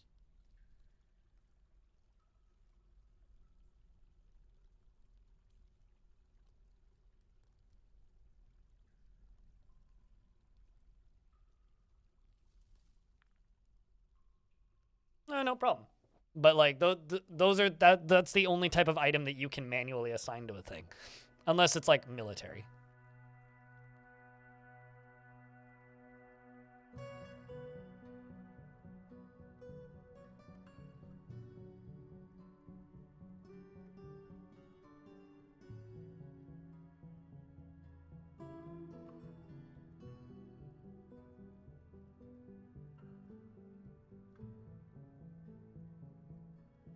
I have a feeling a bunch of water is about to come pouring out of this. Just a feeling. Oh, never mind. I screwed up. I have unleashed an echo of divine retribution, which is a Tizen soldier blowgunner. Well, that's kind of underwhelming. Blowgunner. Silver statue. 1. Shit. How do I spell that? Oh, no, it's a new image, creature.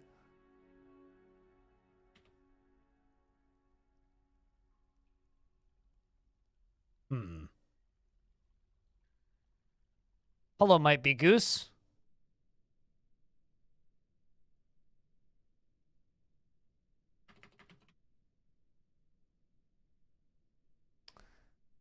Well, I'm just going to screenshot this name so I know how to spell it again when I go back in here. Work orders, new image, creature, T-I-Z. Tizen's puppet. Interesting. They have the puppets as well. Hairy humoid, it's 3 long spiral horns, and it has a distinctly depressing moan. Okay, those are creepy. Its gray hair is long and shaggy. It's created by the dwarven god Tizen. But the soldiers are one-eyed, and they have a long curving horns, and it inspects around the ground intently as it moves. Its black skin is warty, and was created by the dwarven god Tizen, and is part with hunting, misery, and torture. Ooh. Dark dwarven god. All right, well, I'm going to tell the soldiers to go kill it, because it happens to be right there. The casualties here are probably not going to be great, so... round of beers to all these dwarves that are alive currently, chat, because they're going to need them. Wish us luck here. The dwarves are fighting with it. They all seem to just be jumping onto it. It is just a blow gunner. Oh, never mind, it's dead. I was like, you know, it's probably going to kill somebody, right? Nope, apparently not. Let's see. It bats. Okay, so it fired at one of my dwarves. The miner batted the flying double-tipped ruddy metal blow dart out of the air with a bronze pick. Really? He super hotted the blow dart? The dwarf she super hotted the blow dart. NANI? Hell yeah. Not a sword. A pickaxe! It batted it out of the way! Double-tipped ruddy metal blow dart out of the air with a bronze pick. And struck it in the neck with her bronze pick, and the severed part sails off in an arc. So they didn't behead it, they benecked it.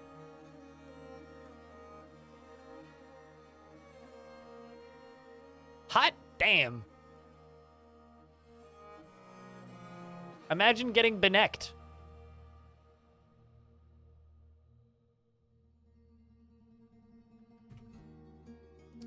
Also, I'm just going to set up a melt metal object, and we'll just let them do that forever.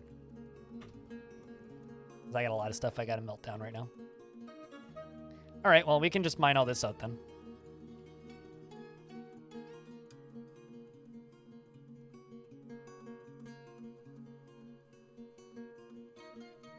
Off with your neck. Doesn't quite have the same ring as off with your head, hey? Then there's Galka's Hammerman, who's up here, who we need to deal with at some point.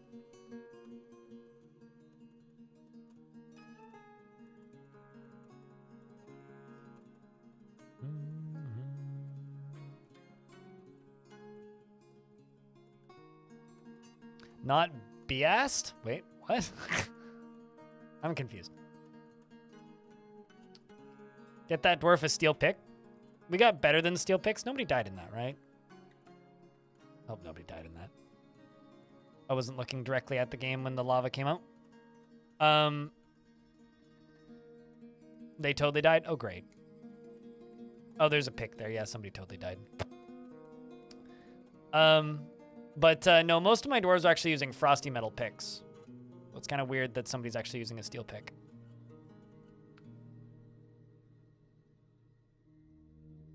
I'm just gonna... You think my miner got fired? No, well, they killed it with a bronze pick, not a copper pick, and that's a copper pick. So I don't think they got fried. I mean, maybe they did, but...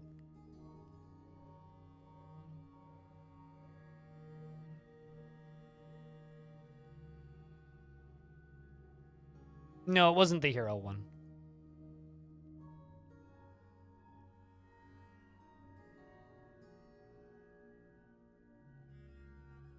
That was a very weak angel, gotta admit. Wait, what? Oh. They're terrified while in conflict? Okay. I'm going to forbid this for right now. Actually, just forbid everything up here. We're gonna wait for this lava to go away, and once this lava's all gone, on this layer, then we're just gonna kill this guy. Actually, just channel up underneath him.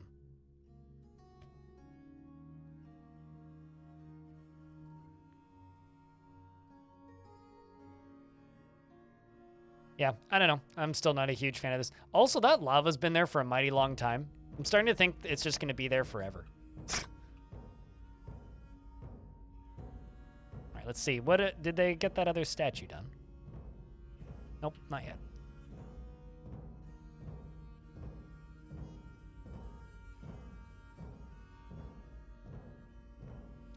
You know, let's make another tavern over here on this side. I think we'll just do it this way. I think I'm just going to make some stairs going up here. Just remove that because I don't need it. And this can be Tavern 2. The sequel to Tavern 1, obviously. Tavern 1 is over here and down here. Tavern 2 can be up here and kind of around the edges. Can also put in more windows and do other nice things. And have bedrooms around the edges. Can even allow it to access over here. With a very safe walkway. Very safe walkway for dwarves that like being safe.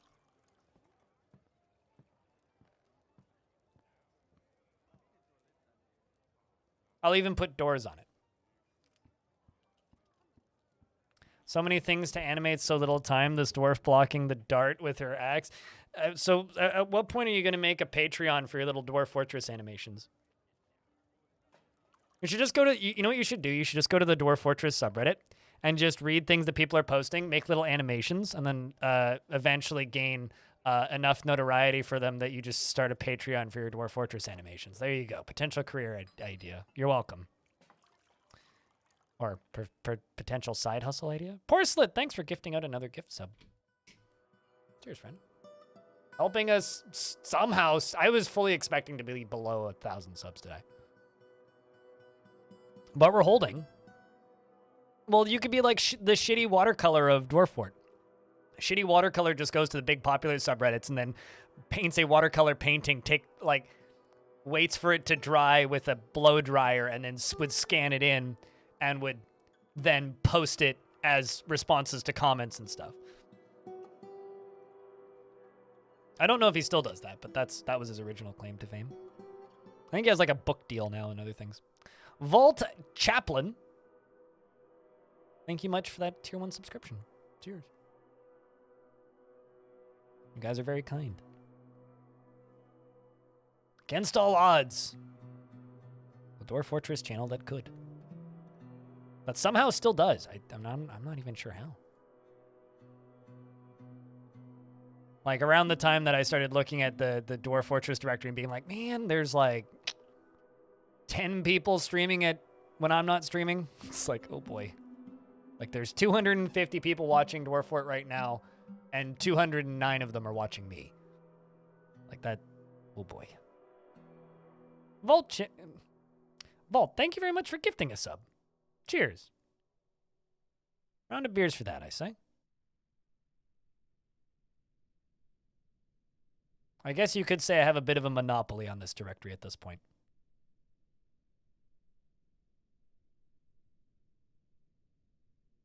Also, I wanted to just mention, I made that Angels Battle video, which is largely just a highlight from this fort, which all of you guys have been talking about with Moogie. It's got 552 likes and 0 dislikes. Okay, I get it. I'll make highlight videos of forts. I get it. I hear your feedback. Odom the blacksmith. Okay. That's been missing for a week.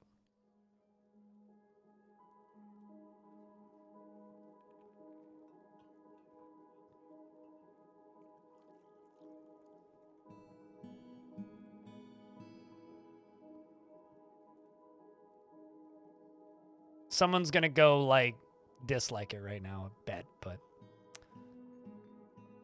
You actually enjoyed combat for the first time? Do you not, like, read the Dwarf Fortress combat logs? You really have to dig into them to enjoy them, but... They're usually worth digging into. You find some really weird things. Especially when, like... My personal favorites are when, like, random livestock join in with fights. It's like, you're reading combat log, normal combat log, normal combat log. A cat scratches the demon. I beg your fucking pardon?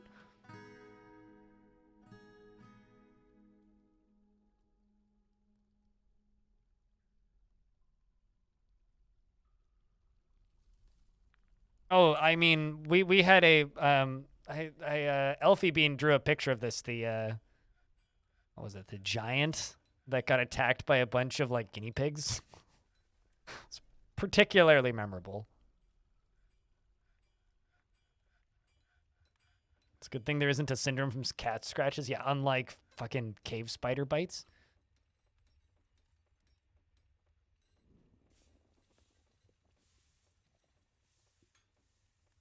Is this like Jukebox Hero? Ezrander, is that the tune that you're humming that to? Jukebox Hero. Cat scratch demon. Or that, or it's cat scratch fever. Yeah, that could be the other thing. I prefer Jukebox Hero, though.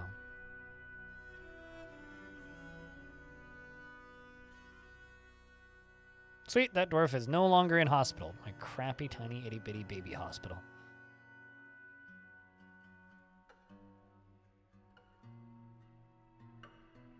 Welcome back from D&D. You missed a ton of action, but is to be expected. I hope you had a good time doing D&D stuff.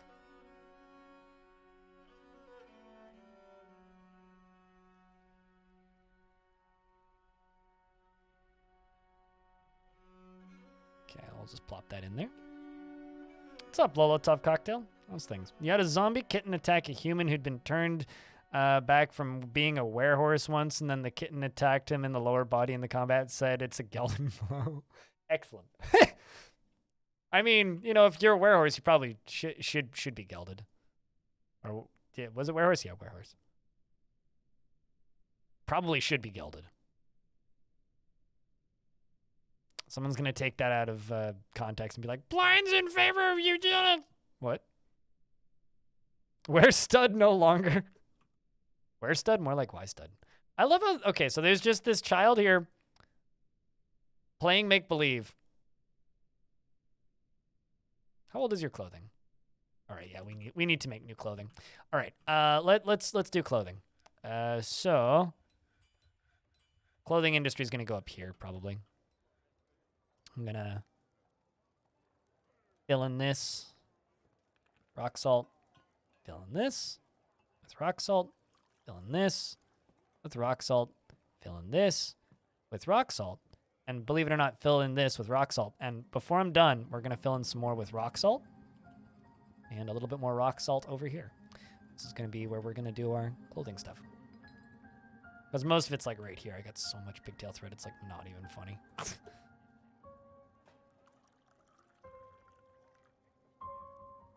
One of the first sieges I got in this version, Molotov, was an army of zombies wielding coffins with more bodies in them. There was a necromancer squad, and they all showed up, and they were all wielding coffins as weapons. Some of them were dual-wielding coffins, and they all had bodies in them, which is like, oh, they brought their own backup, which is kind of hysterical in a way. I mean, what else are you gonna do? That's just a zombie APC. I don't know. To me, that's just very Bloodborne.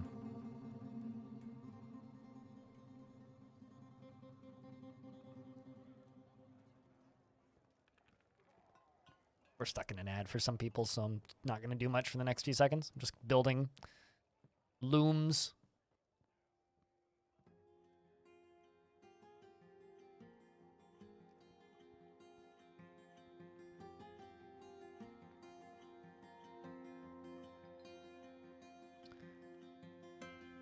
We're going to expand this with, you guessed it, more rock salt, everybody's favorite salt.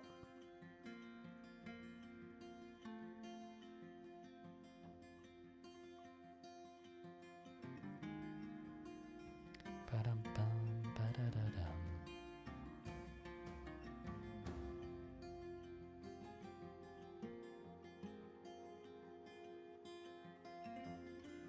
Still waiting on that silver.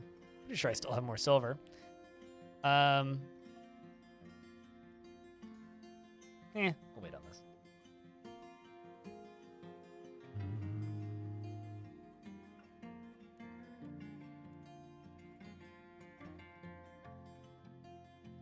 I wonder if I have automatically loom all thread even set. I might not. Oh, no, I do.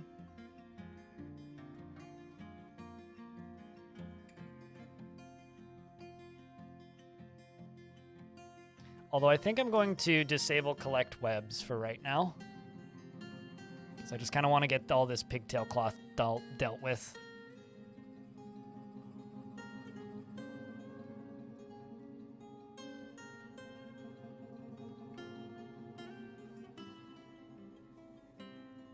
And then I'm going to do a row of clothing shops above it. It's for it's old enough that we need like full set of clothing for everybody.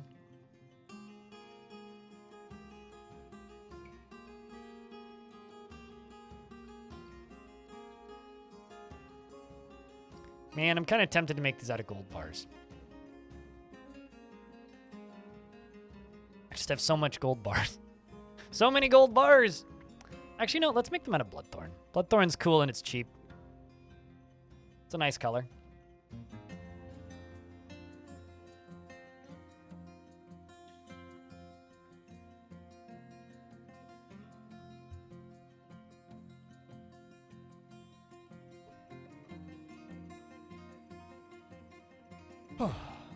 All right, well, since we're through all the ads now, thank you everybody for hanging out today, by the way. Good chunk of people here. It's been an entertaining stream. Yesterday was a little quiet, all things considered, even though I kind of rage quit stream. So probably it's better. And yesterday was kind of quiet. But thanks everybody for hanging out today. Well, dwarves are going to run over there and construct all the things that they need.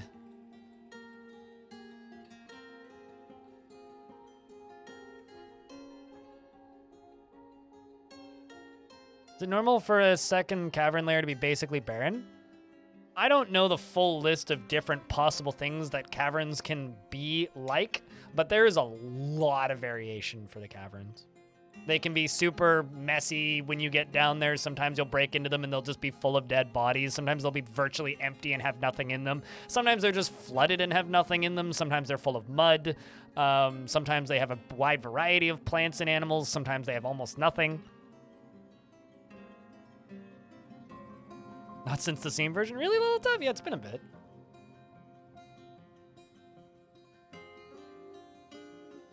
Sometimes fun. Yeah, totally. Ooh, yeah, I really do like the color of Bloodthorn on shops. Look at that. All right, Bloodthorn shops it is. Look at that. That's cool looking. It's like a deep burgundy. It's a nice color. All right, let's see, what do we have for cloth? What do we have the most of for cloth?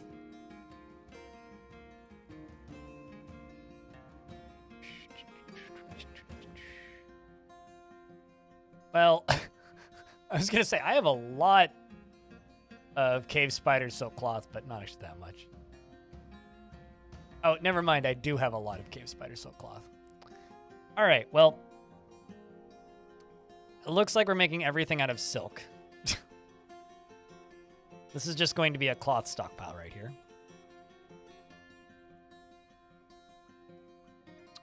Everybody's getting silk clothing. Everybody. In fact, I might also make a bunch of silk crafts.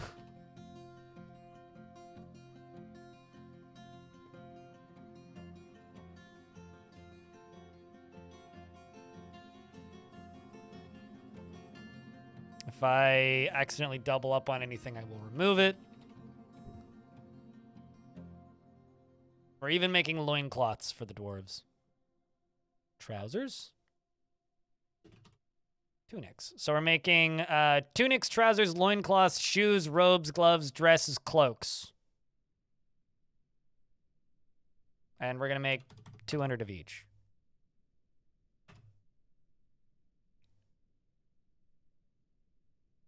Which actually I won't have enough. So let's do 150 of each then.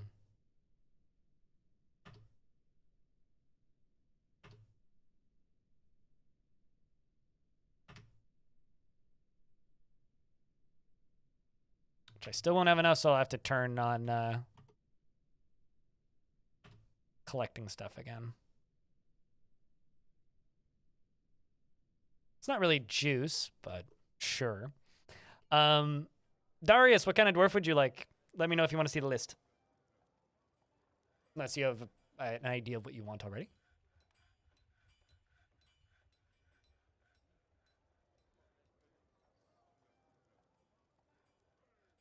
Military or potential military,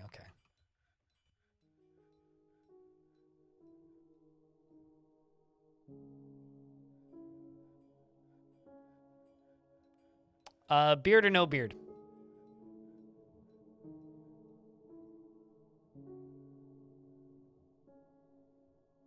Prefer beard. All right. We'll give. How about a hammer dwarf? We'll give you the hammer dwarf.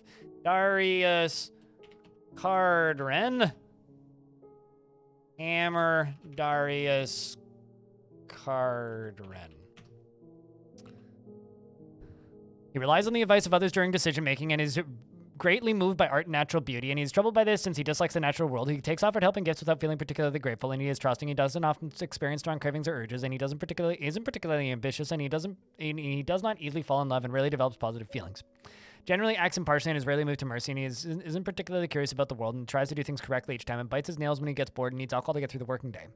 Dreams of mastering a skill in this dream was realized. Personally, sees power over others as something to strive for, like with a hammer, and sees cooperation as wasteful and does not particularly value the truth.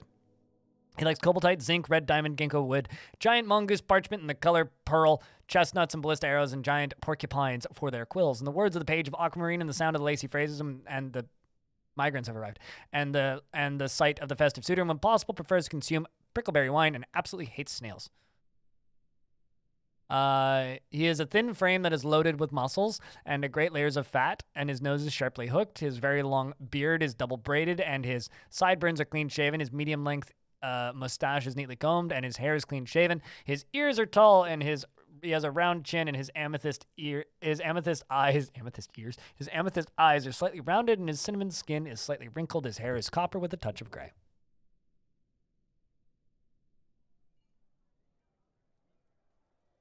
There you go. Welcome to the fort. This area up here has been largely worked on, so let's start salting the earth with rocks. And we can get the second tavern constructed. Or begin the construction of the second tavern, shall we?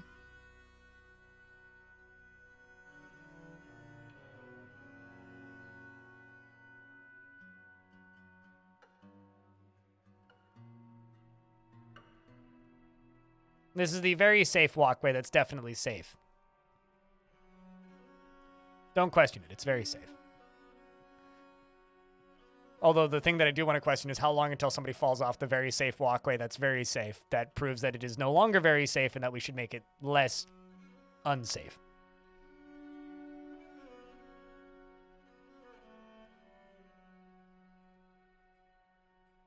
This is going to be the walkway from the kitchens to the other tavern. I love that there's still like hundreds of Forgotten Beast meat here. We literally have like 1,000 Forgotten Beast meat and they never cook with it. I might just go to my kitchen orders and remove everything that isn't meat. Like maybe the only thing we should be cooking is like Forgotten Beast meat. Because I've literally got hundreds of it.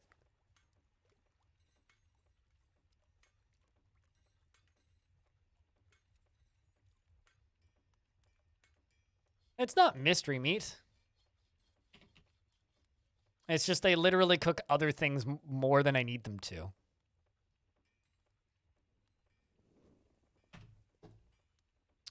One of a kind? It is literally one of a kind cut steaks, yes.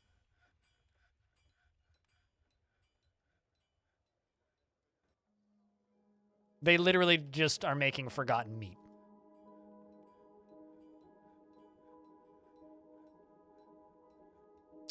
So dwarves can now begin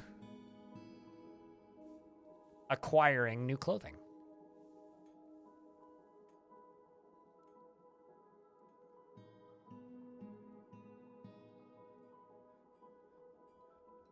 Yes, this is beast meat from minus year 200. I'm pretty sure every dwarf is a wine snob.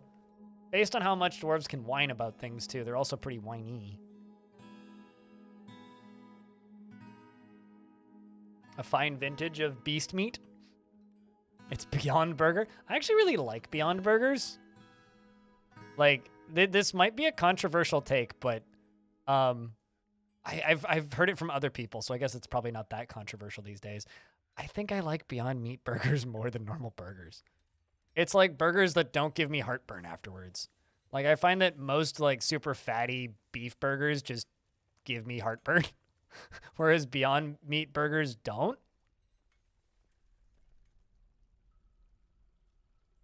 And if you're not paying attention, you can't tell. I mean, it's a different flavor, but it's not a bad flavor. It's not like, you know, tofu patties that they used to sell in the mid-2000s for vegetarian or vegan equivalents. Venison? Yeah, long time ago though. But it's not readily available.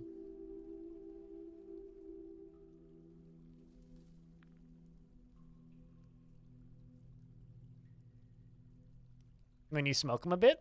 Yeah, I don't know. I go to several different like restaurants on my days off because being alone in my apartment, even on my days off, is really lonely. And I realize it's maybe not the most intelligent financial decision to go to restaurants twice a week, but hey, it gets me out of the house, which is good for my brain. And one thing that I've started to notice is that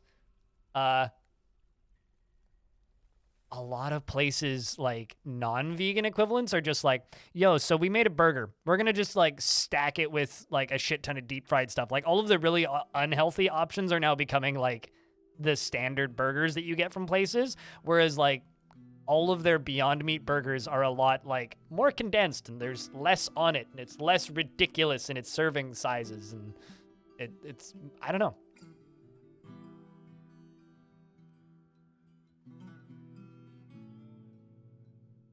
Oh, really? It's illegal to sell venison? Oh, that's interesting. I know it's like you can buy it. Like you just have to go to a fancy butcher shop. There's a there's a fancy butcher shop that is close to one of the places I go camping. It's like basically at the base of the mountain. And we'll pull in there, or not really pull in there, but me and my friend will stop in there on our way up the mountain if we're just going on a day hike. And because they have really, really fancy jerky and pepperoni and sausage. And they have venison sausage, which I've never bought, but I've considered it.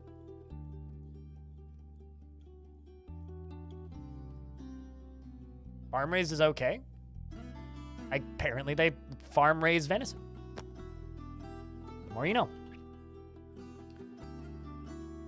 Hit the wage cage again. Do what you gotta do to get that wage.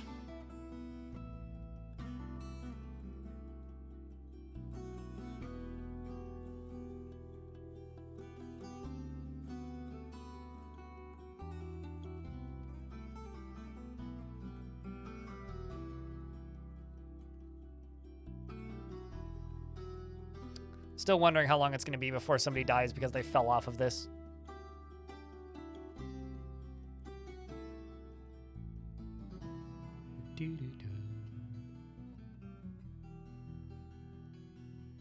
But, you know, the whole name of this fort, Danger Caves. If it was very safe, it wouldn't exactly be Danger Caves, now would it?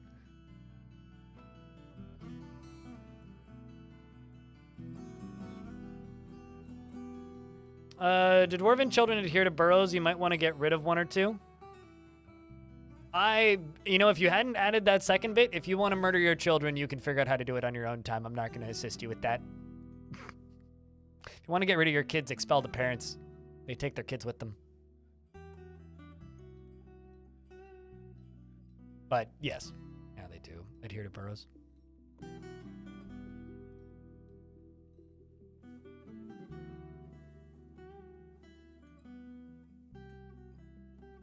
Safety hills? Definitely not this fortress. Safety hills would be like this fortress wearing like a fake glasses and a mustache being like, I'm very safe. Very, very safe. Nothing bad ever happens here.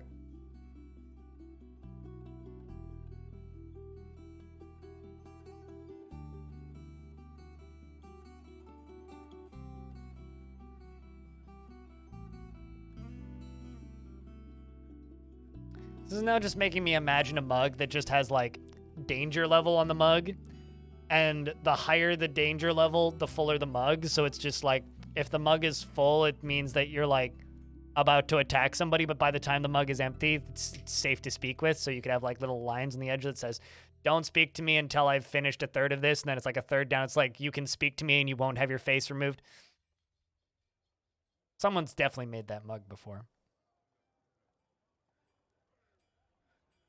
Don't talk to me until this is empty kind of deal.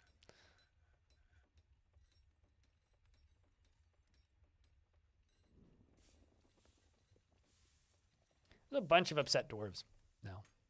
Where'd you all come from? Well, the vampire doesn't count. Why is my chef so upset? You're currently preparing lavish meals and you have like no negative thoughts. What's going on? Literally, you have no negative thoughts. I'm so confused. I know that you like were horrified after seeing a human's dead body, but like, you're not even listed as stressed. How are you like the most depressed dwarf in the fort? Same with Blood Odin. Blood Odin's apparently extremely upset. It causes a state of internal rage, a strengthening after seeing a Minotaur's dead body in 186. But, I mean, okay, you've lost the ability to stand. Blood Odin, I think it's time for you to retire from the military.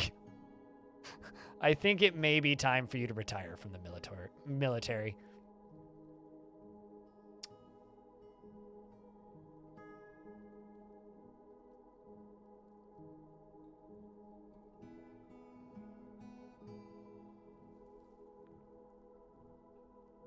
I think it's time to add Blood Odin to the library and remove their other tasks. Time for this dwarf to retire.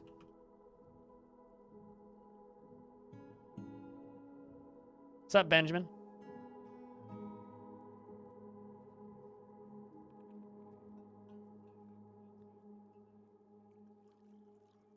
Although Blood Odin has had one hell of a career.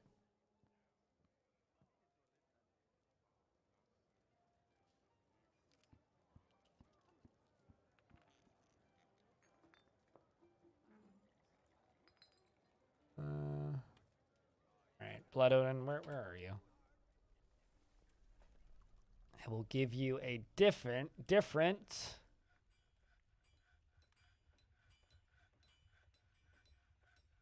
secondary role for a little bit.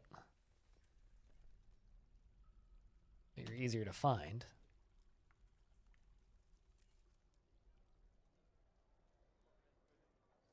Oh, there you are.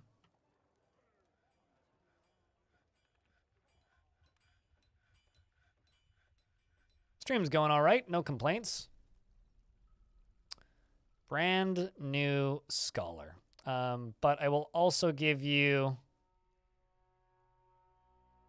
I don't know, engraving.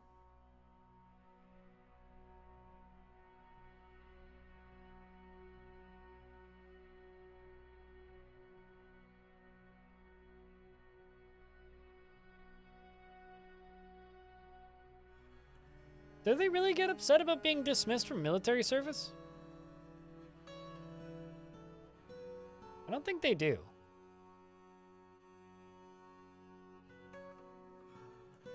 It's currently just dwelling upon being unable to acquire anything for too long.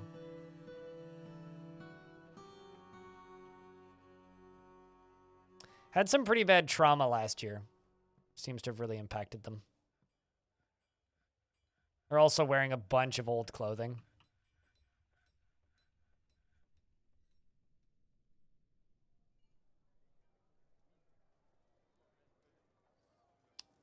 See if they make it to the library. Where are you? There you are. Discussed your problems with an acquaintance and that was satisfying? Well, that's good. Road to recovery crawls here. You would be ecstatic if you were banned from the military. You know, yeah.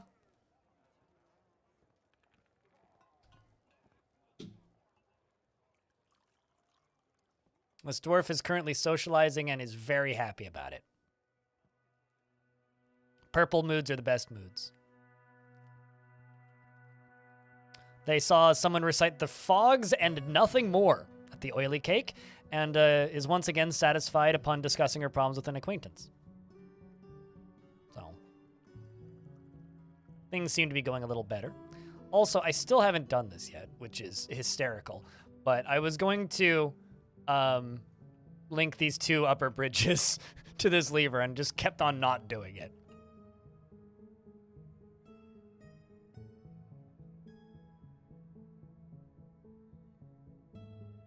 Let's see if you, actually, how many kills did you get? 2 kills and 3 notable kills.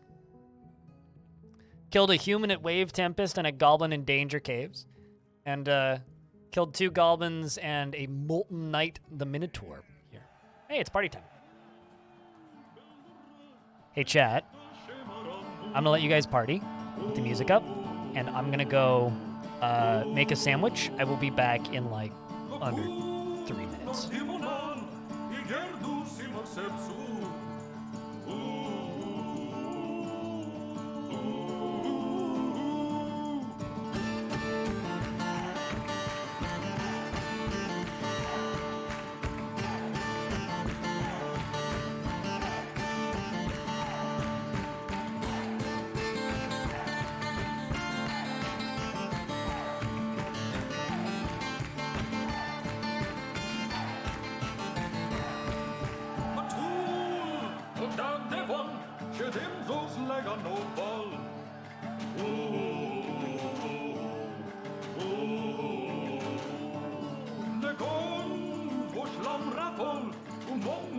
rockatroll.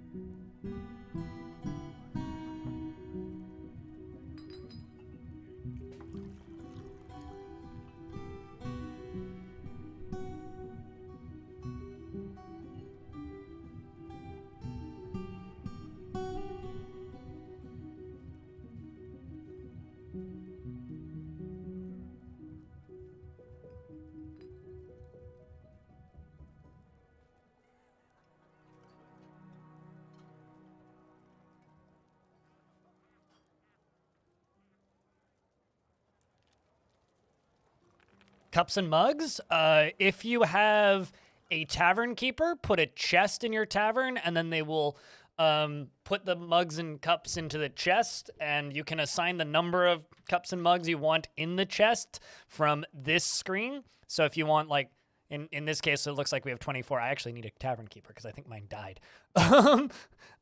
We'll give it to our broker because it'll actually help their skills.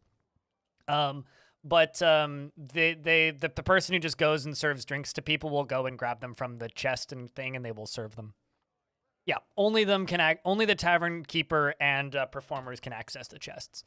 Otherwise, it's best to just let them sit in a stockpile. The dwarves will just go collect them. And also, thanks for reminding me, I need more goblets. Tavern keeper are useless? No, they're great for assassinating guests or drowning them, actually. Yeah, I only have 24 goblets right now. Let's just make like 70 gold goblets. Well, they don't understand the concept of this character is drunk. They go, oh, you're not moving? You're not breathing? You need more booze. They just keep pouring booze on your head until they kill you with alcohol poisoning. And because humans have such a low alcohol tolerance, if they fall asleep in your tavern, they're like almost guaranteed to drown.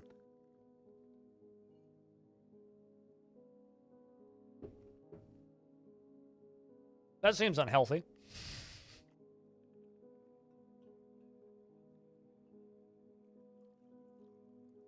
Another church. The Cobalt Doctrine.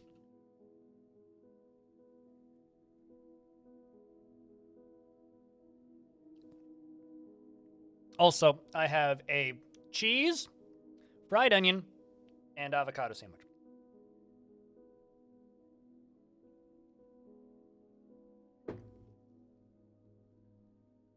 I made the onions last night. No, I did not speedrun frying onion.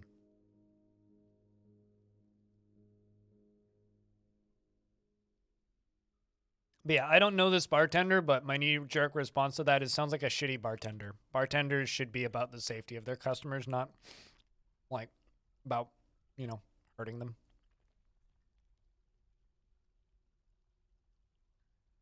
Also, I'm weirdly happy.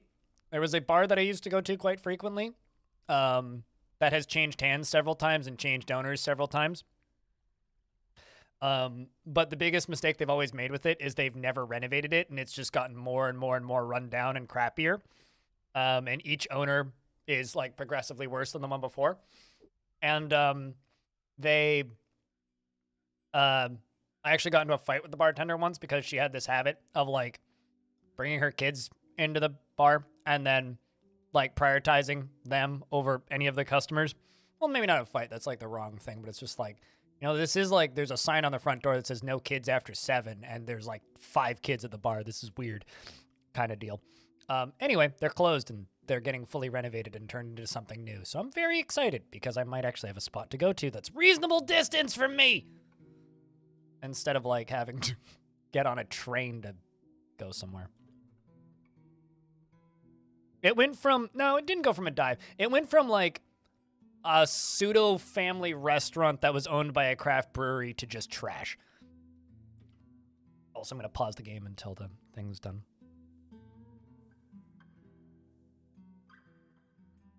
Is there any fix for it?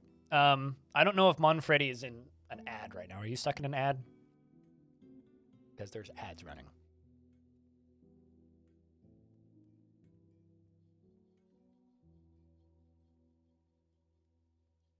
What Casualty said? No answer you? Okay. It depends on what's going on in your world. It could be like 1,000 things. Dwarf Fortress is a game that doesn't run well on any PC. Doesn't matter how good your PC is. Like this was a top of the line PC in like 2020 basically, or 2019 with the current specs in it. So it's like Dwarf Fortress is going to run at about 30 on anything.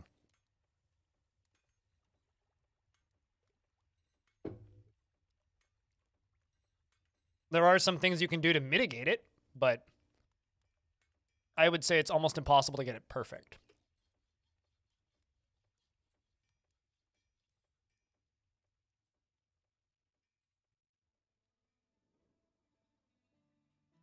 The same happened to a local place here, but it didn't last because it burned down. It'd be weird if this place burnt down because it's in a it's connected to a much larger building, which has a university attached to it. So if it burnt down, that would mean like a mall and a university both burnt down, and also like Tax BC headquarters. So yeah, that would be bad if that building burnt down.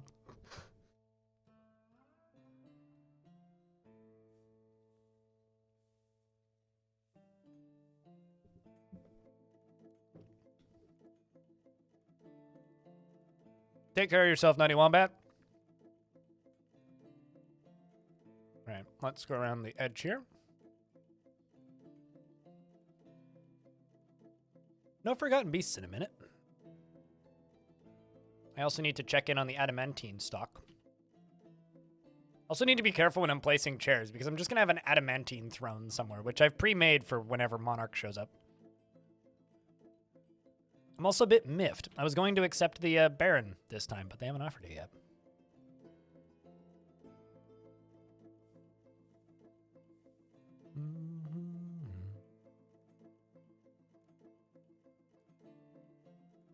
Oh, that would be great if a Forgotten Beast showed up right now. We're totally prepped.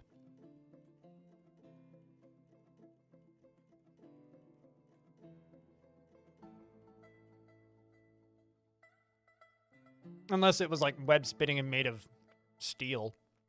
Even then, we'd probably still win.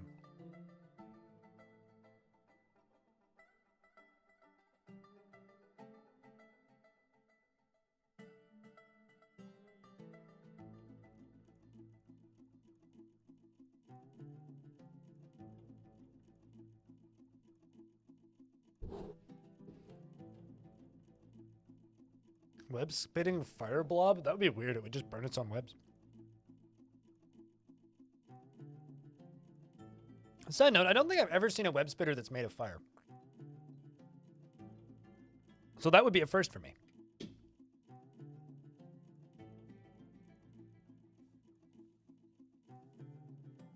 That would, in fact, be a first for me.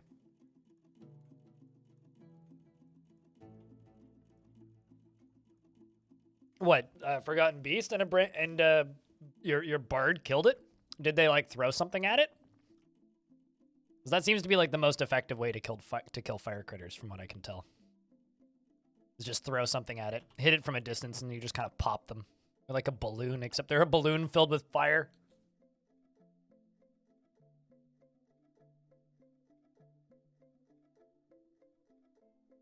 Okay, then this can be more rock salt.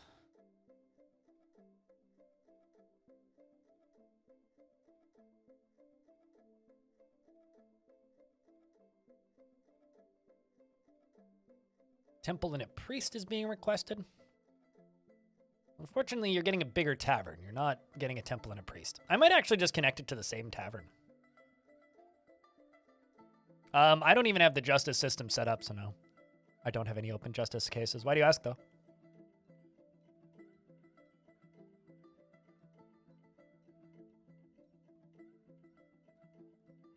But no one is attempting any crimes? You have to wait a little bit of time. You also need to have the captain of the guard assigned and have the captain of the guard assigned to an office in order for them to even be able to report them. Crimes are generally tantrums, so you need some pissed off dwarfs for that. Or you need to have a open tavern / temple so that people can come in and try and steal your artifacts.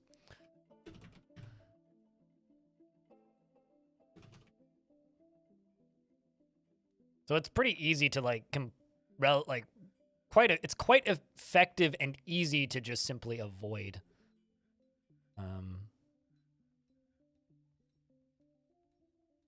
Crimes. Yeah, let's just do 40 tables and 40 thrones. That too. Yep. Crowded tavern.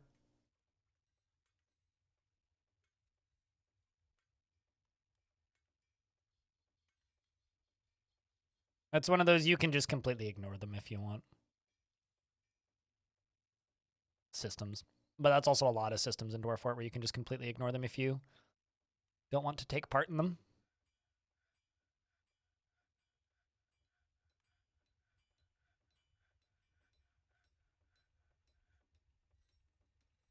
This is going to be a fancy frickin' tavern here.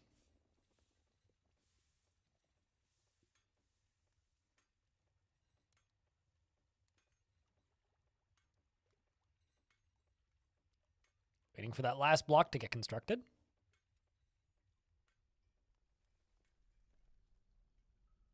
Although, actually, I can cancel that one. We can just do green diamonds in the middle. Got 2 emeralds, too. It's still so weird to me, having played so much of older versions of this game. The amount of diamonds you end up with, it's like, I think I maybe found... And I know Tarn has stated, like, this is a mechanic that's temporary for the map rewrite that will probably change the way the spires work and the frequency at he mentioned, like, they mentioned it pretty briefly during preview coverage for this, that this whole mechanic, the way that the spires work currently and the abundance of gems is going to change quite drastically when there's actual, like, item scarcity back in the game. Darren, hello, it's good to see you.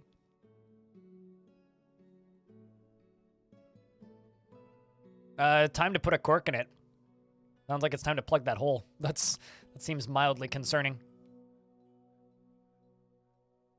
All right, well, so this down here is tavern. The oily cake. Chat, do you think this up here should be the same tavern and an addition to it, or should it be a different tavern? What do you think? Because it could be either. It could just be an extension of the oily cake, or it could be a completely new tavern.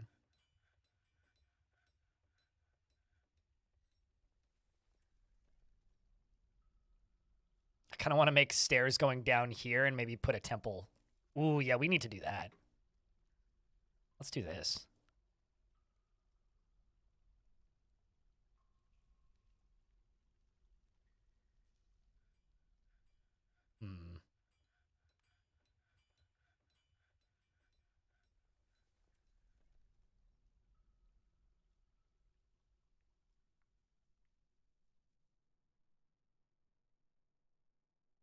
We're going to build down onto here, and then this will be another tavern. Or not a tavern. This will be this temple for the Cobalt Doctrine. So chat's saying a different tavern. Okay.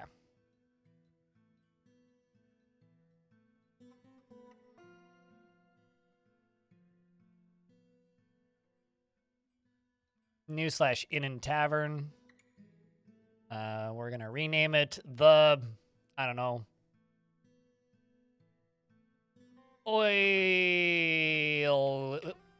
the holy, oily, chocolate. Ugh. The, oily ale. So we have the oily ales and the oily cake. Yeah, the oily cake and the oily ales. I think it's a pretty good naming scheme. It's like a franchise. We're the oily. Everybody loves their taverns to be oily. Nothing concerning with that.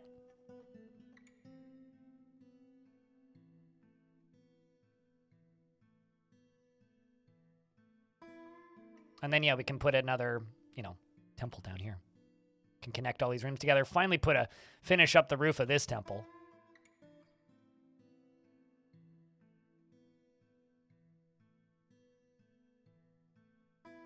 What's up, Vervolts? How's things, dude? And Gimli, hello.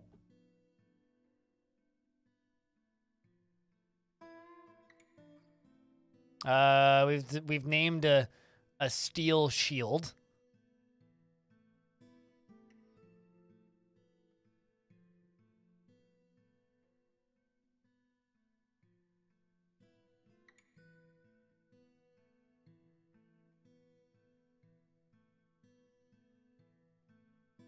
How's Dwarf going? It's going pretty okay. Pretty okay. Today's been pretty good. I gotta say this. This is kind of a complaint, but kind of not. Vervolts! Thank you very much for that Prime subscription. Welcome back. I just gotta say this out loud because I think it's kind of funny. I would say like maybe 95% of people who watch the Future of the Fortress videos I do are super positive about them. Really, really like them, generally. But there's every single month, because I do them once a month, right? Every single month, there's always, without fail, one person who's just like, man, you get money on Patreon for this? Just reading and just that sort of stuff. And I think it's very funny. Like, why is somebody giving this idiot money on Patreon to just read a bunch of blog posts? And it's like, why would you give money to anybody on Patreon for anything?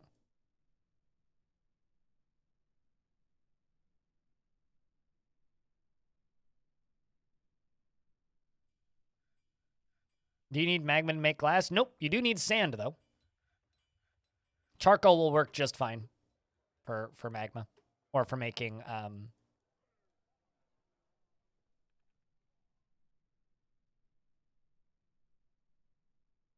I'm trying to figure out why your dwarves don't want to make glass after having bags of sand. Do you have charcoal?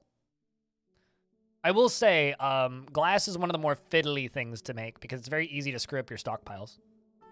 Well, the most recent one was on Reddit, but it's not always on YouTube comments.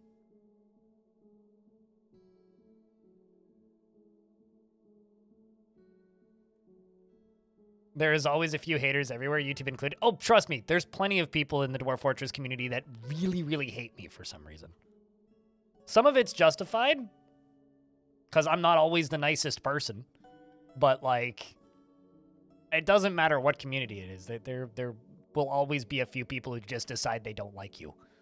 Doesn't really matter what you do. You could be the guy that picks up dirt or trash on the side of the road. You could be a YouTuber. You could be a bartender. You could be I don't know, a gardener. Someone will decide they don't like you.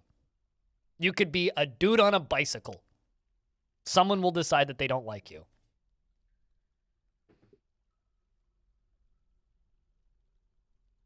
I want to punch my Baroness and she wants a glass window on an embark and you don't, that doesn't have sand. You know, don't worry about her. She'll get a little fussy for a little bit and be kind of annoyed at it, but eventually we'll forget the demand. She just gets a huge positive mood buff if she actually gets the demand. So just like let it sit, she'll eventually forget.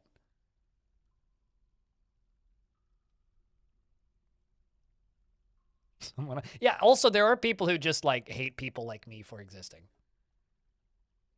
Like I've certainly encountered, if I would describe them as old fogies.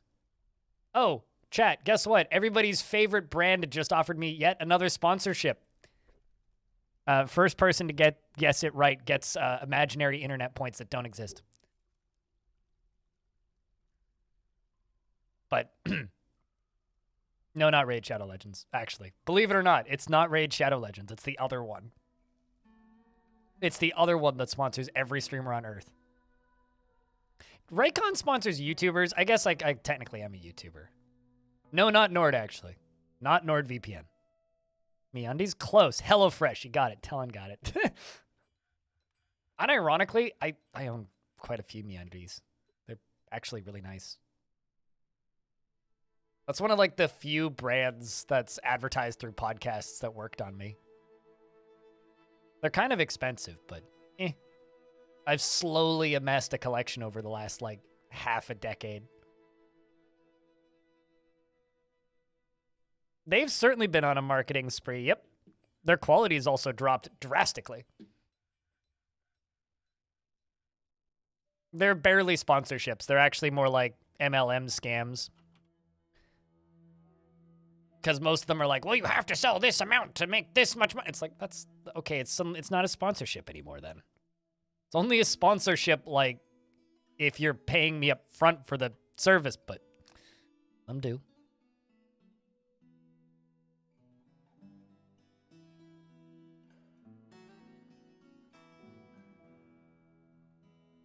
It's an affiliate link with extra steps? Yes.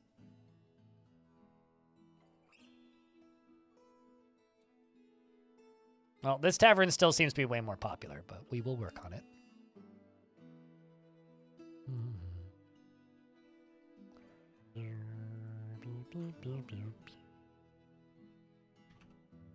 Let's make 10 gold chests.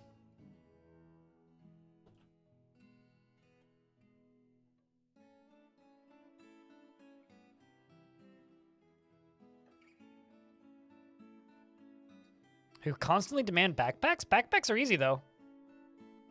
It's just one piece of cloth. Like, of all the things you could be forced to make, like, those are easy. Ooh, a metalsmith has been possessed.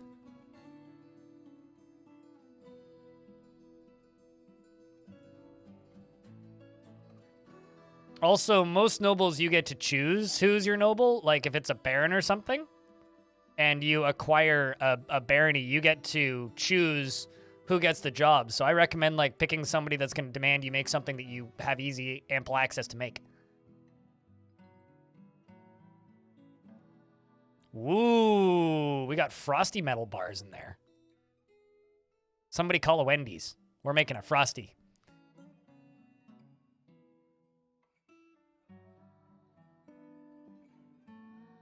My world has a ban on exporting backpacks. I don't know, one of my nicest purchases in this year for myself personally has been a backpack, so.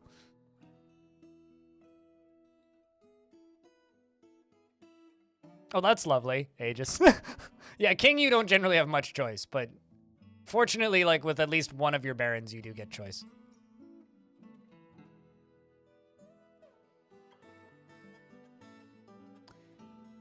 You want blocks, bricks, bars, metal. You want wood. I'm just going to assume that it's still wood because upon a glance, nobody has chopped down any trees. And I literally only have one woodcutter who is potato. So I'm going to give a few of these out.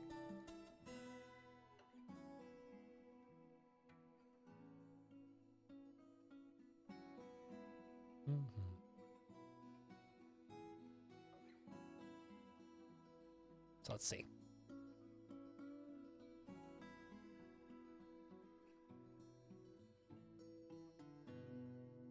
But they sneak through, and since your mayors said the whole being elected thing, yeah. No, mayors are kind of fun like that. You also can't expel them. You used to be able to expel your mayor, which was kind of funny.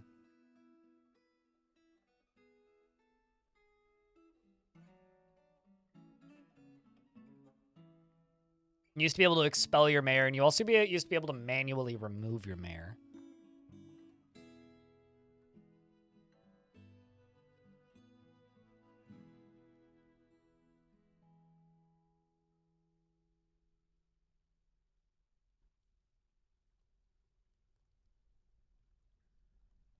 You still have a necromancer mayor in your fort, and he has a constant flow of undead guests that come and go? Oh, so you're the bad guys. This is where you go, wait, am I the baddies? He's probably like turning you guys into like, actually, you should get your, if you have a crime in that fort, you should just get your captain of the guard to interrogate the mayor.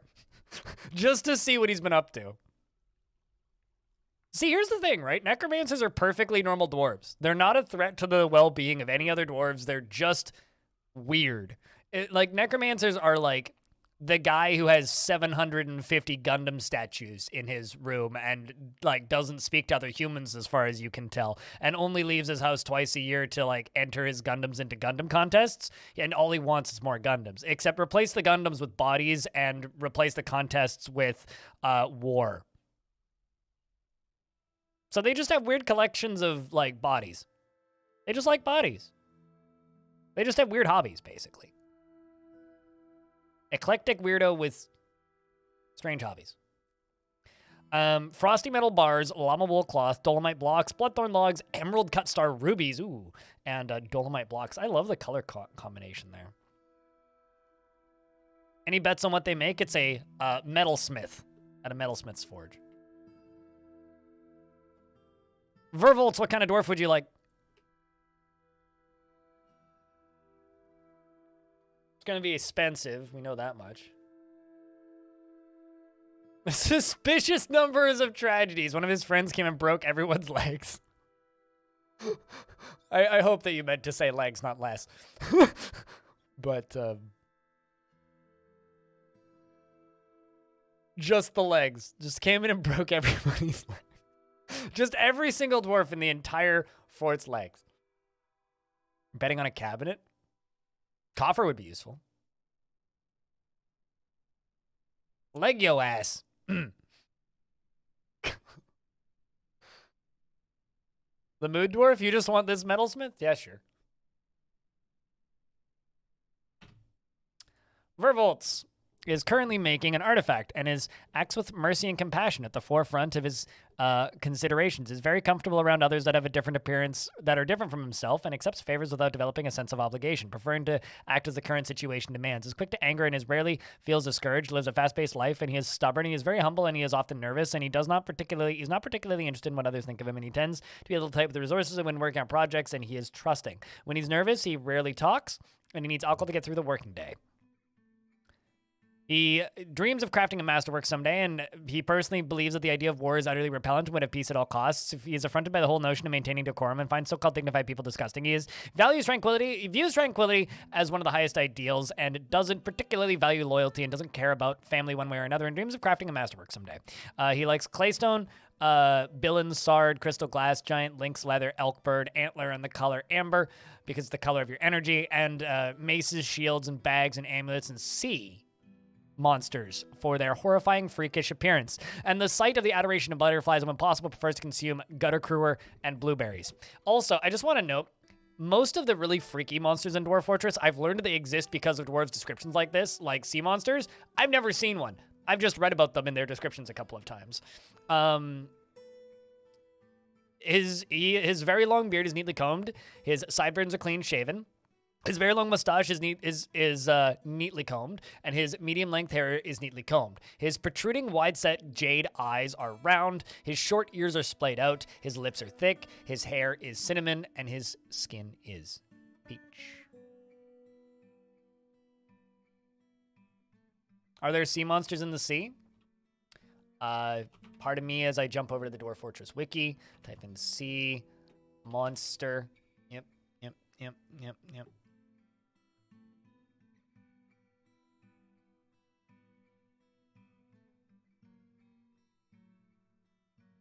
And sea monsters look like this. Apparently.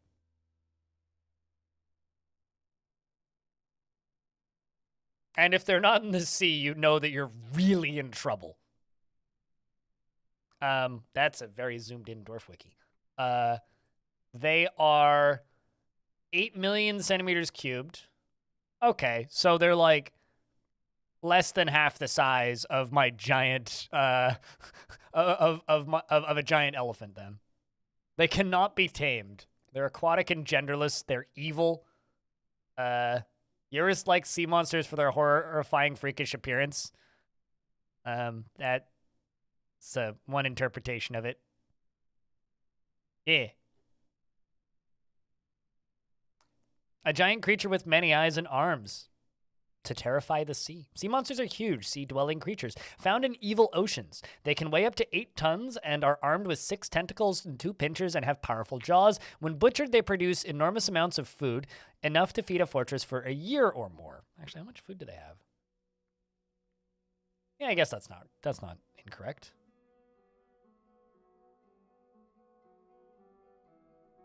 Yep. They're an adult at 6. They are immortal. Yeah, I've never seen one, but I know that they exist. Just managed to fulfill his life dreams by creating a tower cap amulet. I guess his life will be downhill from here. I don't know. He might get married still. Just means that they can't actually, fun fact, if a dwarf has made an artifact or completed their life stream, it means they can't go insane. It's impossible for that dwarf to go insane now. Vervolts, the metalsmith, has created Avuz Oslosh Masud, a frosty metal mace. So, I want to say that's about the equivalent of making an adamantine warhammer. But pretty cool. Because God Metal has the same stats as adamantine, basically. It's worth not that much. It's worth 3,500. This is a frosty metal mace. All craftsmanship is of the highest quality. It is studded with frosty metal and decorated with bloodthorn and encircled with bands of llama wool and rectangular dolomite cabochons. This object menaces with spikes of star ruby. On the item is an image of tapered baguette cut gems in dolomite. Headed to a pedestal. Damn right, but pretty cool.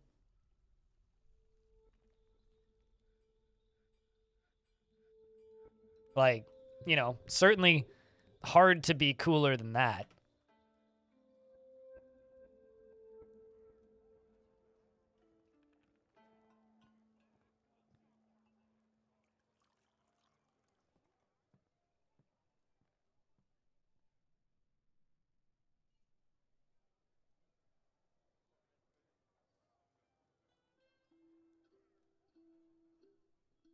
Still better than steel according to the wiki, even for blunt weapons?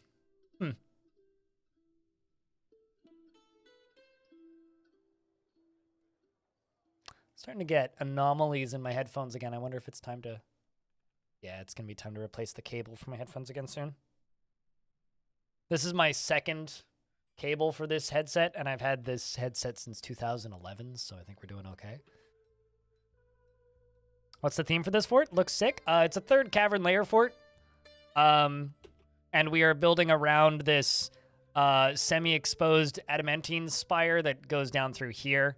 So we're basically, and when we started the fort, it immediately released a bunch of demons and angels on us when we got down to this layer.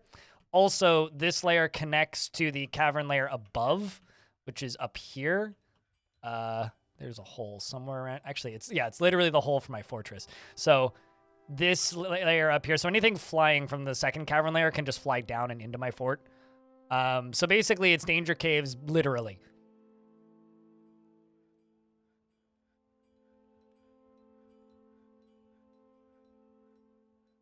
Not that that means much. So 5 times denser than balsa wood, which is quite literally what adamantine is balsa wood.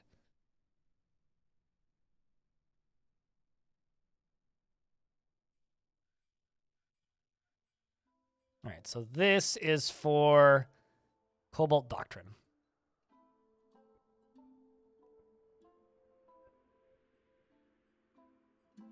Basically, like, the whole point of this fort is that critters and cavern monsters just have full access to my fort at all times.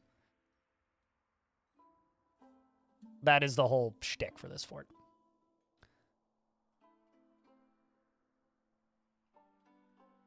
The oily cult. I'm surprised we don't have a oily cult worshipping group here yet with all of the taverns named after oil.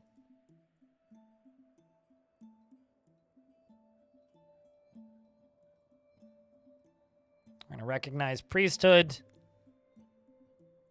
Casual Elephant, congratulations. You are now the Sacred Canyon of the Cobalt Doctrine, worshipping the deity of music and metal. So congratulations on your new career of being a priest.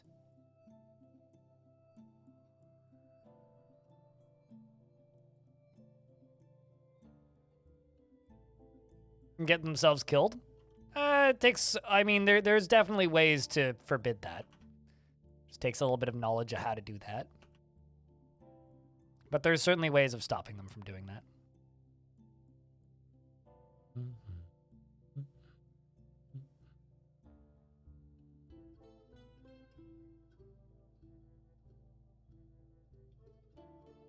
Casual's emotes are pretty good if you just like pictures of his face.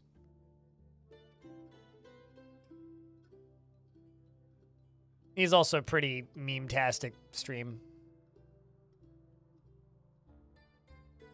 Most advanced fart bot on Twitch.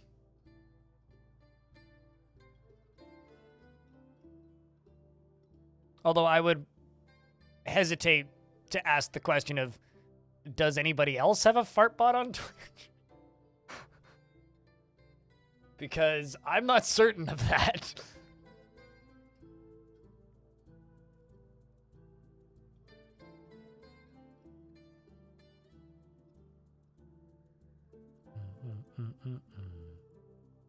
I don't know who that is, so thus they might as well not exist.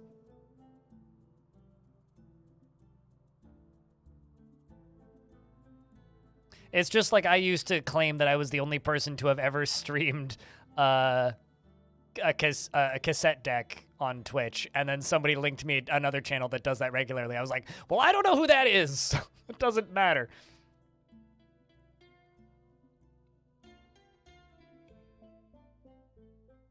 League of Their Own and Twitch Awards? Fair enough. As if, or you mean like at the Streamer Awards? I'm not gonna lie, but the Streamer Awards is hot garbage. Nobody should take that thing seriously. Like, people like try their best to like not take the Game Awards seriously. It's like, man, if you don't like taking the Game Awards seriously, you should just like shoot the Streamer Awards in the foot, because that is not a very good awards ceremony.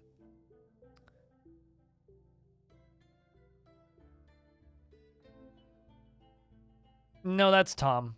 Unsanity Live is one of the most hilarious streamers on Twitch. Person I don't know can't qualify for anything because I don't know them. I'm also just bullshitting and talking out my ass, so please don't take anything I'm saying in the next 20 seconds seriously.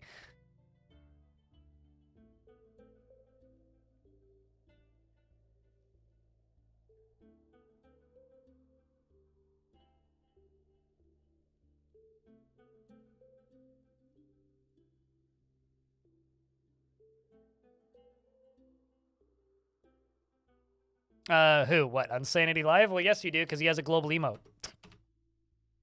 Not that anybody ever uses it. It's like one of the least used global emotes. But he does, in fact, have a global emote. He's also was one of the first 50 Twitch partners. And he's Canadian. And I've had drinks with him a few times. He's a cool dude.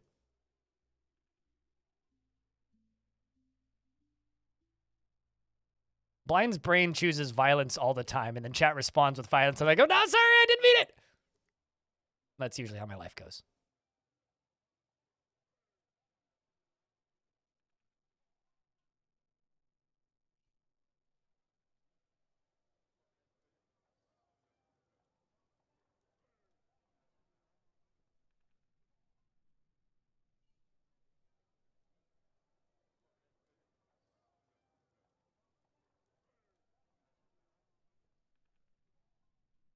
The scholar Nutty Wombat has become the student of the scholar Freehold Boreas.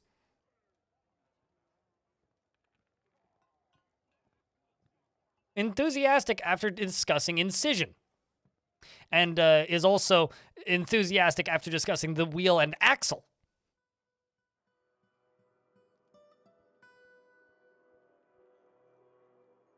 That's pretty good.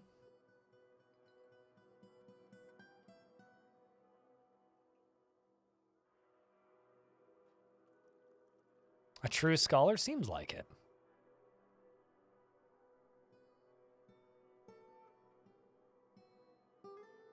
You appreciate the education. I'm just old, so I know who all the global emote people are mostly. It's just like the fun fact that none of the Twitch staffers who had global emotes still work at Twitch. As of the most recent Twitch layoffs, there are none of them left. Which is kind of sad.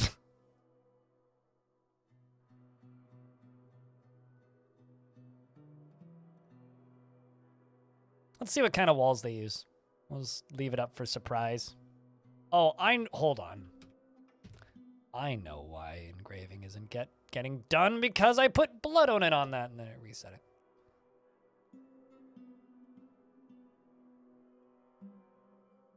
Yeah, no longer works there.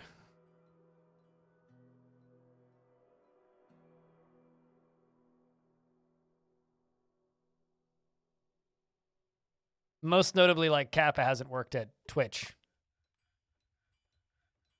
Oh, that's cool. Maybe Kit Flock Fox just, like, paid off the PAX reps, just slipped them a 20 to make sure the live stream would fall over so that they can get all of the ad revenue on it. I mean, their channel's even monetized. Well, that's good. It's good to hear. Just feel free to, like, dump it in my Discord or holler when it's live or something. Or if I see it first, I'll make a post about it. That's good to hear. I was kind of sad. The first 15 minutes of that panel were real good. Do I try and automate large forts through orders? I automate portions of forts, but I never entirely automate forts. It's not what's entertaining about Dwarf Fortress to me. You okay there, Dwarf? All right. I think Jangles needs to be removed from the military, too. Because dwarves that are faint and having trouble breathing need a new career. Yeah, no, I don't generally automate things because it's not what I find entertaining about Dwarf Fort. Well, looks like the new tavern finally has competition, which is good.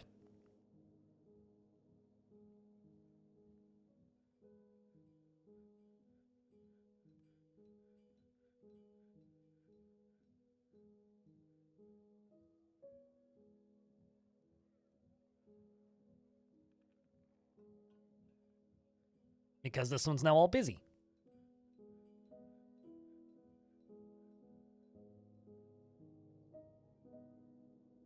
Now, does your breadth of knowledge extend to when the next patch will be out? Or is the baby's update still just a twinkle in Tarn's eye?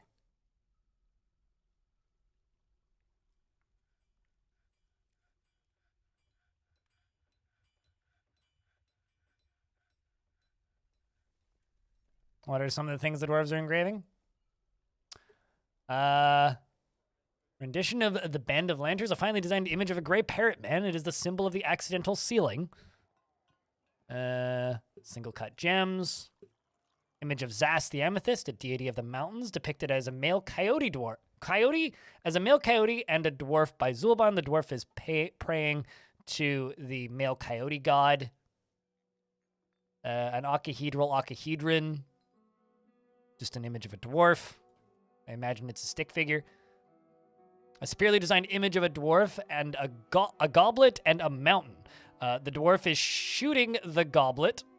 Dwarf is shooting the goblet? The goblet is traveling. The artwork, oh, right. The mountain is admiring the goblet. The image is the symbol of the mean, angry abyss of beer, a local dwarven government. I was like, that seems vaguely familiar. An image of the leaves and fruit. And another image of the Bend of Lanterns. A Nightwing. And we just need Batman somewhere. Also, notice how the frame rate went up when I made a second tavern. The Forgotten Beast Mythos Arolthening has come, an enormous blob composed of snow. It has a round shell and a bloated body. Beware its poisonous vapors.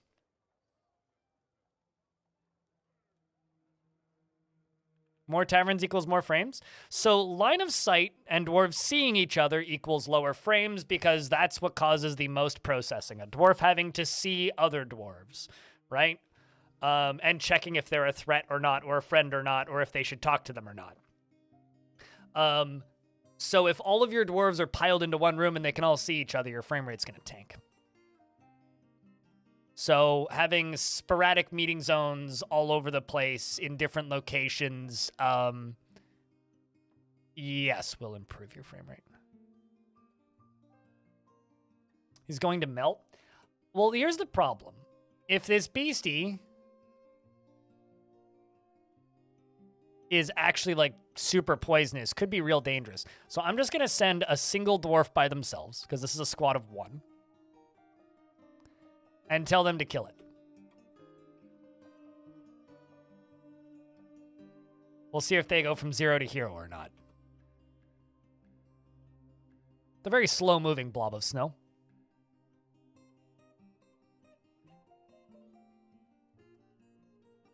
Well, I mean, I don't know if you saw the Reddit thread of the person who had 5,000 dwarves in a fort, and the fort was just a giant checkerboard of, like, diagonals so that nobody could see each other.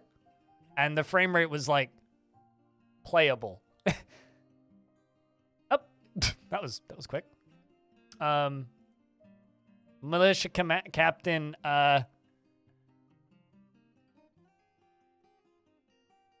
okay. Slashes the Forgotten Beast in the body with his steel short sword, breaking away the tissue. It's dead. All right, let's see if you're okay.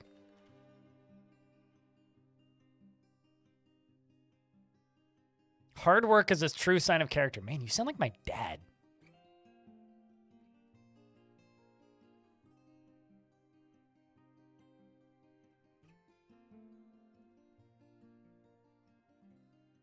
And you go get a new set of clothing. I mean, I would too. Get a new pair of shoes or something. Actually, it looks like a new cloak. Yeah, literally a new pair of shoes and a new cloak. Uh-oh. So do you remember how I said that it might be really poisonous and I only want to send in one dwarf?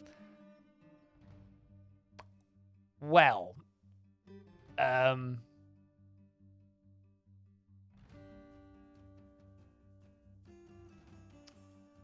It was real poison. It's a good thing I didn't send in the main squad.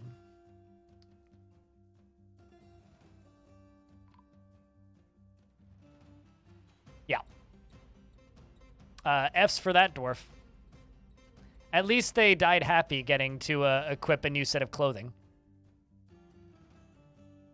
I think I should put a mist generator right here.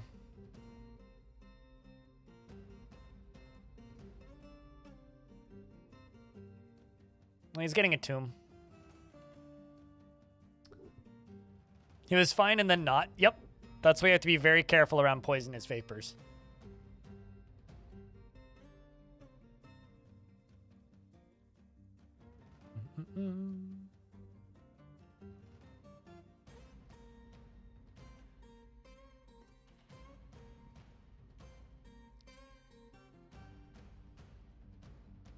Can he build up resistance to poison somehow? No. No, there is no... And also, like, all of the poison properties are random, so... It's not even a question of like, can you build up a resistance to them? Sometimes the resistance is just like, oh, they just die now and there's nothing you can do about it.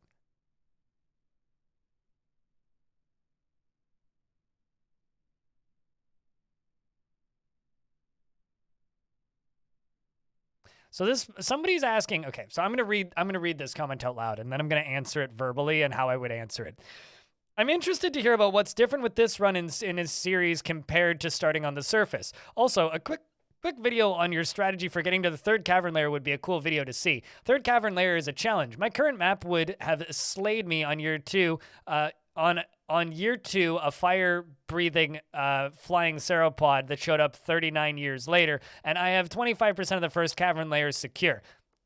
How do you get to third cavern layer? You dig to it. I think you dig to it. I think you dig down there. You don't need to secure the entire cavern. You just need to dig down there. Also, the whole point of this playthrough is I'm not securing the cavern.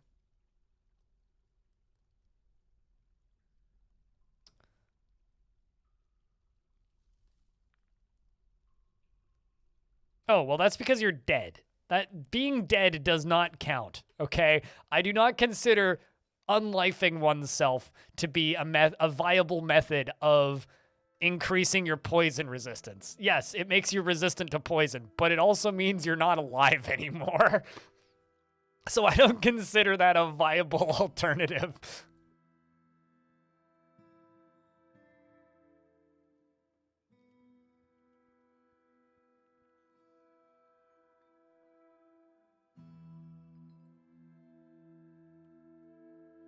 Burrows? Nah, just disable automatically gather webs or don't have any looms and then just dig down to where you need to be and they won't run off into the caverns.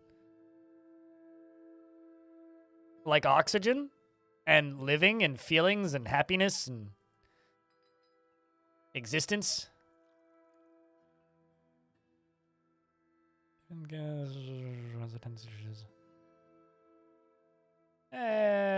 Actively avoids exciting or stressful situations.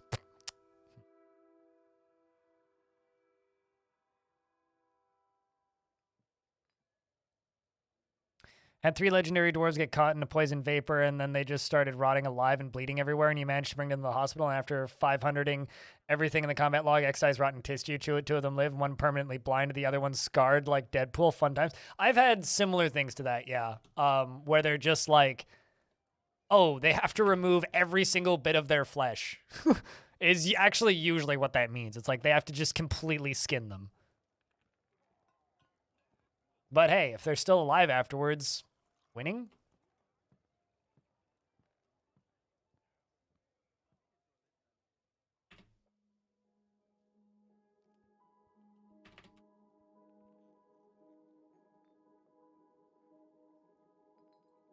All right, let's see if I can get a couple other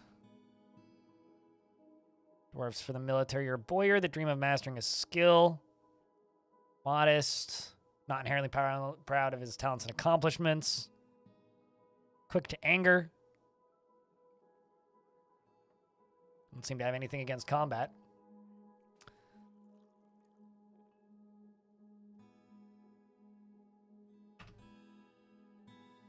I mean, kind of unrelated, but my great uncle in World War II lost both of his butt cheeks in a tank explosion.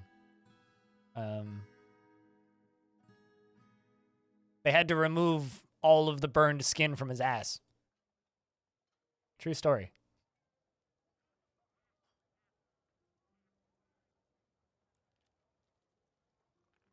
And according to my Oma, who has quite the sense of humor, his ass looked like a baboon.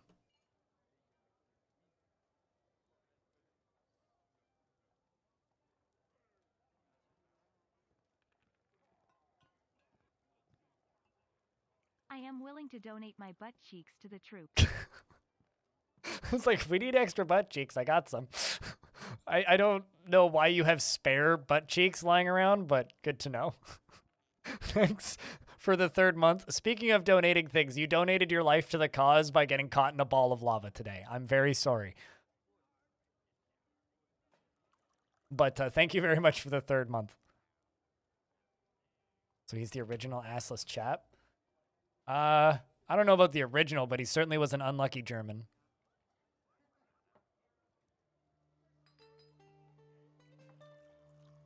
He was Hank Hill. I don't remember that bit about Hank Hill. It's a beekeeper. Useless in this in the depths of this forest.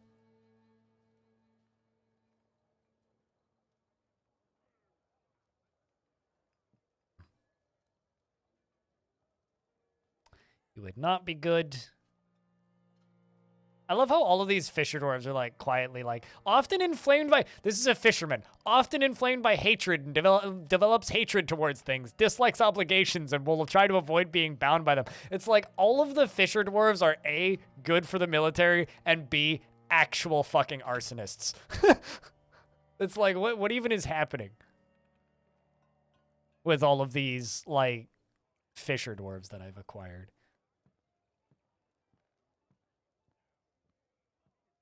Tyler 1, who am I giving a dwarf to? And what kind of dwarf am I giving them?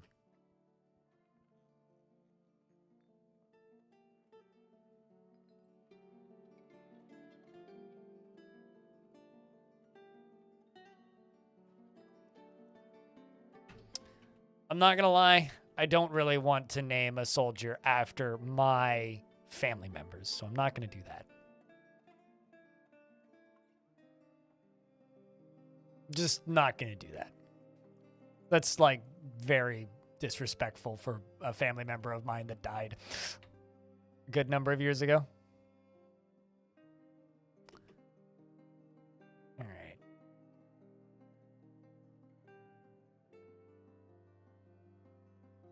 Not generally seek retribution for past wrongs. Dreams of mastering a skill, you'll do fine.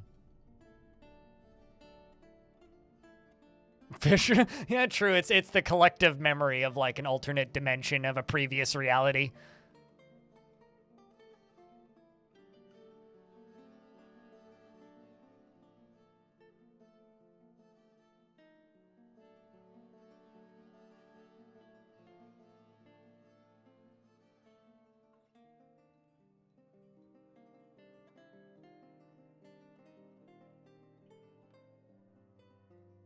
You'll give it to the first? What? Oh, that matches yours? Okay, fair enough. Chat, pick a number between 1 and 100. I don't think you're limited to just one, so start typing in numbers.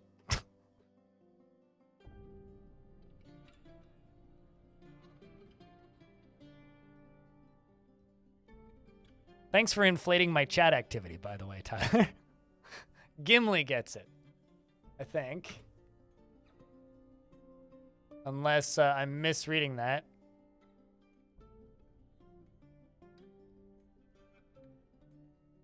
So close for a few of you? Oh, I see. Because did Gimli get it, or what?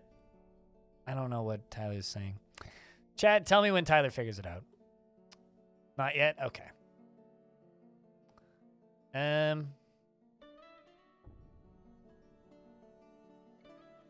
Mithril got it with 61. All right, what kind of dwarf am I giving to Mithril? Or my thrill?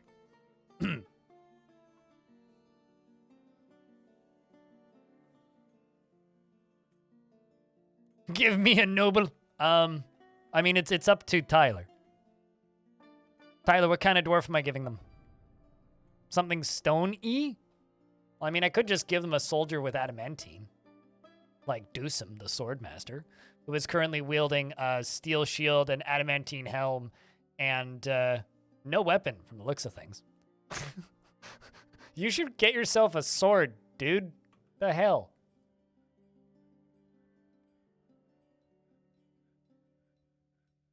Like, legit just, like, lost his sword somewhere. Let's just reset them.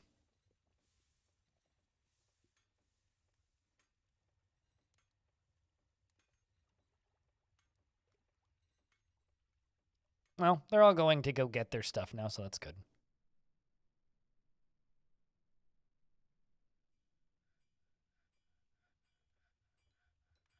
So what kind of dwarf am I giving this person? Tyler.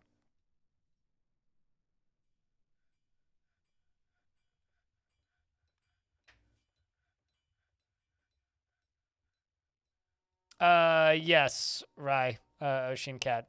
That is actually you, but the name was lost. You don't get to pick because you're being given a dwarf.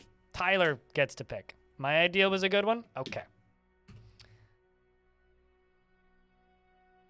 The only specific request that you get, Mithril, is beard or no beard. Yeah, this is you, Ocean Cat. You have, what, 5 notable kills and 6 other kills? In Wave Tempest and Danger Caves? Okay, so military dwarf with beard. Named. Isn't totally pissed and doesn't totally hate their life yet. My Thrill. Sword Master My Thrill. You are wielding an adamantine short sword. And you have stitches in your elbow and a well-crafted steel shield that you named Ningobok Oseka Atot. Poetic, frankly. I know I've lost you. Where are you? There you are. So Mithril is truly fulfilled by assisting those in need by stabbing them in the face with a sharp object, and is shameless and absolutely unfazed by the thoughts of others, is impervious to the effects of stress, and is generally rarely develops negative feelings towards things. He tends to think before acting, and he has a tendency to go it alone without considering the advice of others. He needs to brave in the face of imminent danger, and he often feels discouraged and tends to avoid any physical confrontations and works to square this natural tendency with his respective martial prowess, and he tends to be a little wasteful when working on projects, and he often acts with compassion, and sometimes acts with little determination and confidence, and needs alcohol to get through the working day. He dreams of mastering a skill, and this dream was realized, and personally is a firm believer in the value of tradition, respects perseverance, and sees introspection as important. Likes brimstone, copper, tapazolite, hyena leather, and pigtail paper. The color aquamarine, and shields and catapult parts, and goats for their eating habits. And boogeymen for their terror-inspiring antics. In the words of the page of aquamarine in the sight of the festive suitor, and when possible prefers to consume perch, carrot wine, and reindeer's milk, and wheat seeds, and absolutely hates mussels. Also, once again, in regards to frame rate. So my frame rate has gone up from 26 to almost 50 by splitting my tavern into 2 separate taverns. Just wanted to point that out.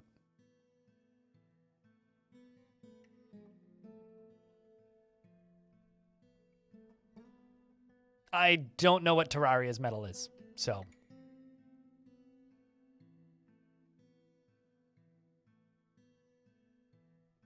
So I don't know.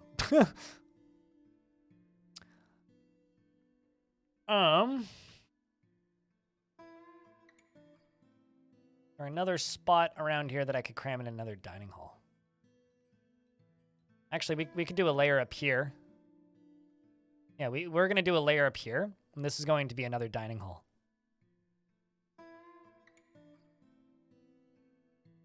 And it's going to have stairs there connected to it.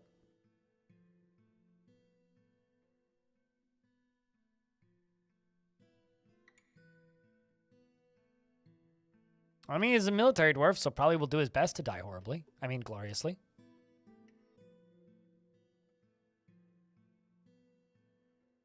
Generally, they do that.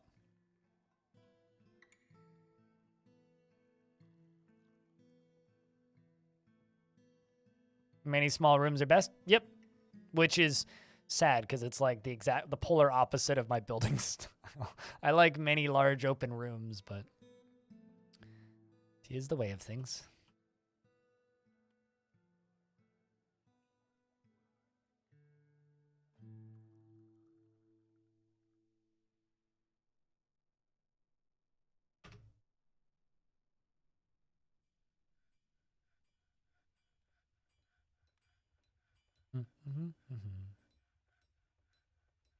Well, their name is My Thrill, so. But I'm assuming it's pronounced like Mithril, but. Sort of like how I enjoy mispronouncing the word. Oh, damn. Sorry. So I'm seeing this here post on the Mastodon by an Elfie Bean. And they write, a forgotten beast that showed up in the middle of Blind IRL's BRB screen this morning. A huge weevil with one eye and a horn and a wrinkly fuchsia exoskeleton. Looks pretty good.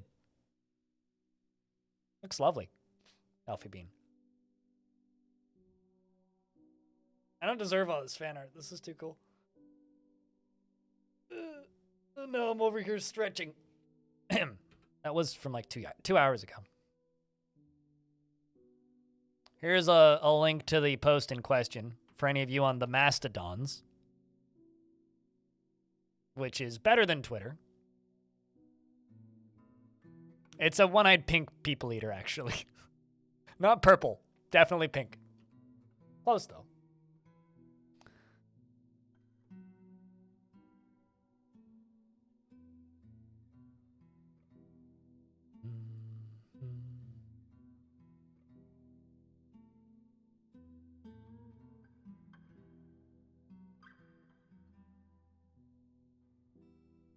Much better than Bird App. Can confirm, yes. It has an elephant logo. It's obviously better than Bird App.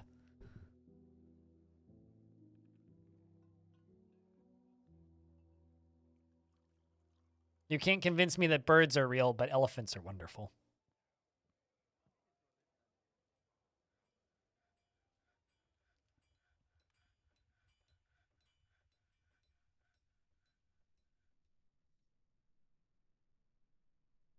It's especially hysterical because Elon Musk is currently in a lawsuit over artificially inflating the value of Dogecoin by doing a literal pump and dump through Twitter, and now he's just like changed the logo of Twitter to Doge.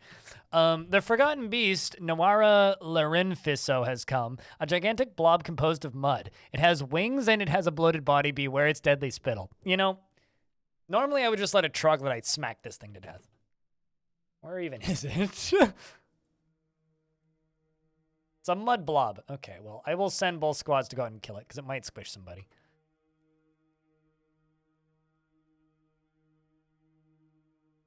Yeah, but its weapon is way less destructive. Although it can fly, apparently. That or it's just climbing? It's either really good at climbing or it is flying. It might just be... Oh, nope, it's definitely flying.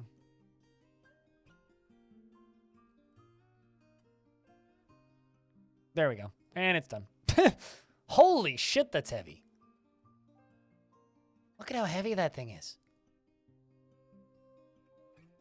Wow. There's a lot of its mud.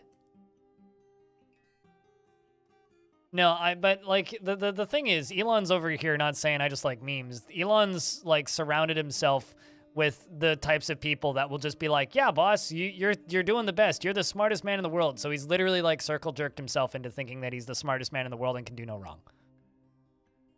I genuinely believe that.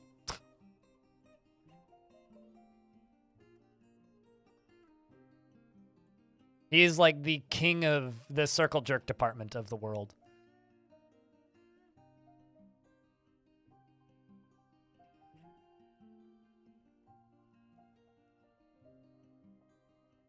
And my dad doesn't understand why I hate the guy. He's like, man, he's a smart businessman. I'm like, oh boy, Dad. Oh boy.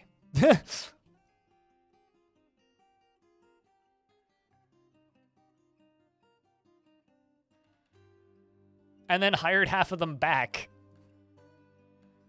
Which is maybe my favorite part about that whole thing. And like through this stream, I know people that have worked with him directly, and it's like, whenever I do actually hear rumors through the grapevine of like what it's like to work with the guy, it's like, yeah, it just kind of seems like if you don't agree with everything that he says and just be like, yeah, boss, sure, boss, and just treat him like an abusive parent, yeah, you don't have a job for very long.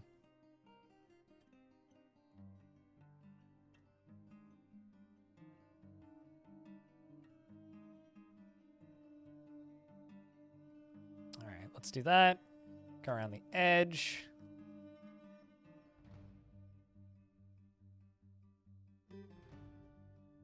I love how I can kill Forgotten Beasts faster than the music kicks in. All right, so speaking of Forgotten Beasts. We've got 2 Forgotten Beasts I need to memorialize. I will grab these and we will make gold statues out of them.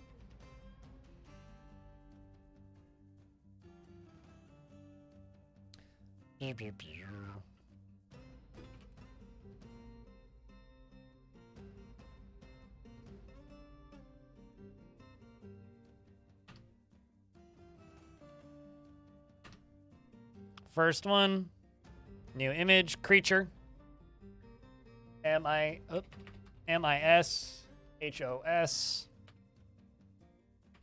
M-I-S-H, oh.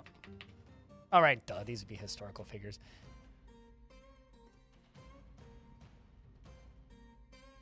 Forgotten Beast, the element of its kind, enormous blob of snow. Done.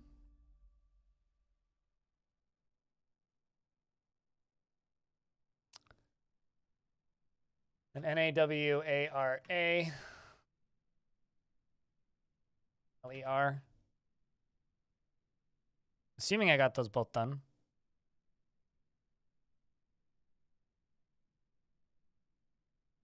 He didn't invest in PayPal. He started a crappy company that was supposed to do the exact same thing as PayPal, online money transfers called X.com, and it was so horrible that the competition bought them out just so that they would go away. And then the competition sold to PayPal. And he got onto the board because he owned a company that, or owned a portion of a company that got sold to PayPal.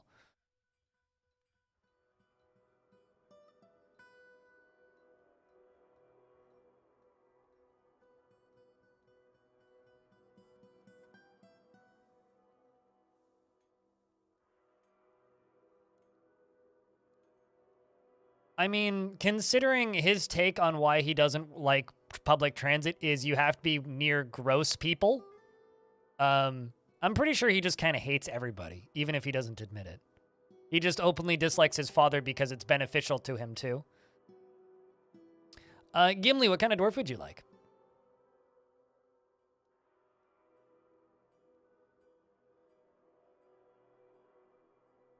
Cheers, unemployed Shaku. We'll see you when we see you. It's always funny to me when you're just like, unemployed Shaku, I'm gonna go to work now. It's like, your name's lying. But we'll see you when we see you. I can tell you for a fact I don't have a single axe dwarf unless you want to be a woodcutter. I do have woodcutters. Like, I could give you Saigun here, but he's not an axe dwarf.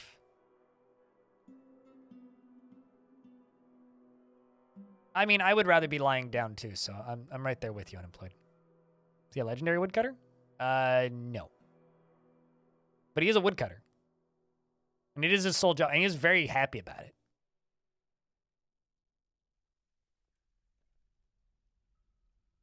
I'm just saying, it's the only thing he does with his life.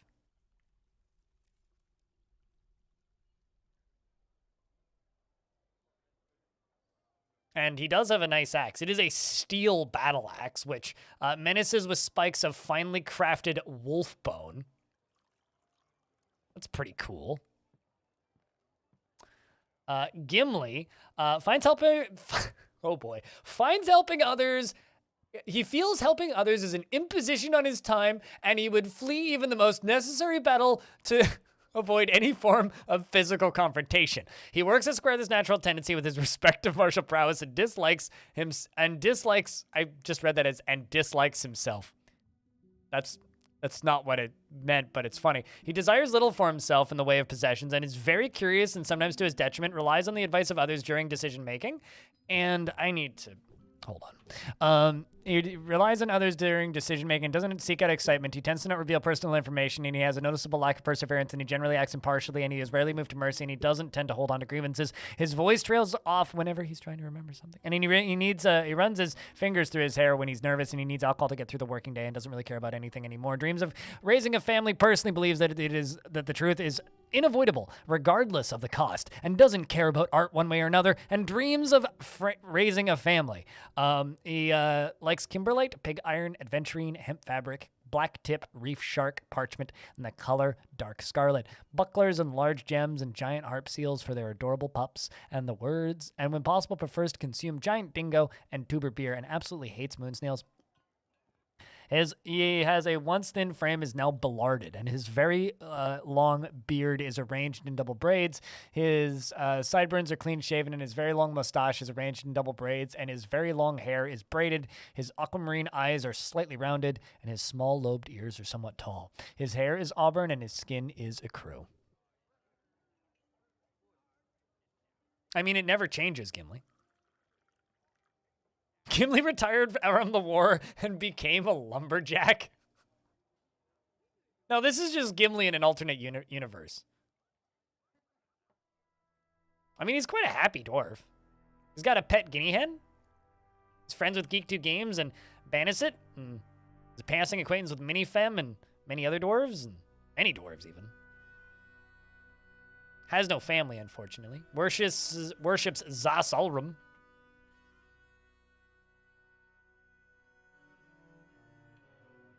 $55 is definitely the age of that dwarf.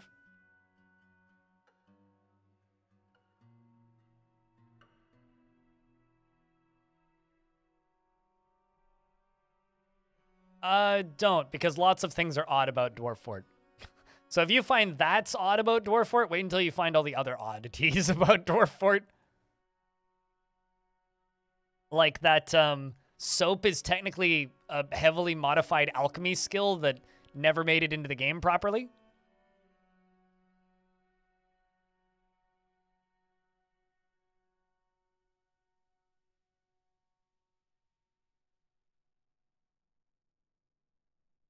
That's like, how will we cut down all this bloodthorn? You have my axe. Well, he did bring an axe, so this is true.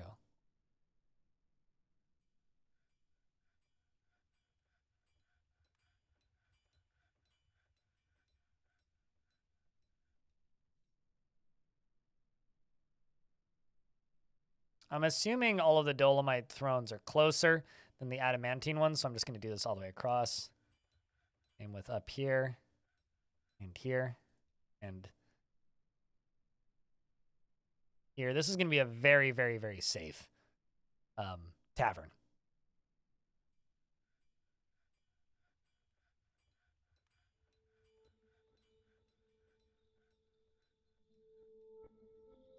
I mean, have you ever tried making soap?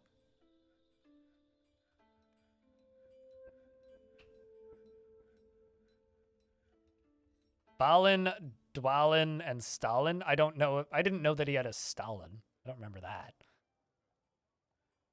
Also, I'm pretty sure it's Balin. And I don't know about Dwalin.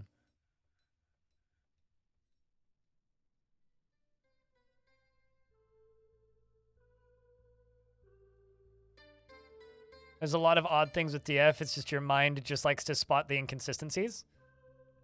Don't ever look too closely at like the difference, but at like the different sorting of all the tools. Because the different sorting of all the tools is a strange one. Thy Eggman, thank you very much for the 70th month.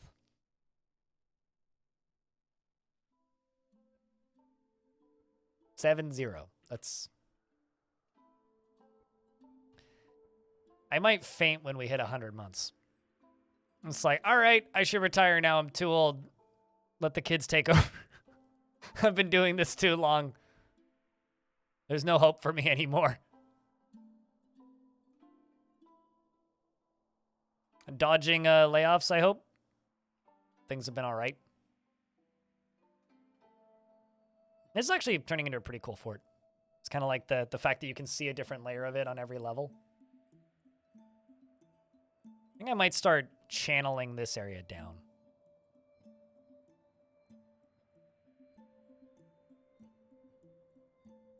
Some days it feels like barely extremely stressed right now. Yeah.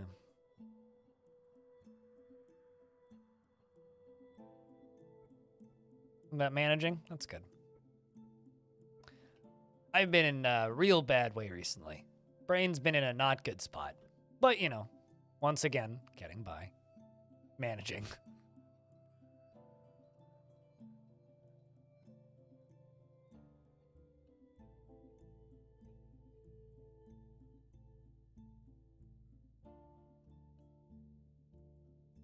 A bunch of connected rectangles. Well, I mean, this isn't, like, not everybody agrees with me on this, but there's certainly a portion of the Dwarf Fortress community that plays Dwarf Fortress kind of like Warframe, where early game Warframe is, oh, I can play Warframe. And then end game Warframe is, oh, I can still play Warframe, except I want to make my shit look as cool as fucking possible. Dwarf Fortress is kind of exactly the same as that, where you start off just being like, oh, I can play Dwarf Fort. That's neat. And then eventually it turns into, I just want to make my fort look awesome. It's like I kind of started off with weird connected rectangles too, but very quickly moved off into weird shapes because they were more fun to look at. And like playing this game is basically my full-time job at this point. So I better enjoy looking at my forts. If I don't enjoy looking at my forts, what am I even doing?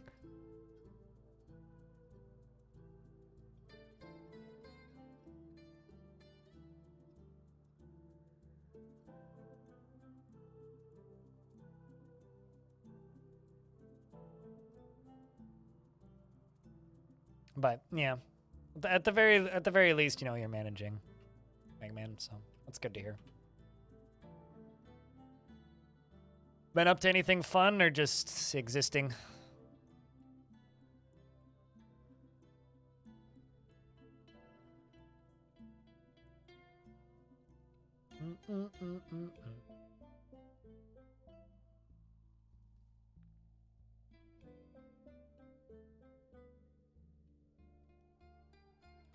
Going to SoccerCon this weekend?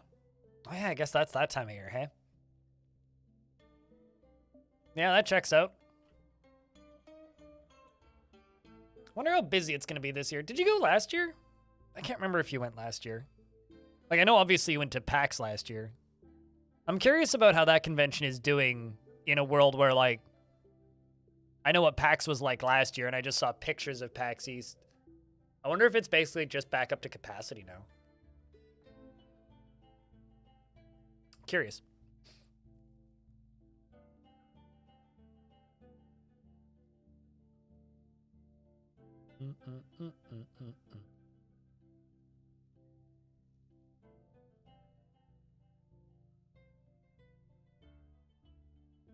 And now we're stuck in another long loading screen. From here until head and back. There we go.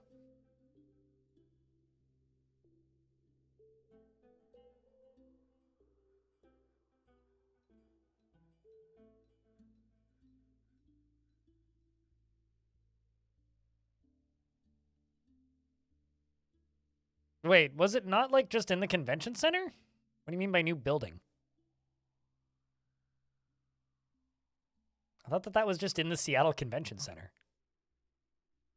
Assuming you're talking about SoccerCon.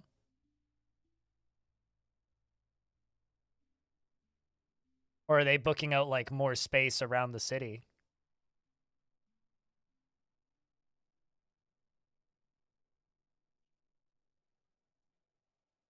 The convention center is a new building?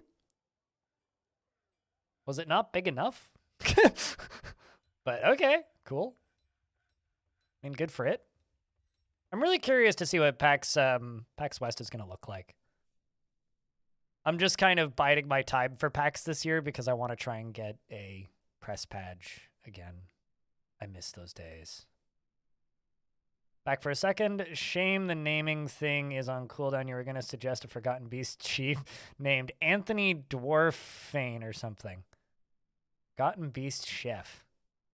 Well, I mean, I don't name Forgotten Beasts, so.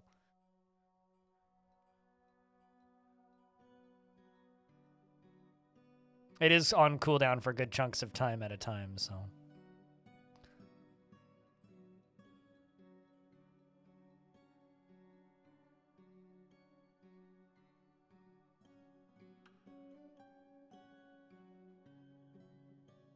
Oh, to cook all of those meats. I getcha.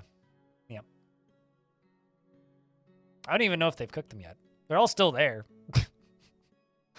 I told them to make... Yep, they're making lavish meals right now, supposedly. Uh-oh, we have a ghost. Tosid.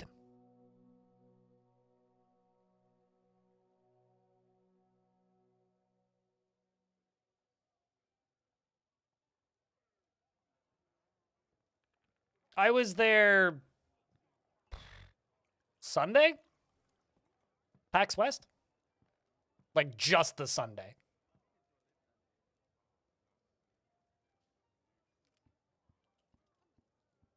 I spent Saturday in the city, though, doing random touristy crap with Zach and Tarn and Kit Fox's community manager. We went to the Space Needle and did some other things. Technically, I was in the city for 3 days, but I left on Monday in the afternoon. A PAX South for your area?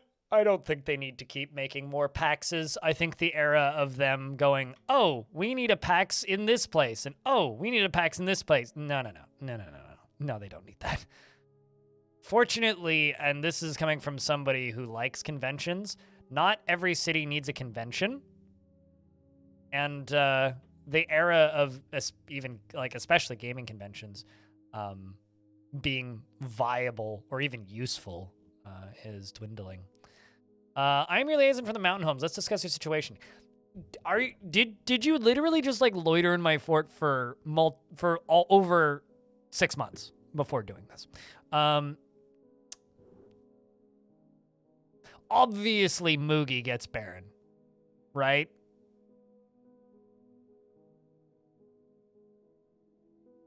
Like, it would be a crime if I didn't give it to Moogie.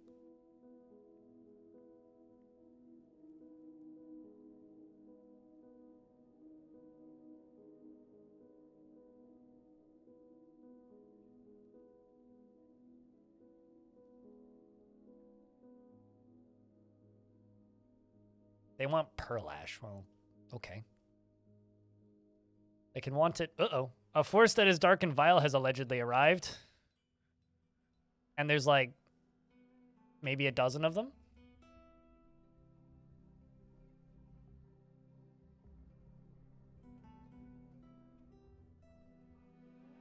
Your moment has come. Happy Tuesday, smiley face. It's definitely a Tuesday. Thanks for the 22nd month.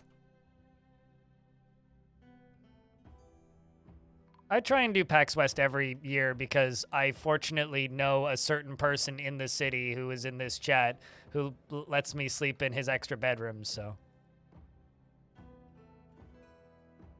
Having somewhere to stay for PAX East makes it a very affordable convention to go to. I love how there's just a blistered metal short sword up here.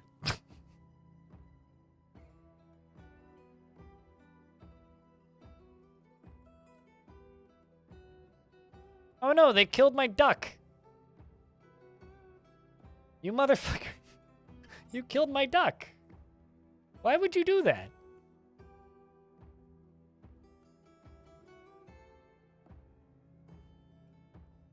Anyway, here come the dwarves. It's a lot of bolts. Bits and pieces flying everywhere. Absolute viscera. Let's see, did Gimli do anything particularly exciting?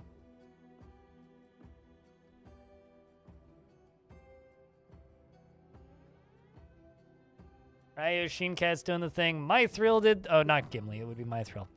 I think Gimli was obviously not in the military. Mithril slaps the human maceman in the lower arm. Strikes the goblin bowman in the upper arm with the pommel of his adamantine short sword, bruising the muscle. Mithril kicks the goblin bowman in the upper body with his right foot, but the attack is deflected.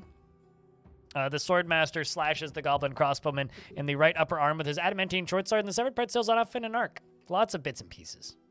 That's a bloody mess if I ever saw one. All right, well, let's just jump over here. Although, maybe I don't want to throw body parts, because I might end up drowning my dwarves.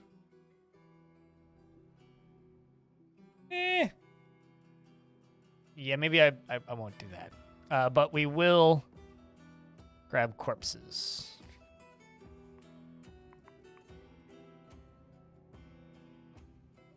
Looks like we are still running through, removing more spots. We're following along with Mithril right now. But how you doing today, Athros? How is things, dude? A baby was found dead. Well, that's mildly disturbing. And a shearer was found dead. So 2 dwarves did die because it appears... Oh, actually, 3 dwarves are found dead. It appears that there's this dude back here, this here goblin, who managed to get behind the main squad onto the other bridge and has caused some real shame for my dwarves being unable to save not 1 but 3 civilians. Fortunately, we were able to teach him what was coming for him, but what a shame.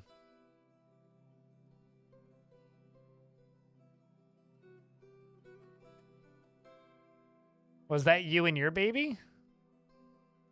I don't think so, because it would have said that it was you.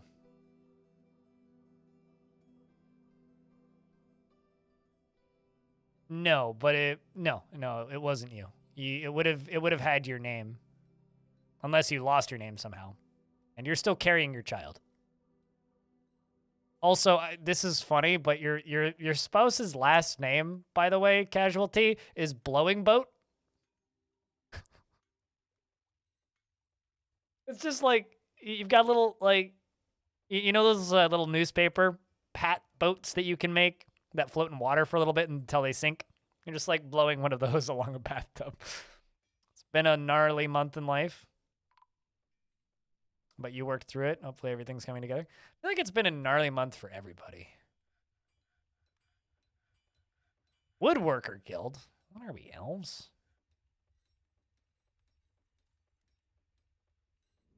It's just a really funny last name. I don't know, Blowing Boat. Especially because boats don't exist in Dwarfort. Somehow makes it funnier. March was a butt. I mean, it's taxes month for most people, so.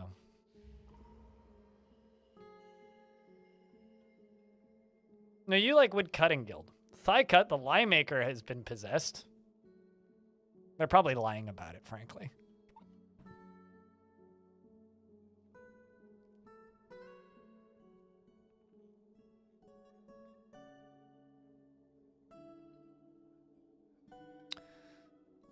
Where are you going? Going down. Oh, craft store shop. Makes sense. Grabs an obsidian boulder. Then proceeds to walk very slowly.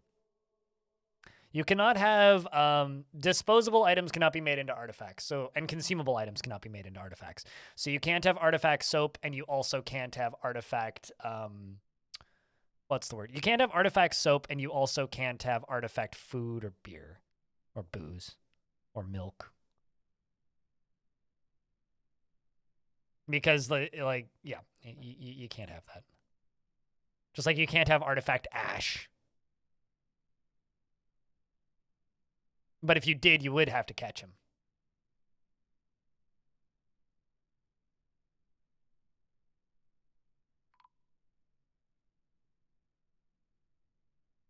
Sometimes you need to have things said out loud in order for them to make sense. So it makes sense. Elven Caravan. Man, I wanted to be able to sell my clothing. I was hoping the humans would show up. No artifact ammo? Yeah, I don't think you can have, like, artifact ballista arrows. Or you might be able to have an artifact ballista arrow head. Maybe? Actually, I don't know. Never seen it. No, it's indestructible and does not degrade.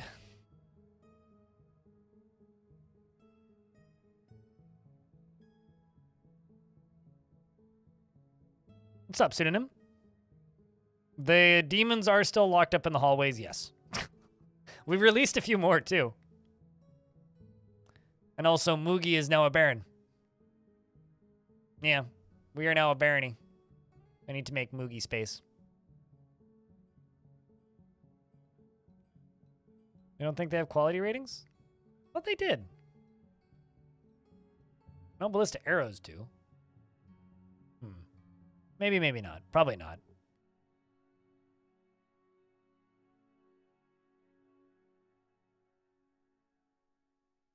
You made fancy pants in your fort, and now everybody's trying to steal them? I love the drama of Dwarf Fort. It's the most mundane trash. It's just like, my fortress made a really cool pair of pants. And now everybody's coming to steal them. Yeah, it's like my main trade good in all my forts. Synonym spike.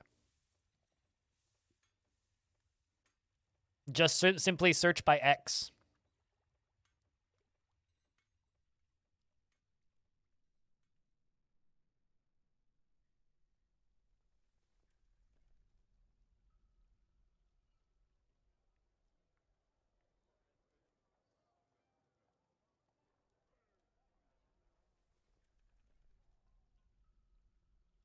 And shit started getting really wild. Well, I mean, if it happens, it happens, right?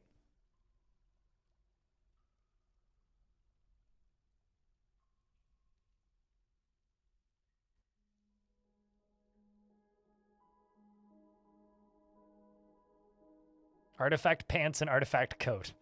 Were they made of matching materials? Or something perfect like that?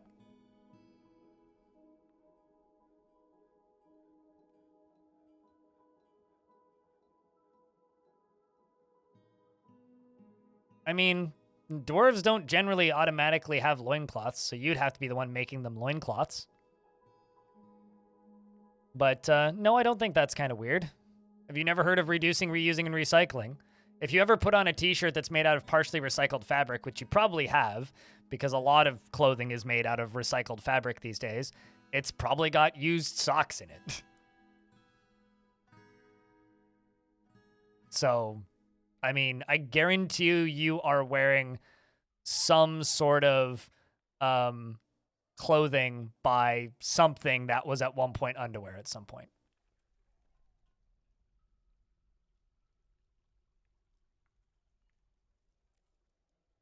This dwarf is seriously injured. What are you waiting on? A diagnosis and a crutch. Okay, I probably need more doctors pretty soon. Within the same month of it being made. That's always a good time. I love it when adventurers show up and they're just like, I've spent my whole life questing for this grand item. And the grand item is like a sock that I made 3 weeks ago. It's like, your whole life, eh? You've only been alive for 3 weeks? Huh.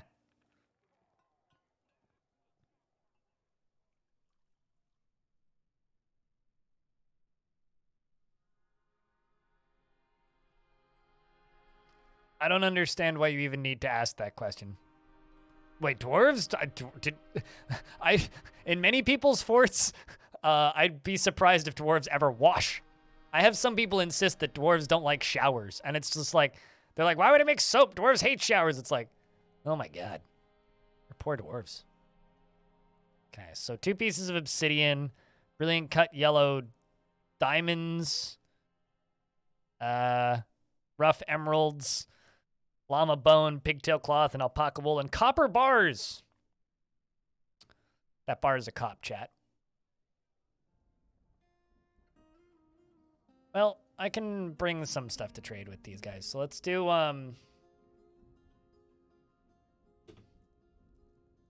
gold scepters. Those are actually quite valuable, damn.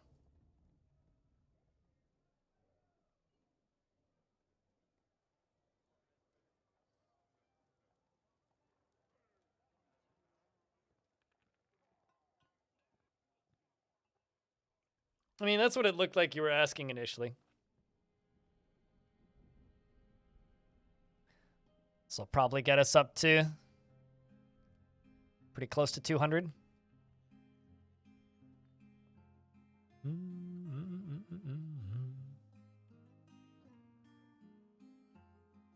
What's a good way to drain water? Off the edge of the map. Dig all the way up to the edge of the map, as long as it's stone, smooth it, and then fortify it. And then once you've done all of that, congratulations. Water will flow through it.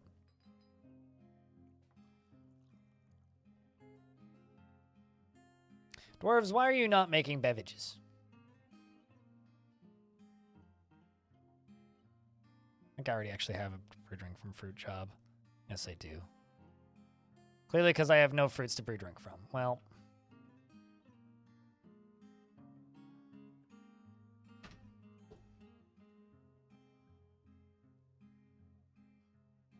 Seems like my broker is way too busy serving wine.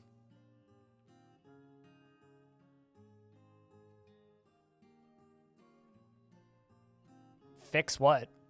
Pseudonym Spike?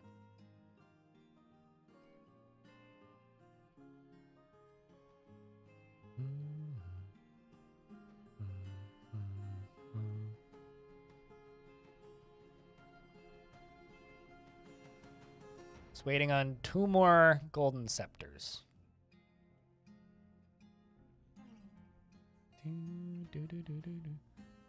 It's not a bug, so why would they fix it?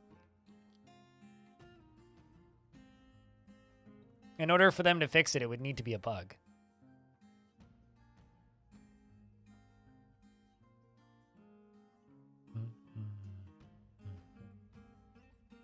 And by bug, I mean something that wasn't intended by the developers that is also something that damages the player experience. Generally, things that weren't intended by the developers that are a positive to the gameplay experience, they just leave in. Which is why Dwarf Fortress is a game I enjoy the development of. Because things that are fun that don't negatively impact the game are generally just left in. You know, like, as an example, same question could be made about quantum stockpiling. It's like, well, no, they're not going to remove that because it's been accepted as a mechanic at this point.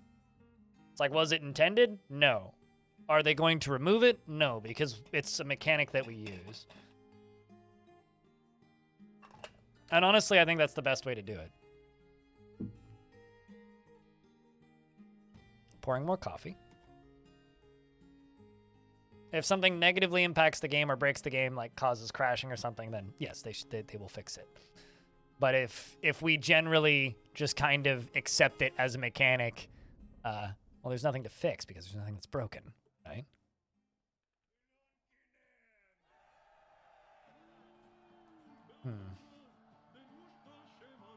Party in Tavern 1.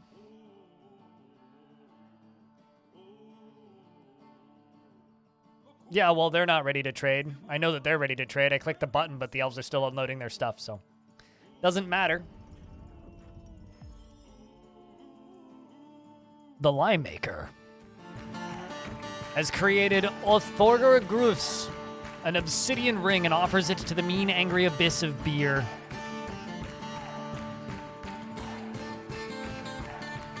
It's worth 5,000 Zethal. This is all craftware ship is of the highest quality. It is encrusted with round obsidian cabochons and decorated with lava bone and alpaca wool and encircled with bands of bloodthorn and square brilliant cut emeralds. This object menaces with spikes of obsidian and pigtail. On the item is an image of Mind Rumors, the Hermit of Chastity, the Frosty Metal Mace, in yellow diamond. On the item is an image of Datan's Sword Shove, the Dwarf, and Dwarves in copper. Datan's Sword Shove is surrounded by the Dwarves. The artwork relates to the ascension of bestowing a name upon a bronze spear. The ascension of Datan Sword Shove to the position of King of the Accidental Ceiling in the year 109. Hell yeah. We done diddly did it.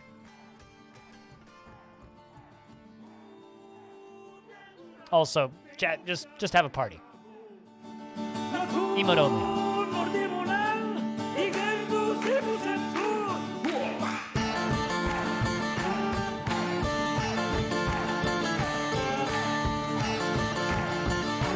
Forgotten beast meat and various plants from the Caverns.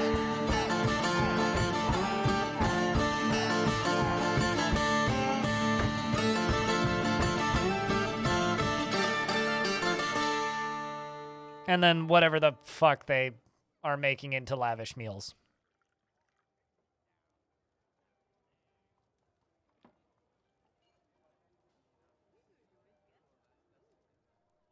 Oh, also, I've mentioned this a handful of times today, but I'll mention it again because, you know, we're getting to a point where it's actually a thing that'll be happening not in the near future, but in the not too distant future. Tarn's going to be joining me on stream again to have another chit chat. I can't confirm exactly when because he hasn't confirmed dates yet. But that'll be happening.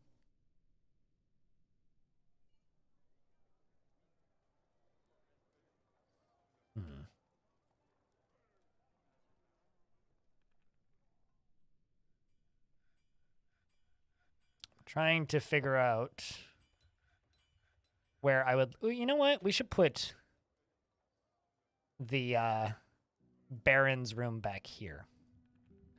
Or Baron's dining room back here, at the very least. Kind of attached to the edge of this tavern.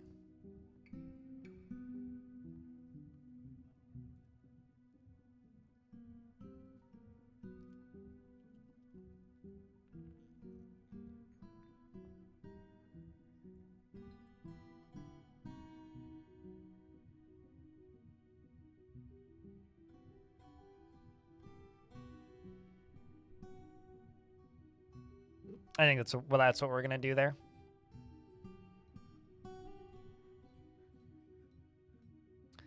And I think that the Baron's dining room going to be at the give them a room back here. This can be the Baron's dining room. Over here, this can be Baron's office. That emote is making me dizzy. The further reading emote moves too fast. Jack, can I get a round of beers to clear that so that I can actually look at chat again? Not that you guys are super talkative anyway, but...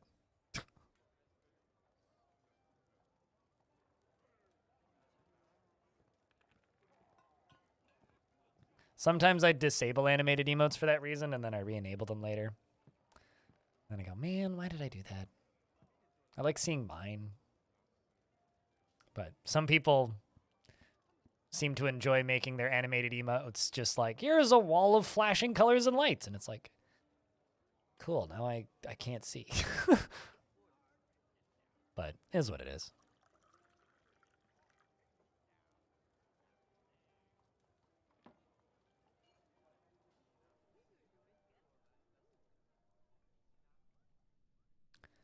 It is going to take a minute. Maybe I need a walkway going along this side, too. So you weren't here the last few hours? That's fine. Power goes out, you don't really have much of a choice.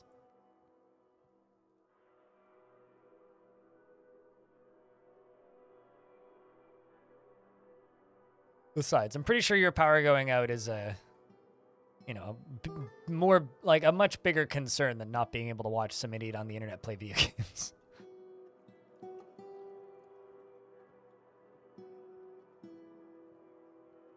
Clearing out top side.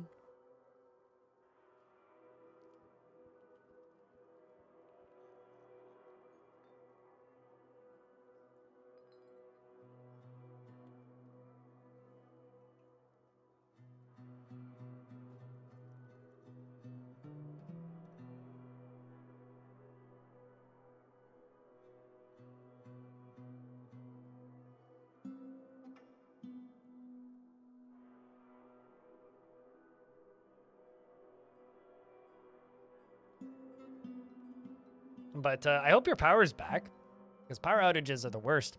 Last time my power went out, it was like a solid, like 30 minutes before it came back. And they insisted that it was planned, and I was informed. I was like, well, you might have planned it, but you certainly didn't inform me that my power was going to go out for 30 minutes in the middle of my stream time, during the beginning of December, during the most, like, hype moments and possibly the only real growth opportunity my stream will ever have, at least until Adventure Mode releases.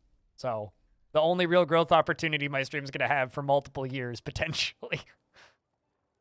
That's, like, the actual, like, scary thing about streaming games like this is, like, your big opportunities for growth are very few and far between.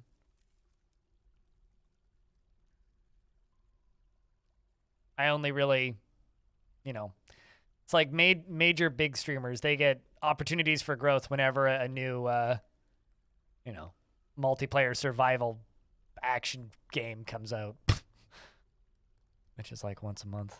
I'm in BC? Yep. Surrey, British Columbia. Which means, yeah, they probably did notify it, but it was probably just posted on, like, the BC Hydro website, and they just don't tell anybody.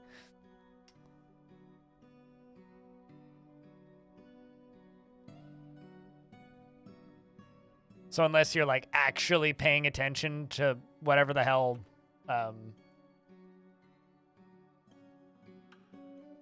need that squad training. Unless you're paying attention to exactly what BC Hydro is doing, then yeah. 5 hours? Oh, gosh. That's a good chunk of time.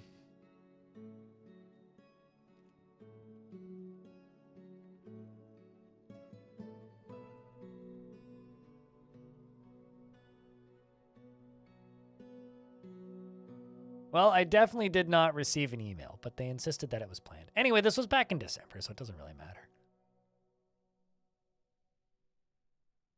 If not, they screwed up. I don't think I've ever been notified about a planned outage, and I've had many planned outages in the years I've lived here. But probably also count them all on one hand, so considering I've lived here for, as of August, I will have lived in this apartment for 10 years, which is mildly terrifying. You know, I'm glad that we're only striking native gold and not colonial gold, because that would be kind of weird.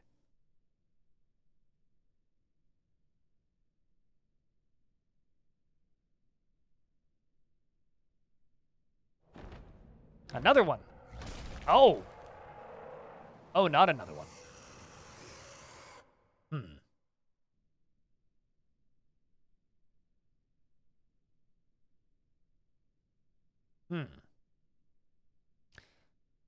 I'll bet we could fight it.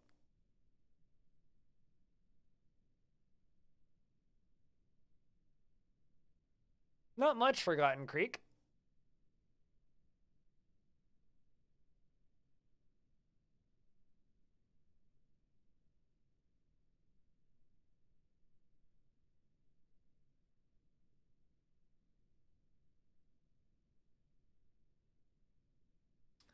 The bronze colossus Bardum Xanthadilid Xenosolgos has come, a gigantic magic statue made of bronze and bent on mayhem.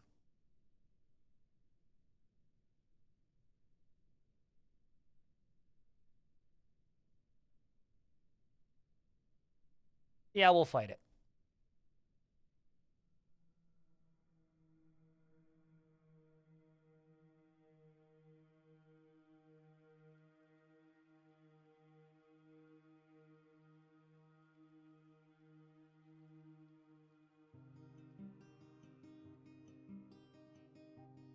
It's not carrying anything. It's naked. It's got no health problems. It's got 46 notable kills.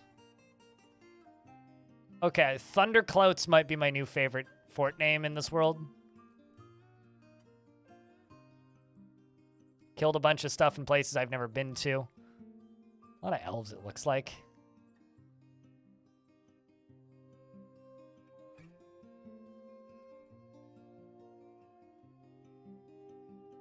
A lot of elves it's killed. Killed a cougar woman. Not all women are not all cougars are women, and not all women are cougars. Not one of this situation. And also a mosquito man. Well, that's probably for the best. Killed a Gorlak, you horrible monster. Also beat up some humans. Well, that's kind of... What, at 290? That's not that weird. I've seen these guys alive at like year several, like 1500 plus. Bronzy's Cuzzy, different world. Moving real slow. Although my frame rate did kind of just go kerplunk. So.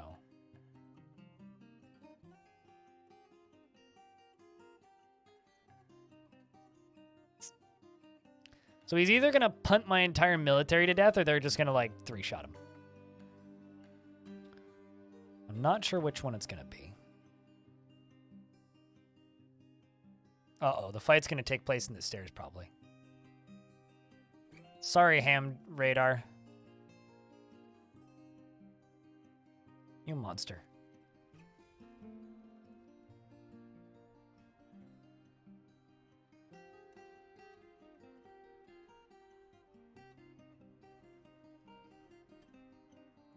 All right. Darius is in conflict.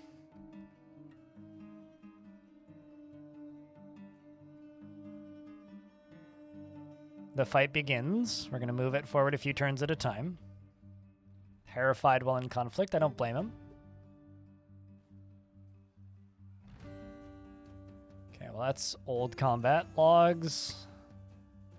Hold on a second. So first, you know, this is from old. Okay, so dodges the Bronze Colossus. Bashes the Bronze Colossus in the head. Force pulls the neck. Bronze Colossus strikes the Hammer Dwarf, but the shot is blocked. And then Darius bites the Bronze Colossus in the upper leg. But the attack glances the way. I would have laughed so hard if he lost teeth that way. Got charged. He dodged again. Move a few turns forward. Okay. I'm going to change the job of these dwarves to kill this thing from stationed up there because this dwarf just walked right past the fight. Claiborne here is just like, oh, there's a fight happening? Bye. Darius is still okay. Okay. Darius is still 1v1ing this thing. Hasn't taken a hit just yet. He did get knocked over, tumbled backwards, and then dodged 2 hits. Managed to bash the Bronze Colossus in the left foot with his Silver Warhammer, but the attack glances away. The Hammer Dwarf says, I cannot stand by this. There's no need to feel vengeful. The Hammer Darius then bashes the Bronze Colossus in the third finger with his left Warhammer, denting it. And then Darius kicks the Bronze Colossus in the left lower arm with his left foot. But the attack glances away. We're going to move a few turns forwards. Just need the other dwarves to actually join in with the fight. Claiborne is now in on the fight. And this is all from the previous fight. Slashes the Bronze Colossus in the lower arm, fracturing it. Strikes the Bronze Colossus in the lower arm with his steel shield, but the attack glances away. Scratches the Bronze Colossus in the left hand, but the attack glances away. Okay. The dwarves are surrounding. Hopefully he becomes statue. It appears that Darius is still okay. Mithril is now in the fight as well, or Mithril. Nope. Says, screams I must withdraw a bunch, dodges the Colossus, and stabs the Colossus in the body with his adamantine short sword, chipping it. I wouldn't be fighting it if we didn't have adamantine. Okay, so either this dwarf is dying or this thing is dying. Ability to stand loss. Okay, they've got it on the ground. They've got it on the ground, chat. I repeat, they've got it on the ground. His lower body is broken. I'm sure that's good for its health. Alex, let me know what kind of dwarf you want in a minute. After this fight is over. I'm just gonna unpause, and there it is. It's done. Who got it?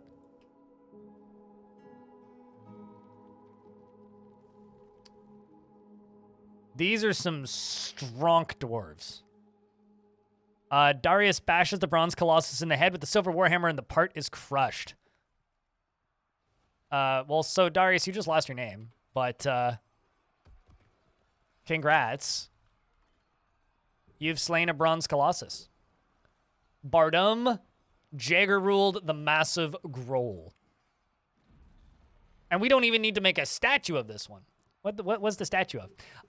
It's a masterful bronze statue of Osor factioning Ladness, created by an unknown artisan. It is masterfully designed image of Oscar Faction Ladness, the human in bronze.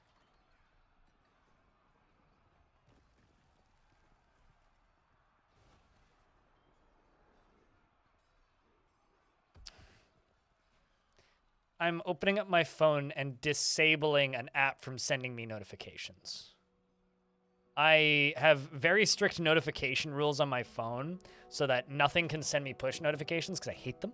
And then every now and again, I install a new app and then suddenly they think it's acceptable for them to send me push notifications. It's not. I want them to stop. Okay.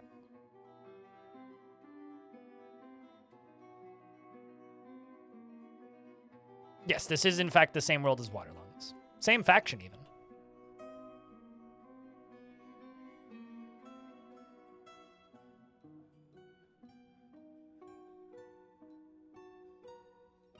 Adding it to the collection. Also, how you doing, Zwari? Alex, what kind of dwarf would you like? Beard or beardless doctor? Okay, well, I need to add new doctors, so I will just add one and give it to you. All these. You can dump all those.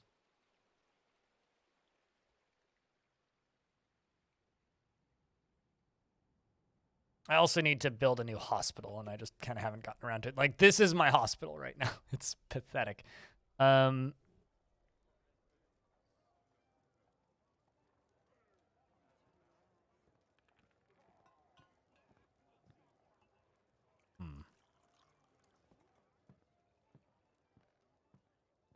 We'll give you Melville, who is now a doctor.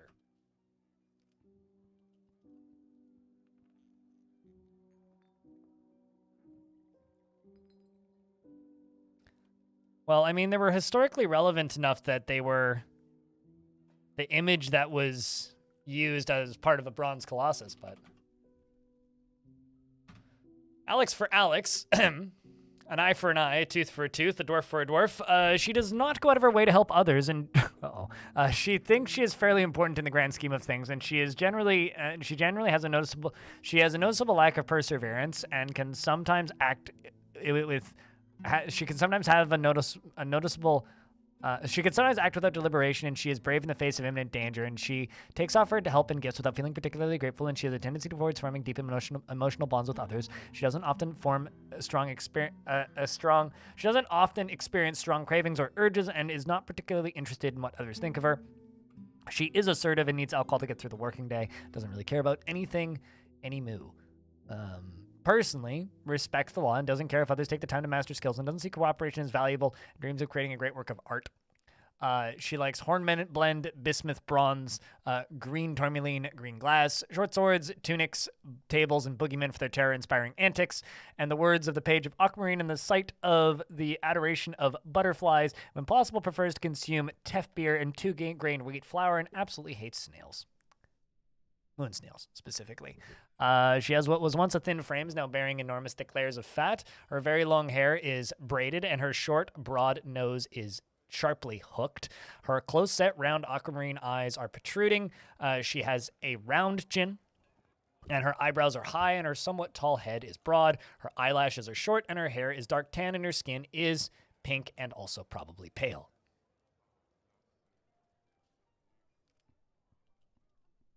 The elves still haven't finished unloading, so I'm just going to assume that they're not going to.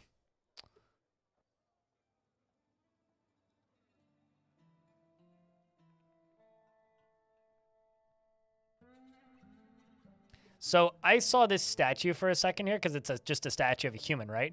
You see this gem? I thought it had like a funky hat on. I was like, what the hell is that statue? Oh, it's just a gem behind it. I'm kind of disappointed. Oh, man. I appear to have accidentally made a second gold statue. That is not actually relevant, so I will place that statue in here.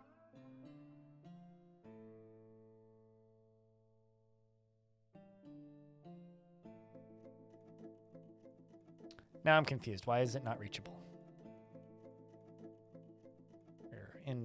Wow, that's pretty bad. It's the nerve damage and all.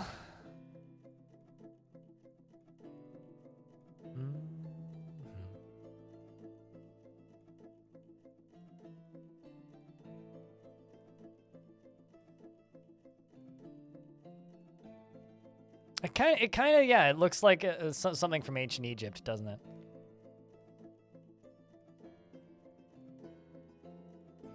Certainly a way of looking at it. Uh-oh. Man, they finally start making these Forgotten Beast meat roasts. Okay, why is the value of it changing?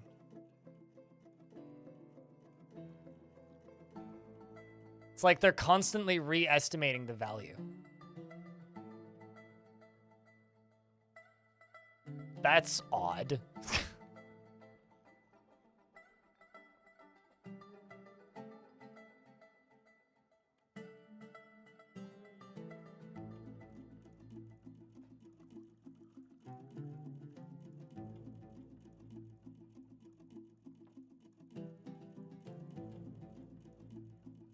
The quantity is not changing.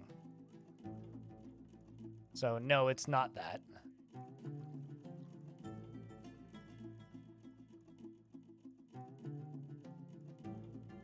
Like, the quantity is changing because dwarves are eating it. But this is value per, not the value of the total stack.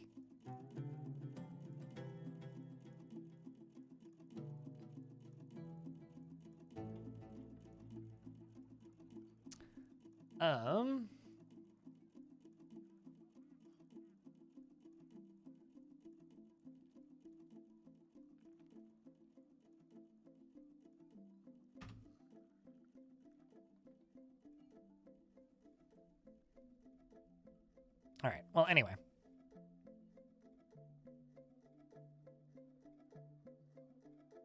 Is my broker good enough to appraise high enough value?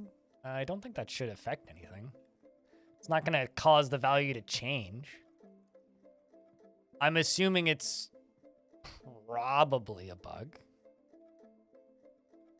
I also want to mention that my frame rate was significantly higher until I started cooking. And now that I've started cooking, it dropped. Which has me wondering if there's like some weird recalculations going on with the value of food or something. But what do I know? I haven't done the science.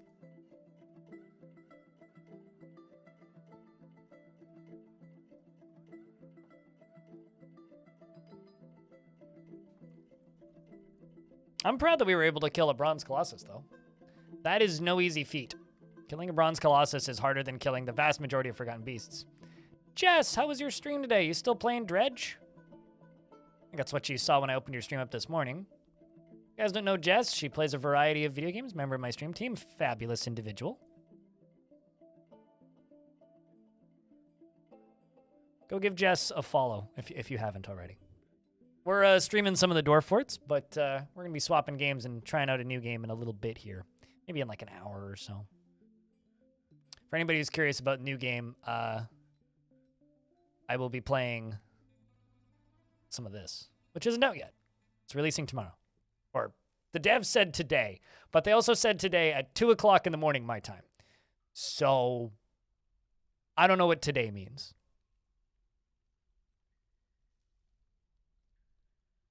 Still saving on water lungs? Yep, this world is saving very slow for some reason. Ever played Caves of Cud? I definitely didn't stream that on Monday. Nope, never did. Never streamed Caves of Cud before. Definitely didn't stream it on Monday. Nope. I do not admit to having streamed Caves of Cud on Monday. Hope I'm having a nice stream. Yeah, no complaints. I'm pretty nice. You know, say hello.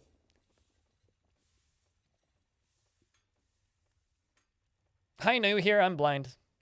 Yeah, I mean, like, it's just funny because, like, I normally stream Caves of Cud maybe like once every 3 or 4 months. I don't stream it super frequently. And then I binge play it when I get a new build idea in mind, and then I try for a while to make it work, and then eventually give up, and then don't play it again for 6 months.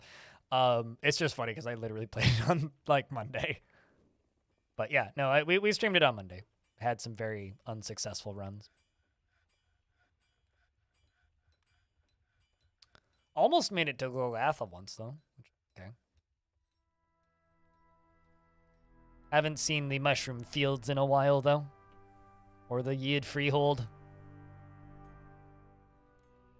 Good times. Good game.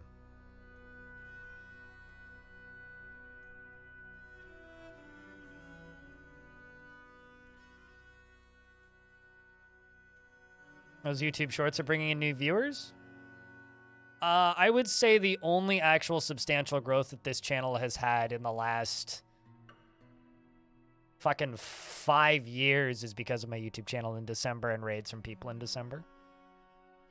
Like, I don't know how recently you found this channel, but like this was a 40, 50 viewer channel, 60 on a good day, 70 on a great day, 100 on an awesome day, for like the last 5 years or so.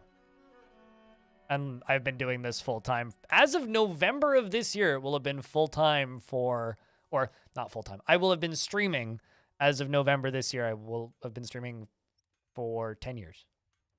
I've been full time since 2016, so even that number is getting up there.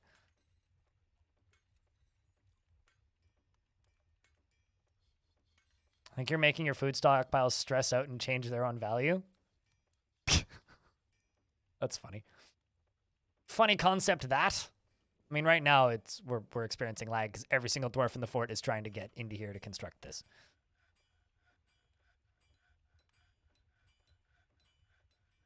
But I hope your stream was good today, Jess. Hope your stream was good. Tasks, we're going to scroll down and do this. And honestly, I don't know. I don't think YouTube Shorts are particularly useful. They make me like 8 cents. And they... I don't know. People claim that they've seen my Shorts on YouTube, but I think Shorts aren't very good at finding new people. I think Shorts are really good at reminding people that already know that you exist, that you still exist. Because people forget things really quickly on the internet. Unless like they've already watched a stream a couple of times, they're gonna forget who you are like immediately.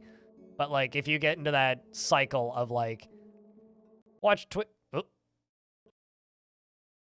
when was the last save? Was it before the Bronze Colossus?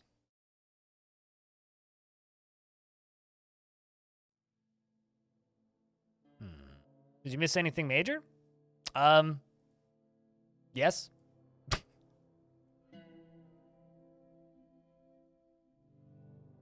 Yeah, it was before the Bronze Colossus showed up. So no, you didn't miss anything major because it hasn't happened yet.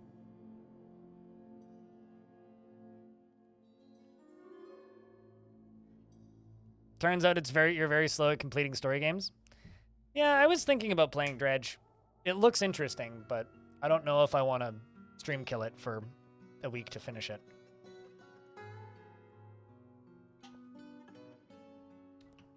I get to dig that design out again? Looks like I do. Well, how about instead of building there, we just keep it interesting and dig up another layer?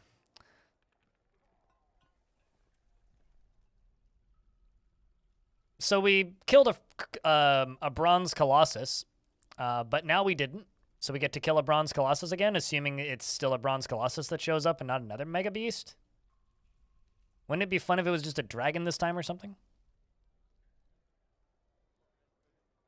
This is my first crash in like 200 hours at this point. It's been a while since the last one.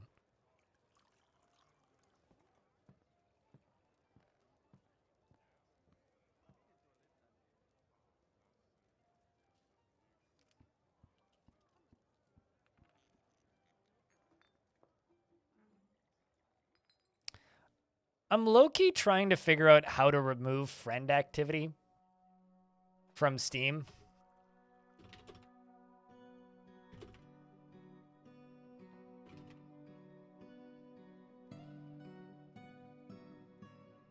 But every time I Google it... Stop seeing a specific person.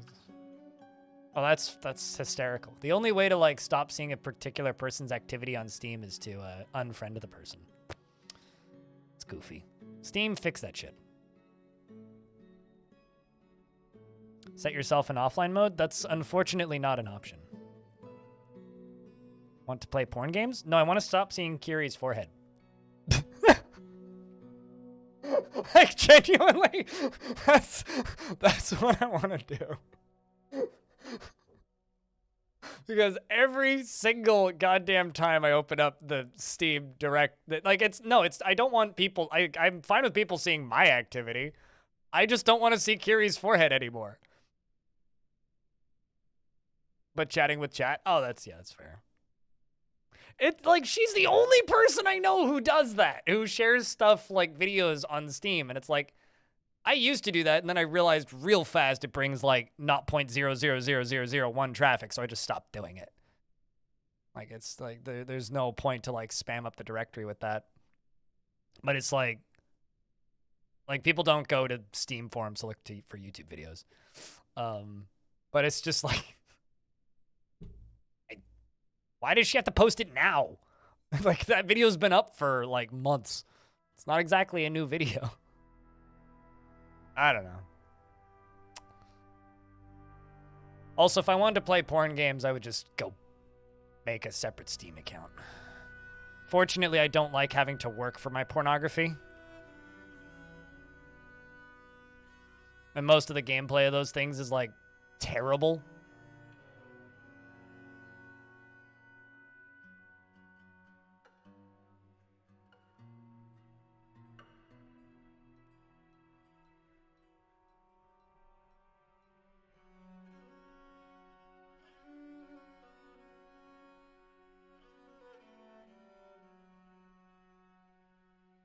But yeah, no, I don't care about people seeing my feed. I just want to stop seeing other people's feed. But I also can't unfriend Kiri, because that would be very inconvenient for other things. Let's discuss your situation. I have to do this again? Okay, well, I guess I'm giving this to Mugi once again. That decision's already been made up. Iron, silver, copper, bronze, steel. It's like, I don't care that much, but I also don't want to see Kiri's forehead every time I start to go to launch Dwarf Fort.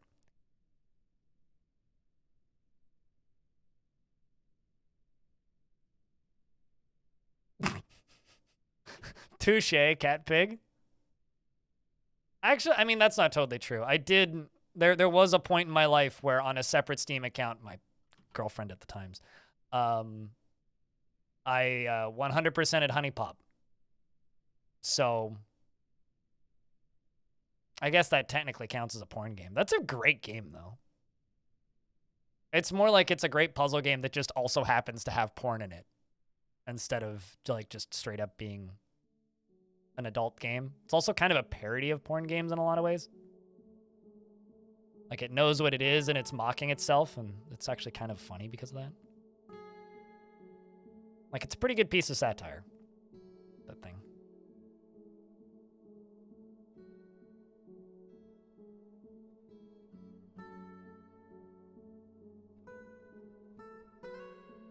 But yeah, I know exactly what I did to crash the game, and it's a repeatable crash.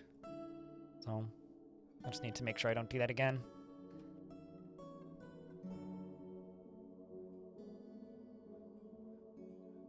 You speedran Honey Pop versus your friend once. Okay.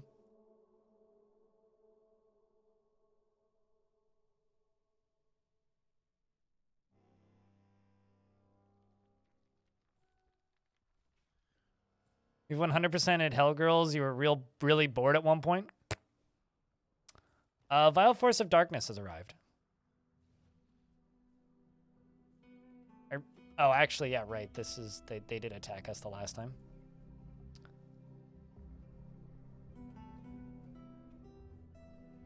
What do you mean, what did I do?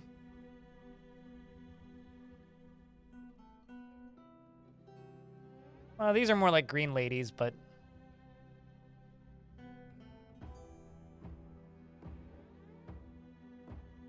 For the crash? Oh, I selected a dwarf and then went to select a tile that was underneath them, but the dwarf sprite wasn't visible, which is a repeatable crash in my experience. Yeah, you just simply click the click drag tool. It's been in the game as long as I've played.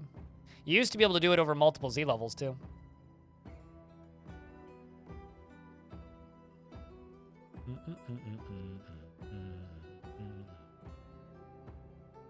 That did not seem like a good, smart way to go there, Dwarf. Although, man, you are dodging a lot of arrows. This Dwarf is freaking Neo. What are you wielding? Adamantine short sword. You are truly a terrifying dwarf to behold. Look at that. Not bad. Cleaning house.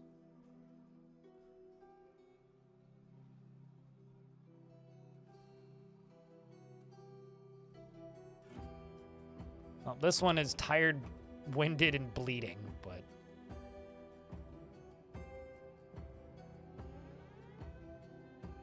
Someone dropped their sword.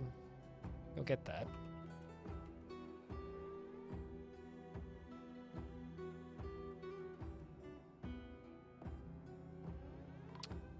Free weapons as well. Oh no, we actually lost a soldier this time. We lost Feb. Rest in peace, Feb.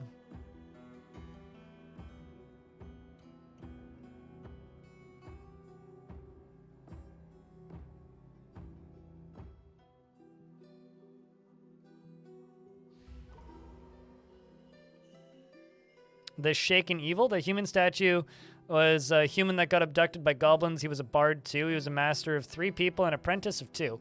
Well, I mean, we don't have that statue anymore, so...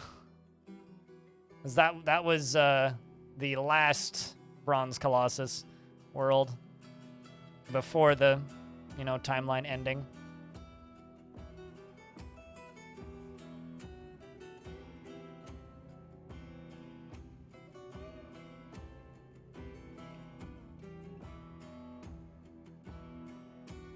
So if we get that timeline back, or if we get other happenings back, maybe we'll get another opportunity, but...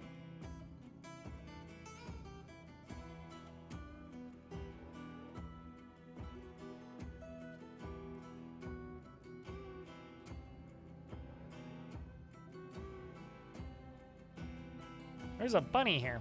One's pet bunny rabbit.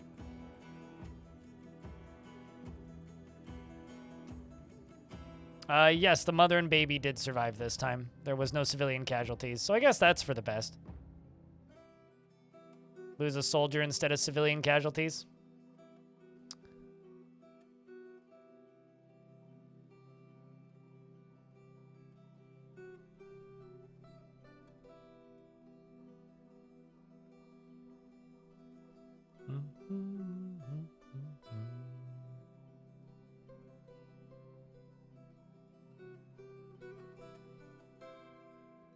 You absolutely hate games that block you from Alt F4ing?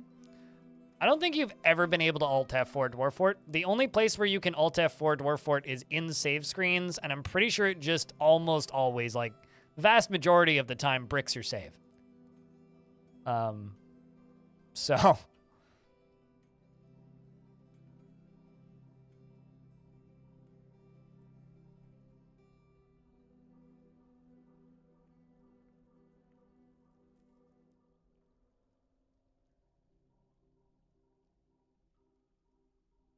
So I don't know. I think Dwarf Fortress blocking you from Alt F4ing is probably for the best. But you can also, yeah, just use Task Manager to Alt F4 Dwarf Fort. But yeah, also for anybody loading up this save file, do not try and save it, because it will take a very long time. Also, Old Zwari, why are you such a hateful person when it comes to such, like, non-consequential thing? It's just like, I hate games that, like, block you from Alt F4ing. If you hate anything that much, that you type in 4 stars to highlight the hatred of it, I think you need to do some introspection and, like, reconsider your life choices, because that is a very violent feeling to have towards something that doesn't really hurt you in any way. So don't play them.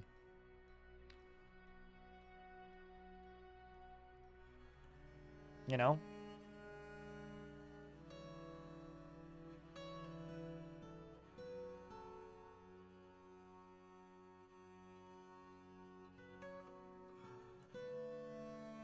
Software makes you violent? Log off.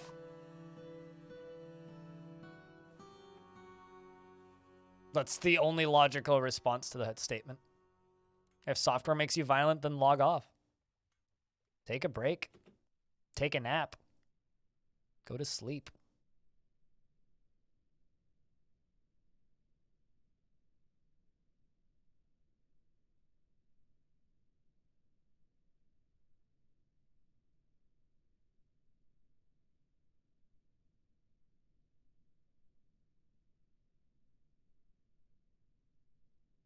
Or alternatively, go to open source alternative 2 and get yourself better software.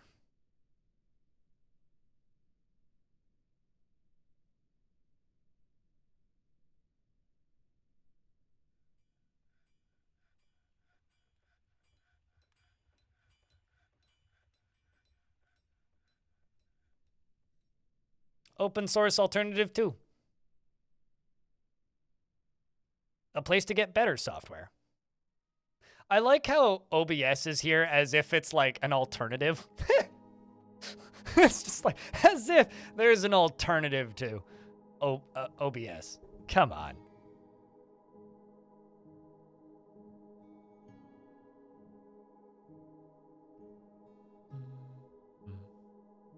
I think you guys are all like, my entire chat is gonna die young because you guys get stressed out over the goofiest shit. Like, genuinely. I'm gonna die young because my body's falling apart, but you guys are all gonna die young because you just get stressed out by some really silly things.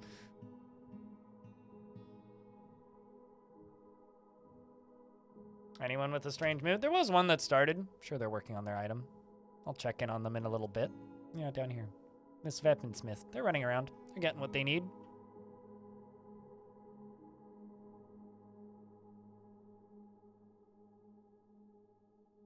I'm never going to see the D&D movie. I don't really want to give Wizards of the Coast money. They seem like a shitty company. Same reason I'm not going to go see anything that Disney puts out. Don't really want to give them money.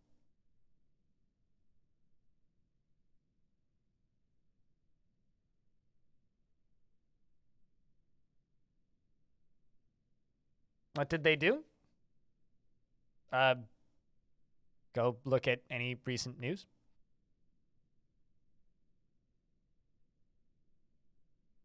They're just a big shitty corporation.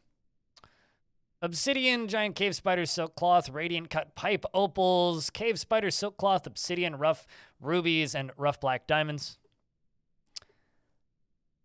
I'll put it this way. We all get to pick what we fund in popular media by simply choosing to or to not watch it. And there's plenty of popular media that I simply choose to not watch.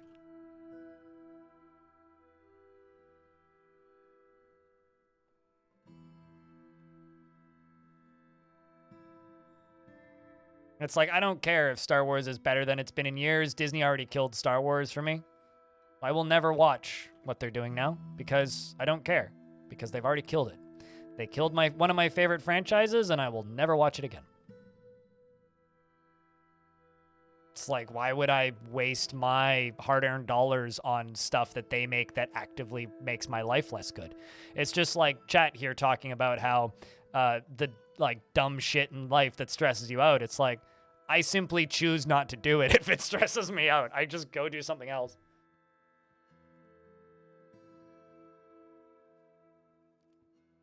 It's like if something annoys me or bothers me, it's like I installed Firefox and it crashed twice, so I uninstalled Firefox. You know, it's like if I don't like a piece of software, I stop using it and I go use a different piece of software. For a brief period of time, I tried putting a bunch of plugins into OBS, and then Windows updated and all the plugins broke, and I was like, you know what? I'm just not going to use any plugins in OBS, and you know what? My life was better for it.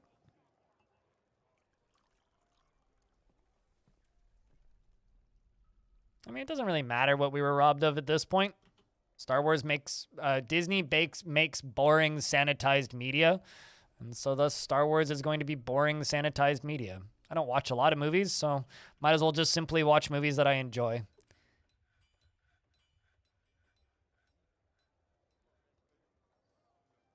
From people that I enjoy supporting. Whether that's, you know, whoever the fuck is submitting stuff to Sundance or smaller indie films or lower budget horror films or whatever.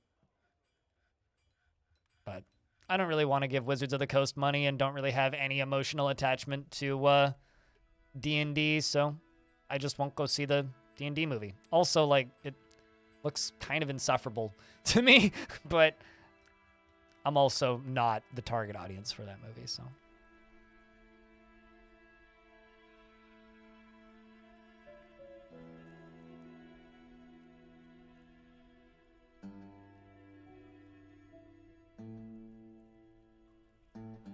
I'm just saying you need to be less angry.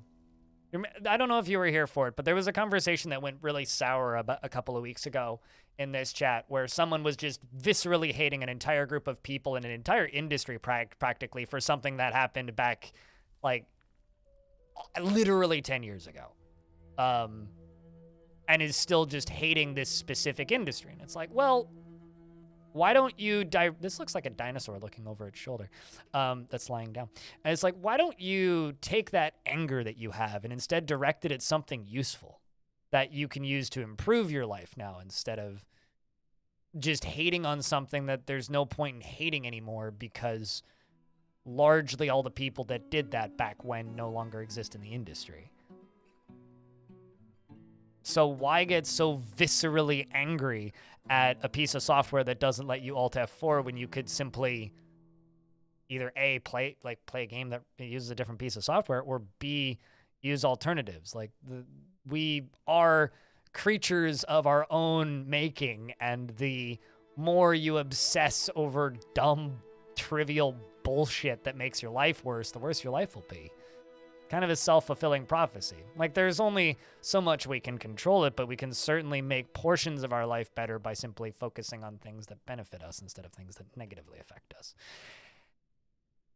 Anyway, I'm not a fucking therapist, but I am depressed, so I'm going to build this slab now.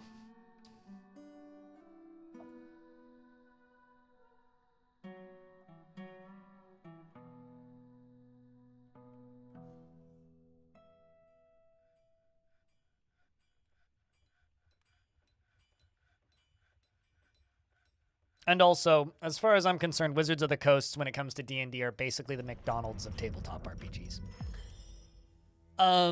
Zas, the weaponsmith, has created Egodolethigon Macaronum, I think. An adamantine spear. Much better than that shitty fucking mace. Fuck yeah. Hell yeah. Fuck yes. That is fantastic. Gimme!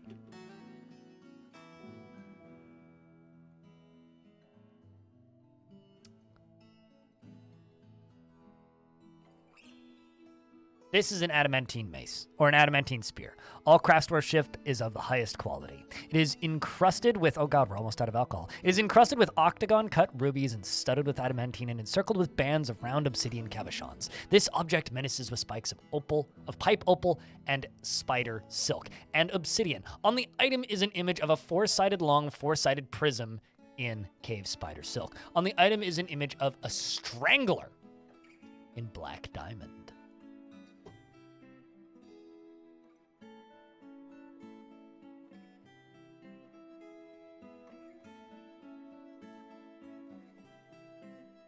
No, I had a weaponsmith make an adamantine spear. I was just thinking mace. No, we had a metal crafter, no, a blacksmith actually, make an frosty metal mace.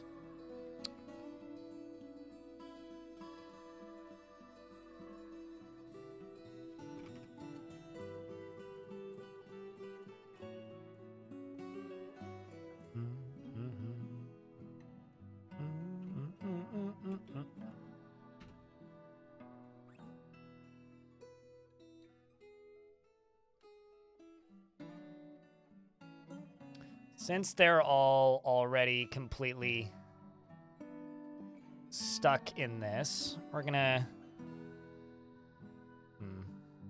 I'm just gonna give you that. Confirm.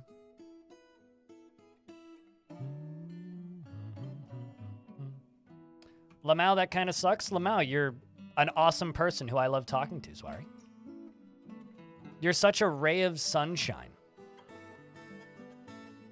It was also a separate timeline, so it doesn't exist anymore anyway. Lamau. All right. What were we working on? Space for my Baron.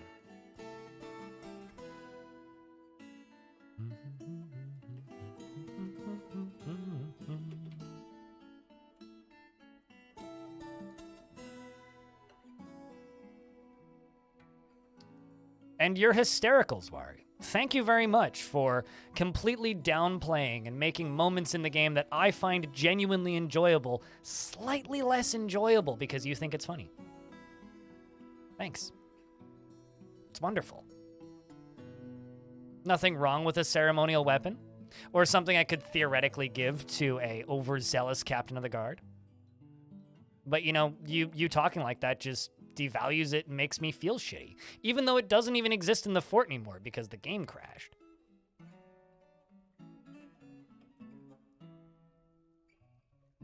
So, yes, you are hysterical. Appreciate your funny interludes. Funny person. I think he meant it exactly the way he wrote it.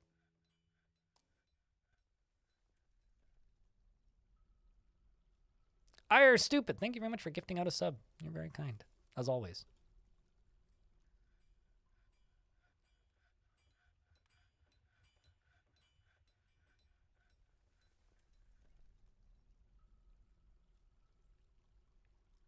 Well, good night then, Lamau.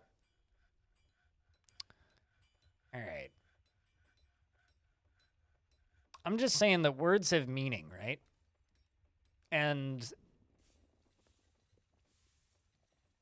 there are parts of this game that I find genuinely enjoyable.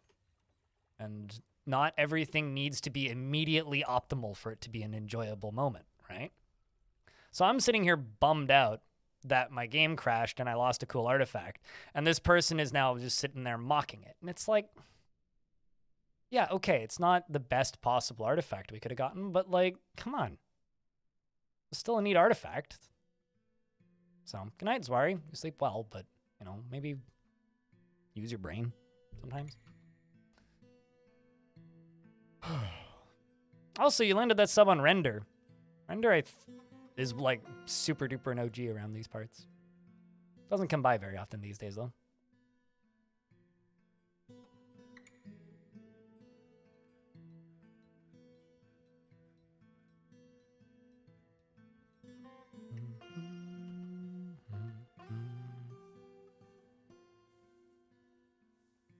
And also, we have quite a lot of that material in this fort.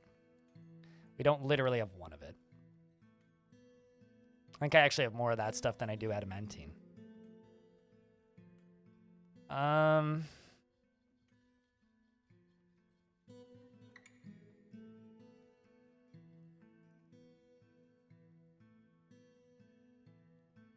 You did know that my game crashed because I stated multiple times during their spree of statements that my game had crashed and I lost it. So, yeah, he did, unless he's, like, not listening. But you also don't need to defend him.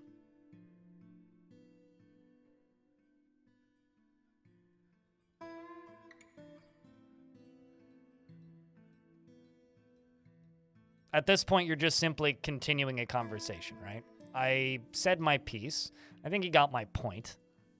I'm not particularly upset or anything. I just think that what he was saying was just kind of mean. And salt-inducing. But it's fine. He's allowed to have that statement.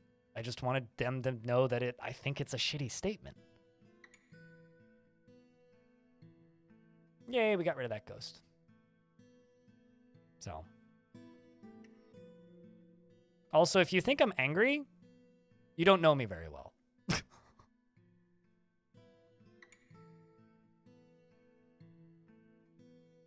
Like, genuinely, if you think I'm angry, you don't know me very well. I'm just a sassy piece of shit. And if people throw sass, I throw sass back. People throw shade, I throw a truck at you. Where did all that frosty metal come from?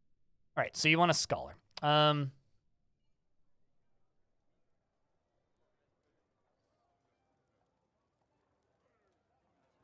You do not care about beardless or not. Okay, I will give you the... I'm also going to give that dwarf scholar.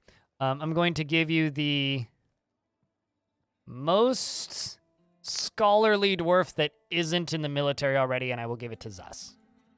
Polly gets Zas.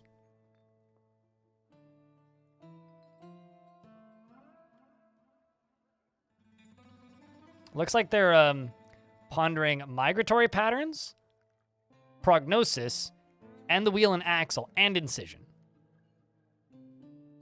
And you have no job.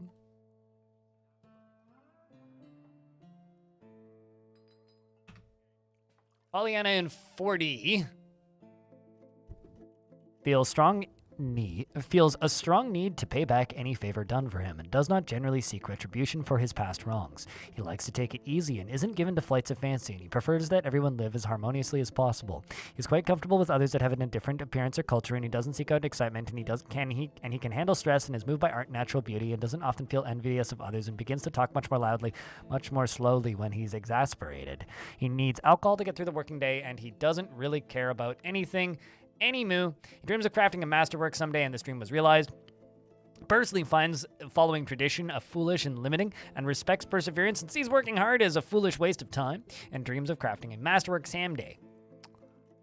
He likes dolomite, nickel, resin, opal, and alder wood, green glass, deer leather, and short swords, and loincloths, and figurines, and aquamarines, and the aquamarine lyric, and when possible prefers to consume...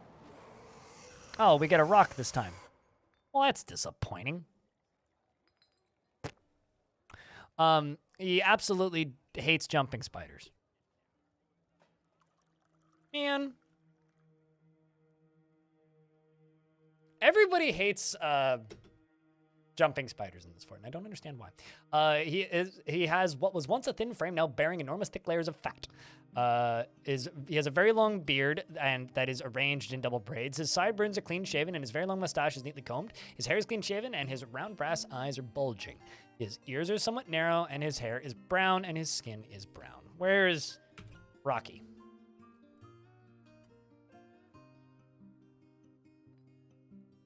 The primitive duty, Saba. Well, you're gonna get here quickly, so.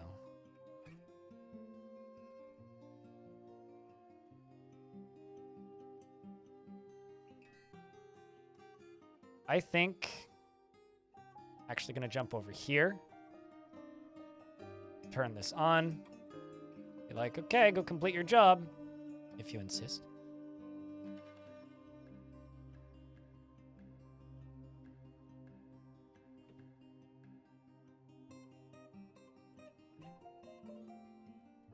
You see new pet? Now we're killing beasts in this fort.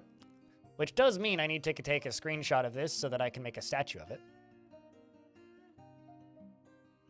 Done. Also, hey Tolas, what's up?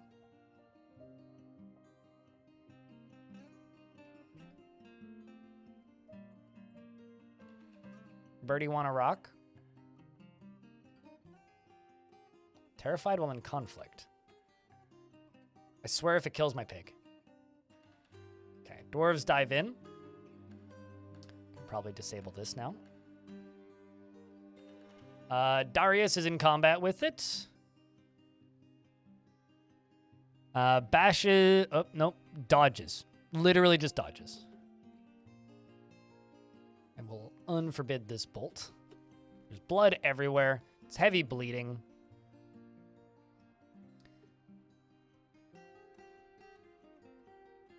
The rock, oh, it attacked a yak bull, apparently. Claiborne hit it first, struck it in the upper leg with his steel shield, fracturing the bone. Claiborne then hit it in the right upper leg with his adamantine short sword, tearing the muscle. Slashes the rock in the right foot with its adamantine short sword, and the severed part sails off in an arc, more like in a rock. Ha! And then the rock looks sick after Mithril slashes the rock in the lower body with his adamantine short sword, tearing the muscles. And it's dead. A rather easy fight, unfortunately. Claiborne stabs it This adamantine short sword and the injured in the head. Oh, so Claiborne beheaded it? Claiborne beheaded it. Where even is Claiborne? Ah, lost his name.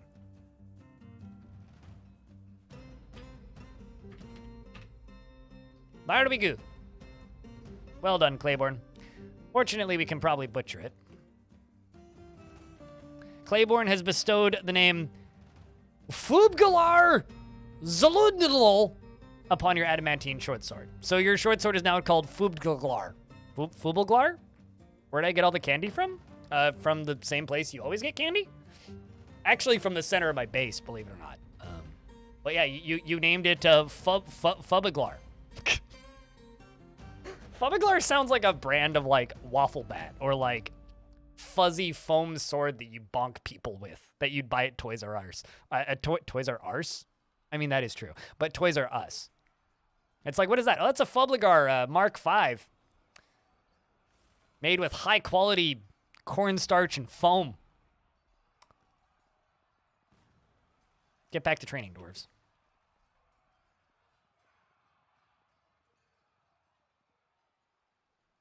Cheers. I Slay Smoke, thank you very much for keeping that sub alive for a second month. Welcome back. It means a lot. Truly.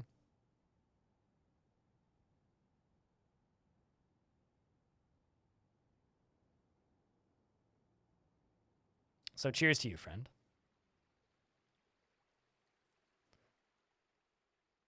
All right, let's make a statue of this rock.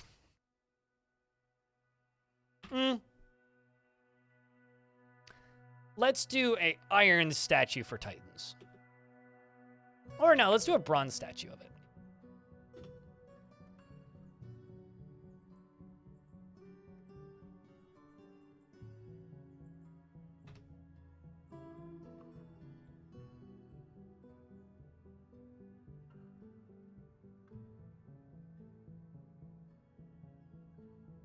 The Primitive Duty.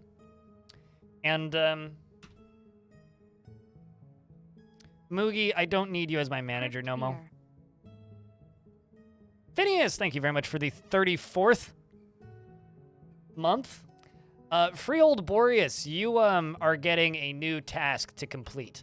You are now not only somebody who ponders things in the book reading place, you're also somebody who ponders things in the book reading place and occasionally takes notes about what the fort needs to do. So I'm going to remove space from right here, and we're going to give you an office in the book reading place.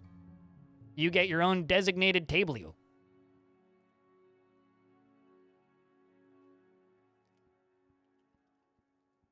Bang. But Sirius Phineas, thank you very much for the 34th month, and thanks for the 3rd month, I Slay Smoke. I think I said 2nd, because I saw the 2 months in a row. But anyway, thank you very much for the 3rd month, I Slay.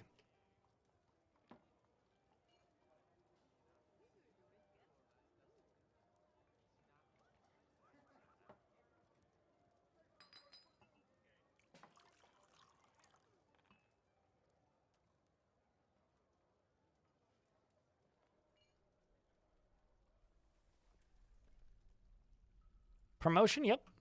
Yep, that's one way to look at it. All right, so you just need a tomb now.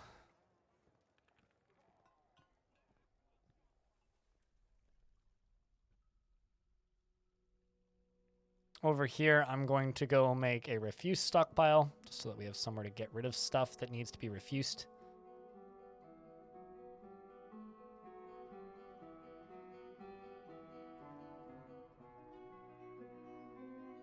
Also need to make an automated, like, garbage pile at some point soon. I have all this stuff set up to make one, I just haven't.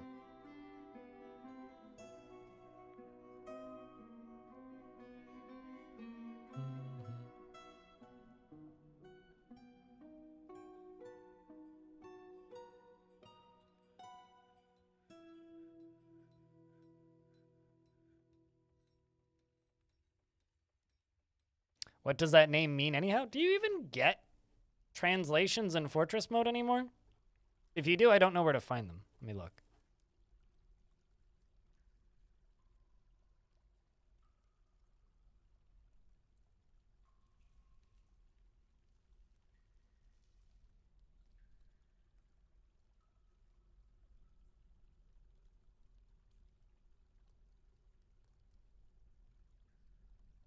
Yeah, I have no idea. Oh, under the objects and artifacts list? It used to just say it underneath the name. I missed that. Significantly less of a pain in the ass.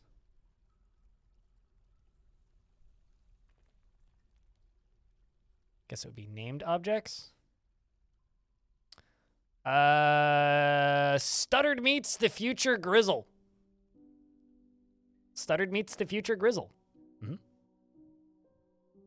I like severed ways much more. Thusim's shield. Or ruined queens. North Noose is also pretty good. Although North Noose is what I would call a whip. If I were to name a whip, I would name it North Noose.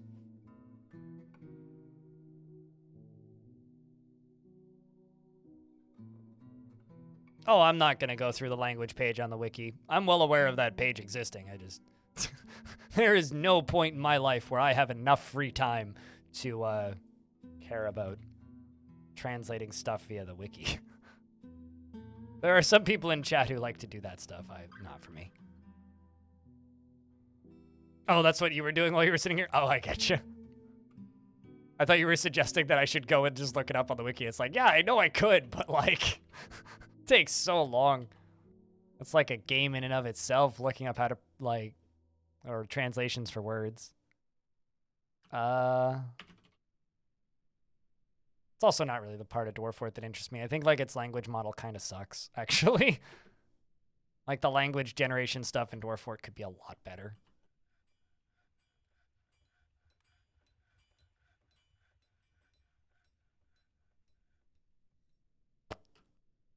That's what chat is for. Doing menial tasks that I don't want to do? Generally, yes. Also annoying me. The two things chat is very good at. And also keeping this show funded, which chat is also very good at. I mean, if it wasn't for chat, this stream wouldn't exist, so... You know, it's we hang in a very stable balance.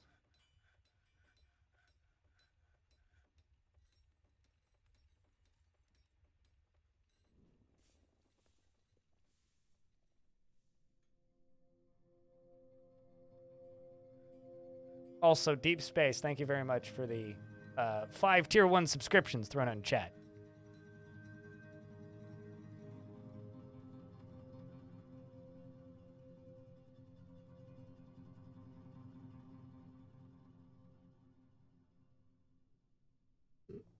Don't forget scapegoating. Scapegoating? Oh, what, blaming chat on things? I don't know. Usually, like, I don't... out of all of my faults when it comes to accusing chat of things, I generally just, like, accuse them of cheering for the wrong side. But, if something screws up, it's usually my fault. Unless chat told me to do it. Like, there's definitely been points where it's just like, I'm going to save scum this because chat told me to do it anyway, and I, of course, thought it was a bad idea when I didn't really think it was a bad idea. But I will use chat as a reason to save scum something, claiming that chat told me to do it. Oh, it's always Orange's fault. Unless it's Apple's fault.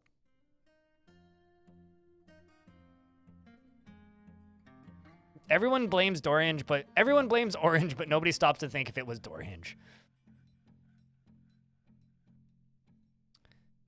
This layer should be safe, right? Right?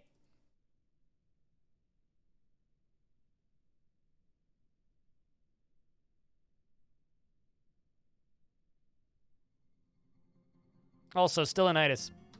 I'm not sure if you're aware, so I feel the need to inform you of this. Your dwarf has traveled from multiple forts now. Where is this dwarf? Just search by names and make my life a lot easier.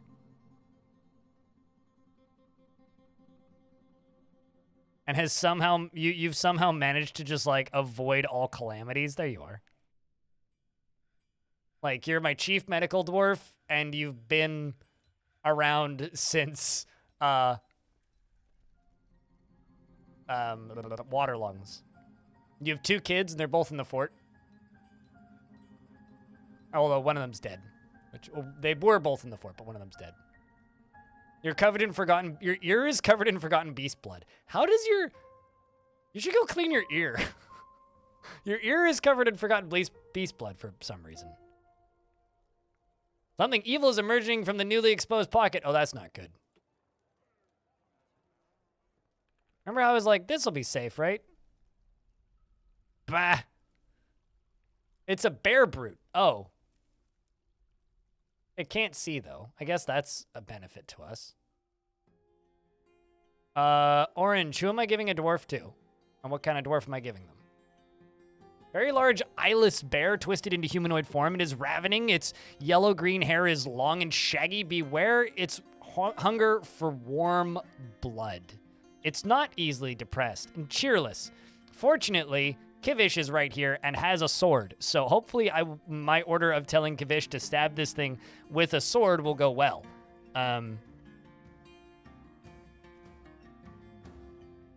Although I bet that Kivish is probably just going to... oh, no, Kivish is doing their job. They are killing the bear brute. Is terrified while in conflict and blissful, remembering sleeping in a great bedroom. Gifted to the guy that was about to die.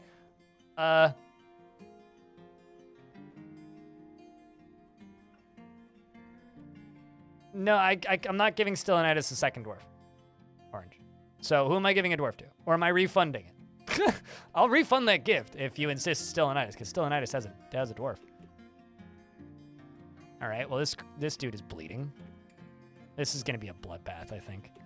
The ones that hunger for warm blood are generally really tough. Well, Kivish lost a foot.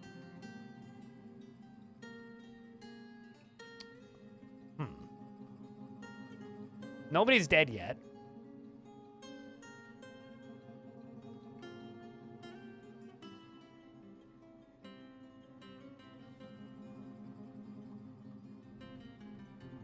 Did I read that correctly? Dwarf blood is sucked out of the wound. So hunger for warm blood means they literally are just like eating them? Huh.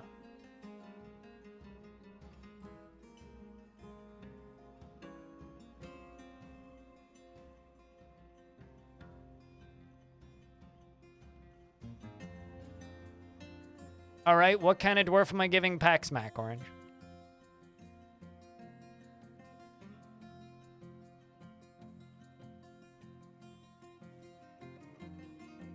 So yeah, no, it's literally eating them. Well, dwarves are 70% alcohol, like humans are 70% water. All right, so we just got attacked by Cocaine Bear. Orange, what kind of dwarf am I giving them? I'm waiting on you. You said that everything is always your fault, so thus I'm going to condescendingly speak to you until I can name a dwarf so that I can unpause this fight where half the fort's probably about to die. So, what kind of dwarf am I giving this person? Orange.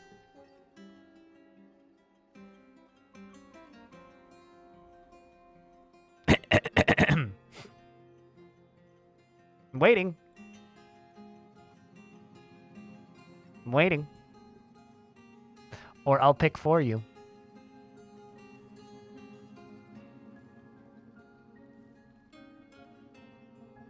Waiting.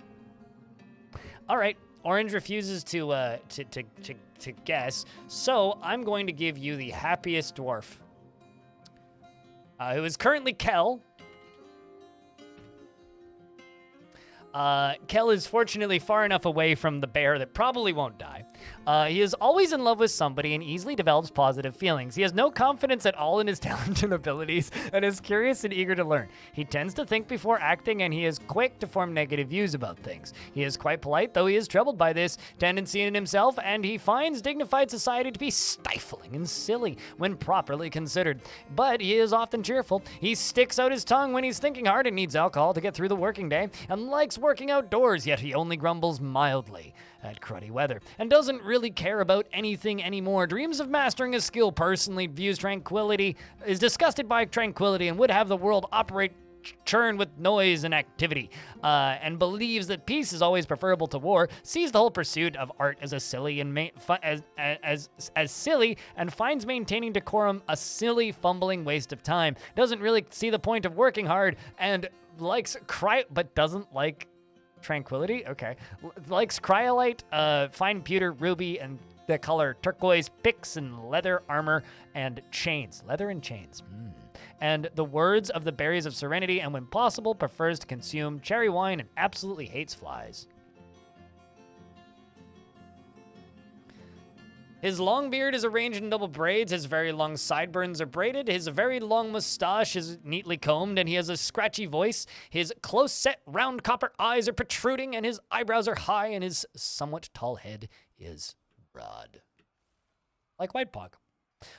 So we're now going to just sit here for a minute. Also, you have a bunch of close friends. I'm going to wait for 1:30 because ads about to run. So some people are going to get hit by ads, and then we'll finish this fight.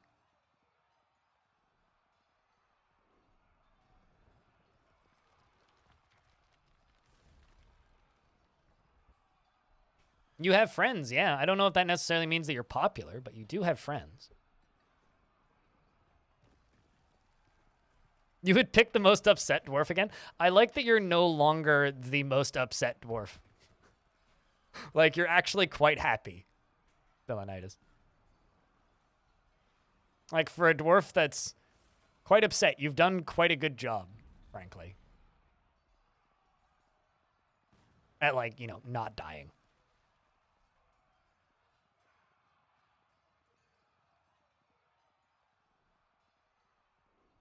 But do you have apples? That's the important question, Orin.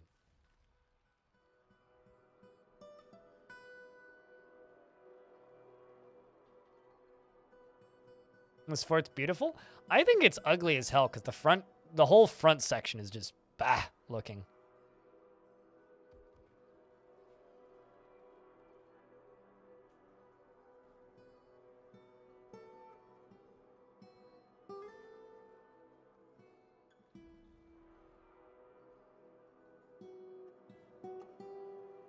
All right, we should be through the ads, so let's follow this now. Move a few turns forward.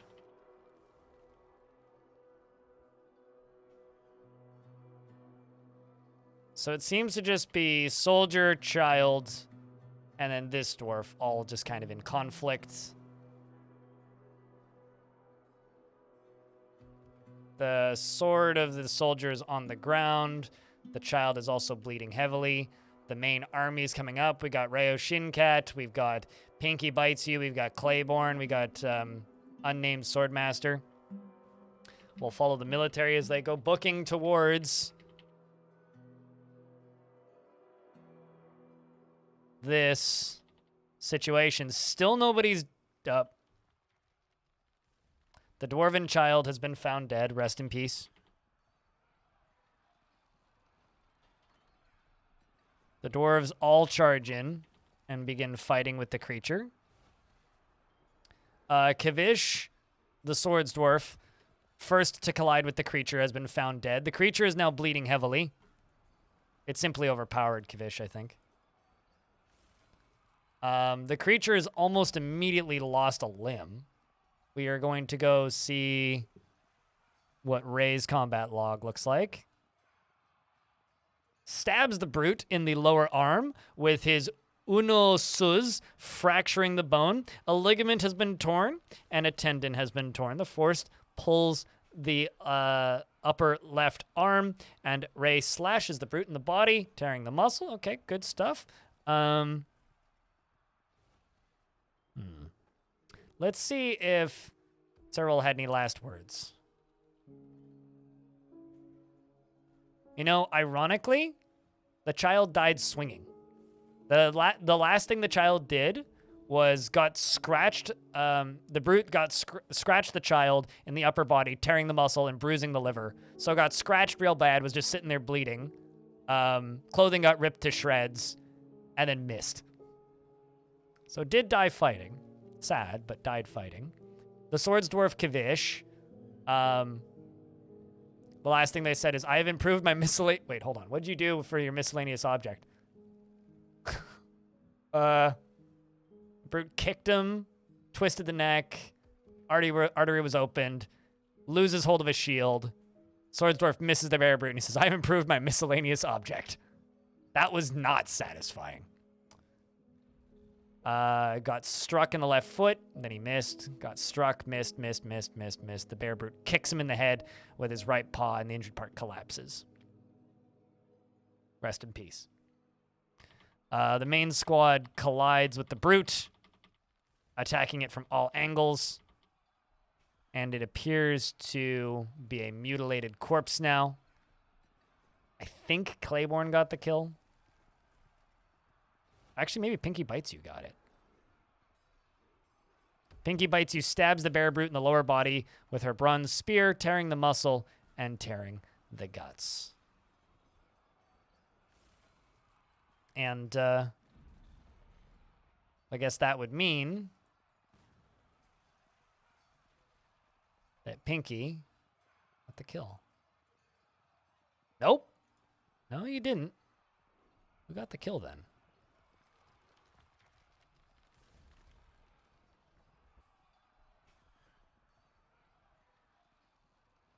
Nope, not. Oh, there we go.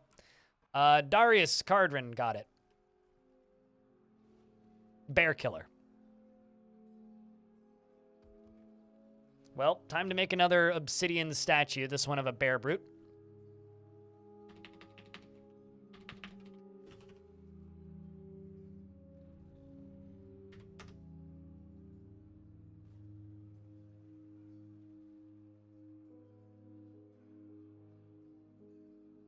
Actually, I need to check something. OSO. It did get a name.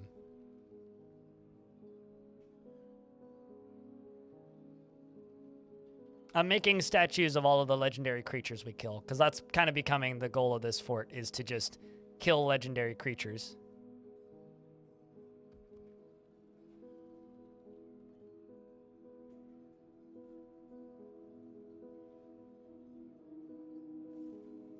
Phantom of the Umbras is a freak of night, the eldest daughter of Kur Asho. The Ashen Grave, a large three-eyed humanoid, thin wings of stretched skin, and it howls into the high winds. It's got the same name as a very creepy critter. It's a bear brute born in 39 of unknown parentage and then was sealed into a rock. It has a very large eyeless bear twisted into humanoid form. Green-yellow hair. Oh.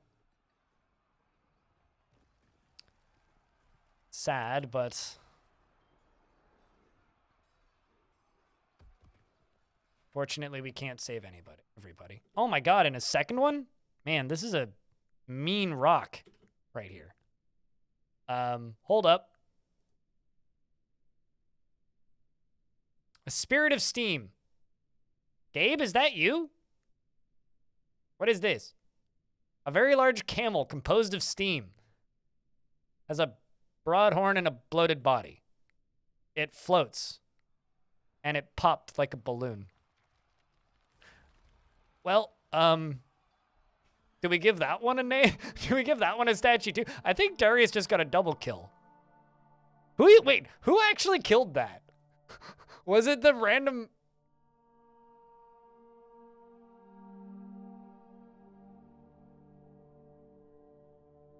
So, hold on.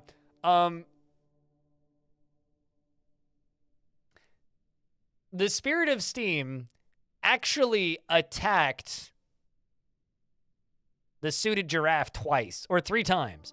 Kicked him 3 times in the lower arm, lower leg, and lower leg, and each time was deflected by his dress.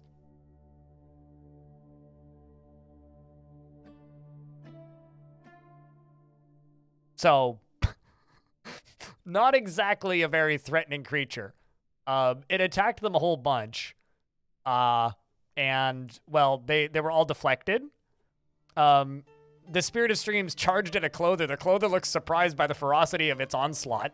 The Spirit of Steam collides with the clother. The clother is knocked over and tumbles backward. The Spirit of Steam kicks the clother in the left hand with the front foot, but the attack is deflected by the clother's cave spider silk left glove. He deflected it with his glove. Patoing! Good thing you were wearing a glove. You might have gotten scolded. So what actually killed it then? Darius bashed it, the Spirit of Steam, in the upper body with his silver warhammer, breaking away the tissue, and it exploded. We may get one more over in here, but we'll see. Great moment, I say. Ooh! A flowing metal two-handed sword. Not actually that valuable, but still it's flowing metal. See what's over here.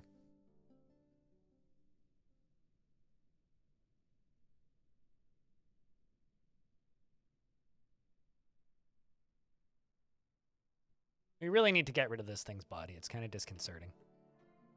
But yeah, I don't think that Spirit of Steam gets an artifact. What chat, does that Spirit of Steam get a statue made for it? What do you think? Anything in there? Nope, nothing in there. Okay, well this spot's safe then.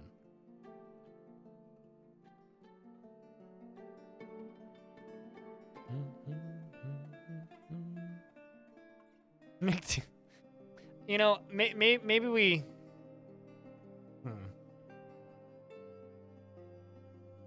Could, like, engrave the floor with it. Maybe.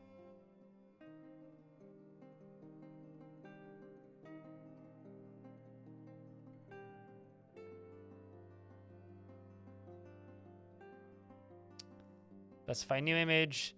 Spirit of Steam. Done. We'll engrave an image of a Spirit of Steam on the ground.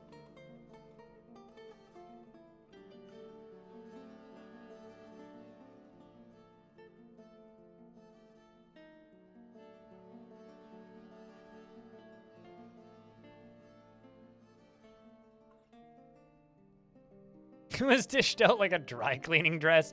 That's one way to put it.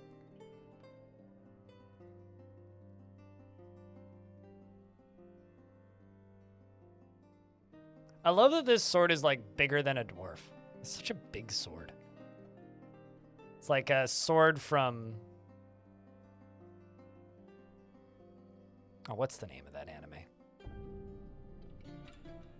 Berserk. A sword from... It's like the sword from Berserk. Or something from Final Fantasy. Because of how big it is. It's a Zweihänder, sure.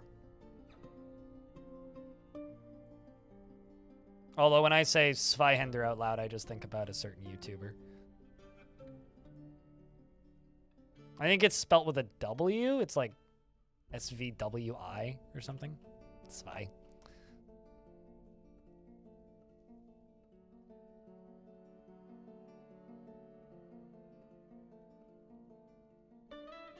Chat's got it right.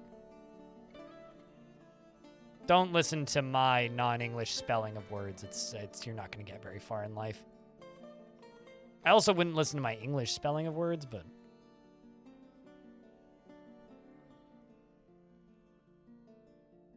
literally means two-hander. Yes, Zwei means two. So, and Hander obviously would mean hands. It just sounds way cooler than two-hander, you know? Two-hander sounds like something that you get from a lot lizard behind your truck at 2 o'clock in the morning on a Tuesday. Whereas a Zweihander sounds like something that you, like, murder a goblin foe with at 2 o'clock in the morning on a Tuesday during a D&D game. I kind of lost the metaphor here halfway through, I'm not gonna lie.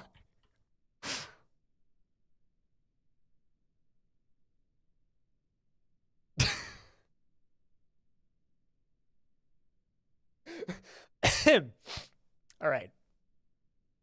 Still saved it? I don't know. Was it funny? Then I guess I saved it.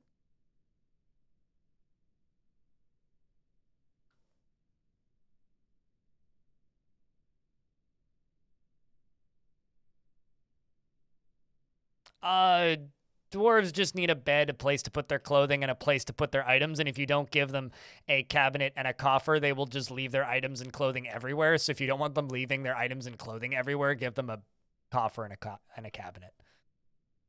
They don't actually... They only need a bed, really. A bed with a door. They don't care if they leave their stuff everywhere. Players do. It doesn't really negatively affect them in any way.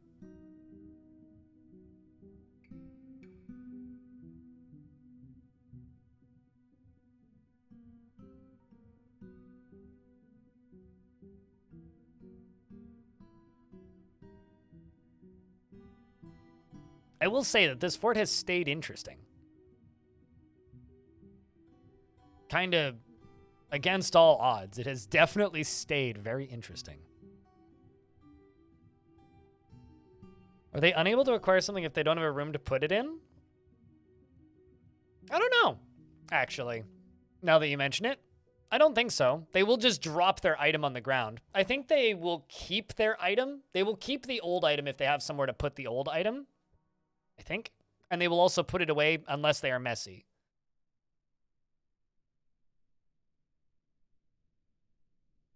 That's not true. It's had like multiple years. Well, maybe not multiple years, but like pretty long stretches of time where not that much happened.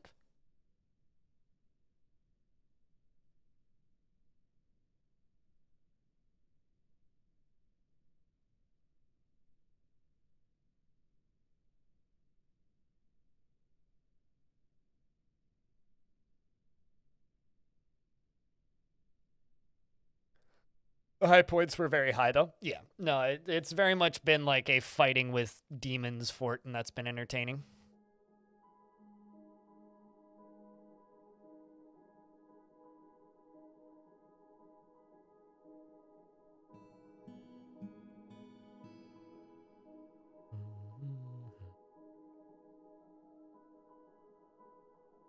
What's up, Corn? Do you know why Dwarfish and indeed all the other languages don't have a word for dwarf? I think Tarn's quote on that is something along the lines of, "We were lazy and in a rush." So, no, I don't. I wish I knew.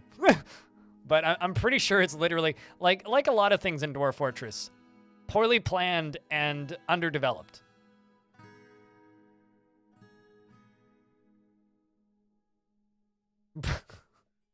we were lazy and in a rush, the true programmer experience.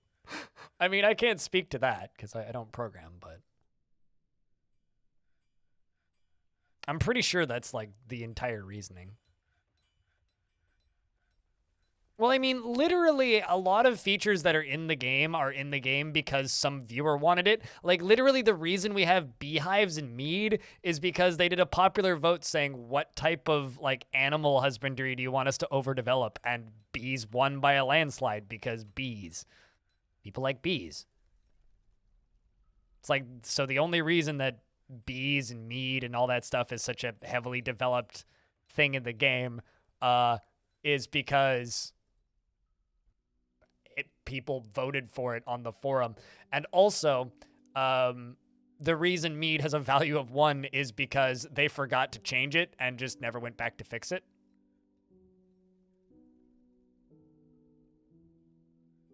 Bee's Knees is the name of my favorite mead.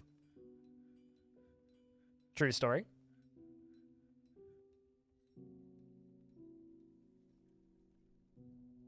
Popular opinion. Twitch should bring back the Pride emotes for every Pride month because those bees are just so good and more people need those bee emotes.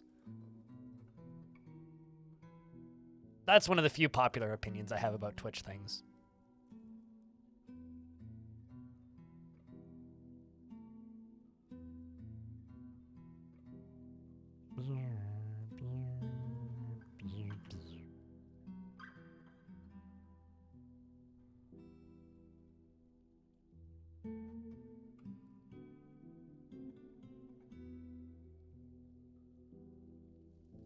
You wish that you had those bees? I mean, like, they haven't done Pride Month emotes for the past couple of years, so they might as well just bring the old ones back. Come on. Wait, why not?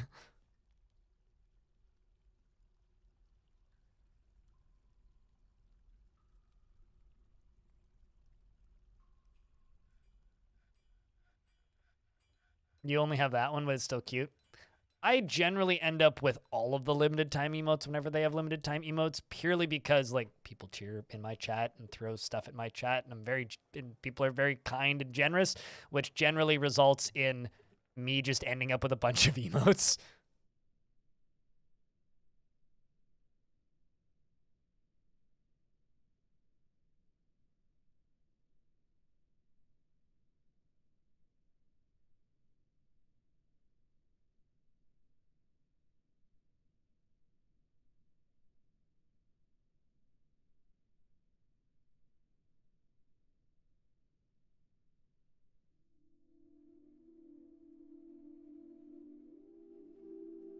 Still dangerous?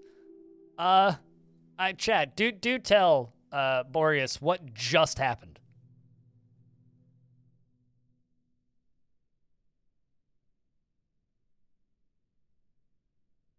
Quite literally, what just happened, what you just missed. We got to splat a demon made of steam. It exploded.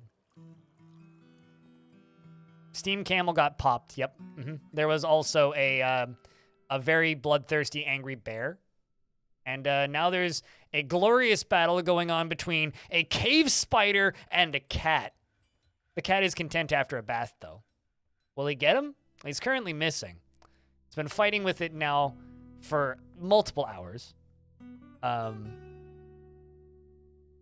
Sentient fire cloud attacked us and got blocked by a dress. This is true. It tried to smack somebody and got blocked by... Oh, the cat gave up and is now going to leave the bug alone. Although maybe he's going to go back. Is he going to try again? No? Okay. This is going to go back to where his owners are. Still content after a bath, though. Unfortunately, this cat has no official position and no relationships, meaning that their pet must have died. That's very sad. Has very difficulty with words and poor focus, poor ability to manage or understand social relationships, and very bad analytical abilities, and poor creativity and next to no empathy.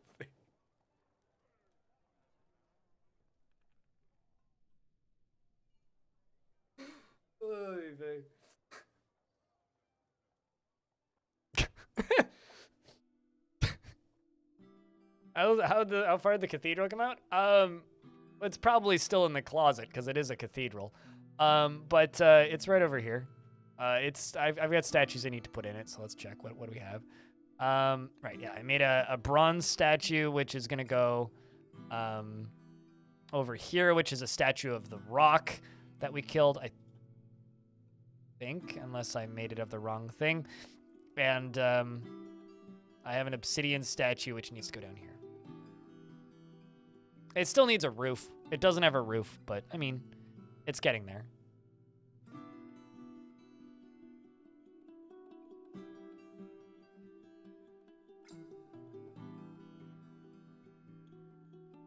Like your late cat Boots. He had a large moth in his mouth, chewing it and slobbering on it. 3 hours later, its wings had dried and it flew away! Wow. That moth had seen some shit, dude. More of a player, not a fighter. Trickfinger, what kind of dwarf would you like? Shout if you would like to see the list. Least effective predator? Eh. Depends on what you mean by effective. I mean, define effective in this instance.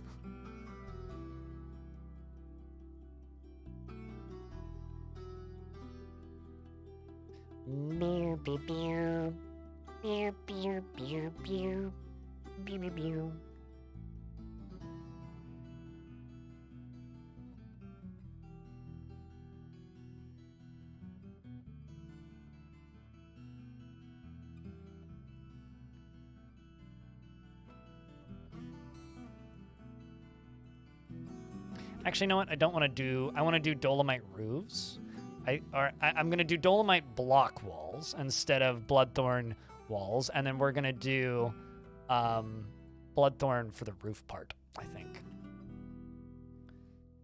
Is how we're going to do this.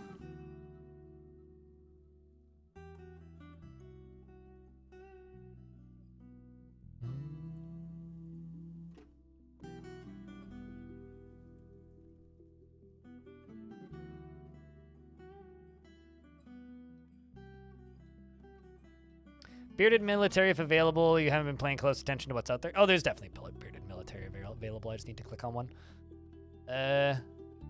You okay with someone who's still in training? Who's using a artifact adamantine spear?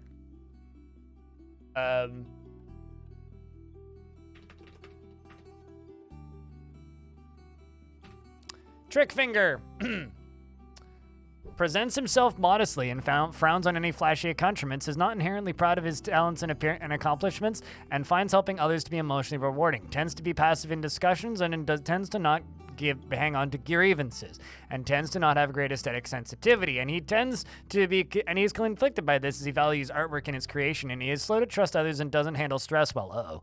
He is quick to anger and generally acts with a narrow focus on the current activity and isn't particularly interested in what others think of him and talks to himself when he's annoyed, just like me. He dreams of mastering a skill and personally values sacrifice, and half the military is sleeping. He likes marble, gold, pipe opal, the color crimson feather, figurines and blue peafowls for their coloration, and bushmasters for their deadly bite, and raspberry bushes for their fruit, and the words of the page of aquamarine, and the sound of the aquamarine lyric, and the sight of the primsheen, and when possible prefers to consume seahorse and sunberries and pendant amaranth beer, and absolutely hates leeches. You got plenty of friends, and aesthetics-wise.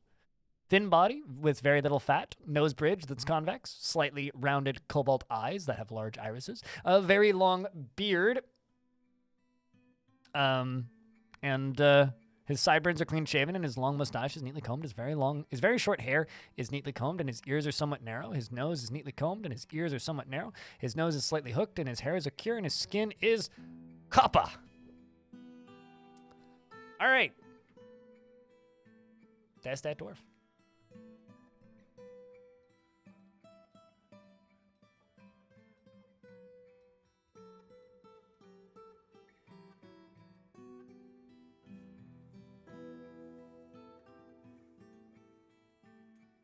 I'm going to need to go get me some more Bloodthorn, I think.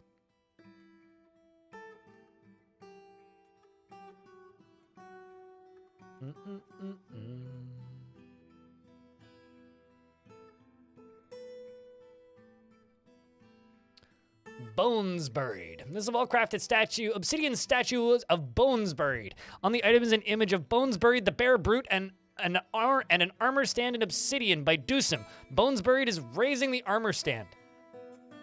Why? He didn't touch a armor stand.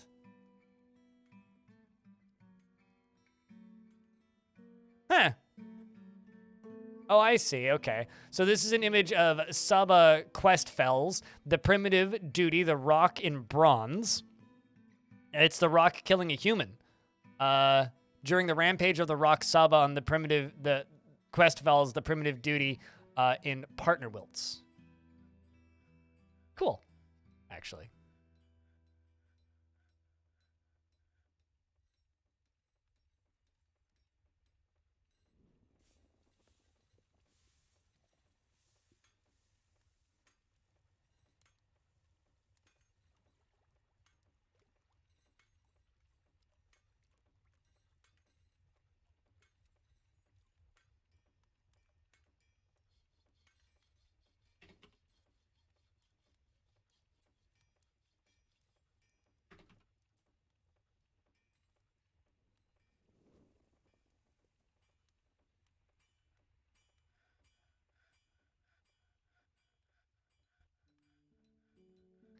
Pokey guy? What do you mean by pokey guy?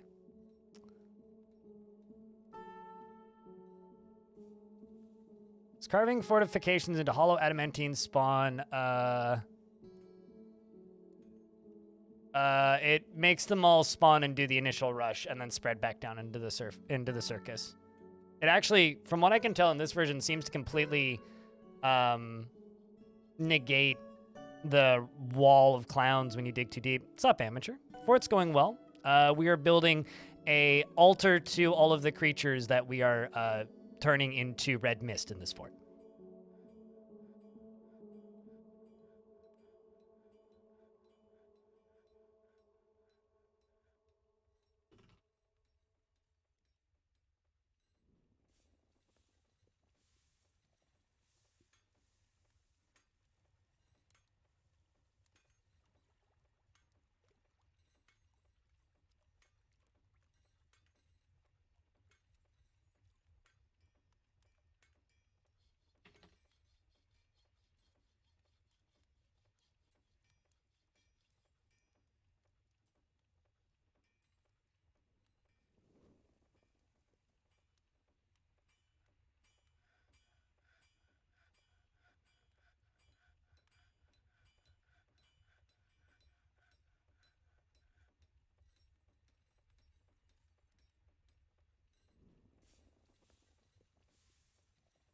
Just trying to do something right quick.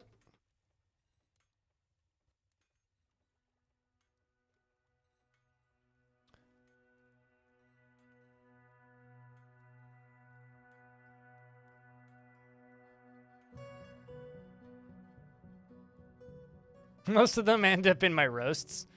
A bunch of them did in a short period of time there. Yeah, that's true.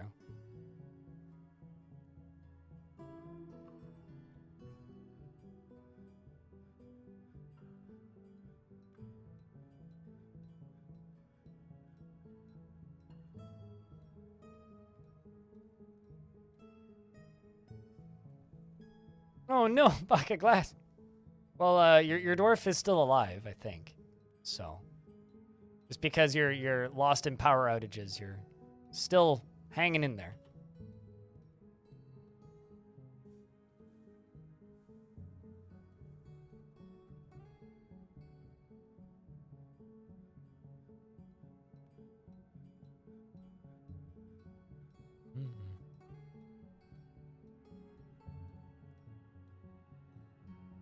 Is it like windy over there, or is it like weather related, or is it one of those where it's just like, oh, it's like clear and sunny?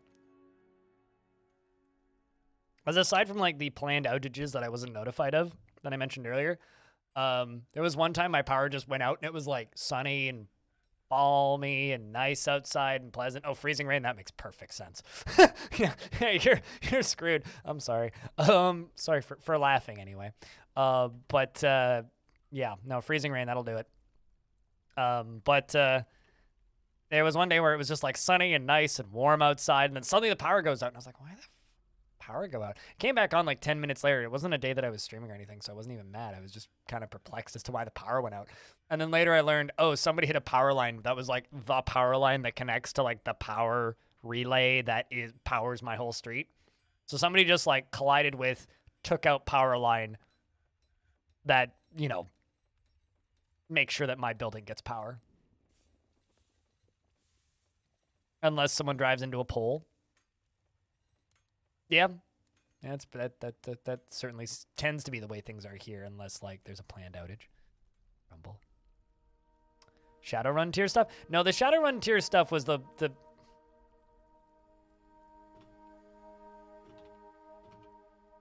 Where's that?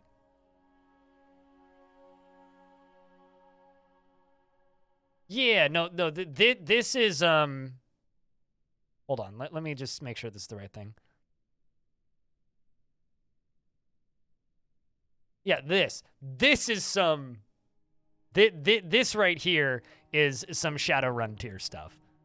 This is from 2014, so it's quite a while ago, but a sniper literally took out a power station with a sniper rifle in an act of domestic terrorism in the US. And as far as I know, they got away with it, like they were never caught. But literally a dude with a sniper rifle took out a power grid, a good chunk of the San Jose power grid in 2014. A few more times. Yes. Oh, really? It happened last year, too. Interesting. I only knew about that one instance of it, but that's some fucking, like, great, we're all gonna die tier stuff. I don't think it's just, oh no, America. I think there's something else going on there, but I think it's prototyping is what I think it is, but that's me being a bit tinfoil hatty. I think it's a, can we effectively do this?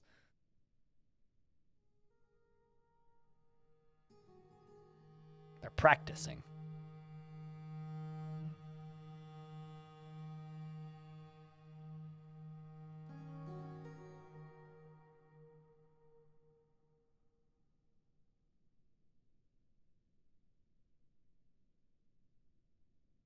Some desert raiders from Star Wars.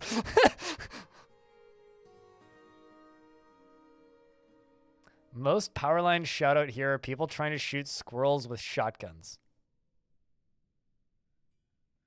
What? How?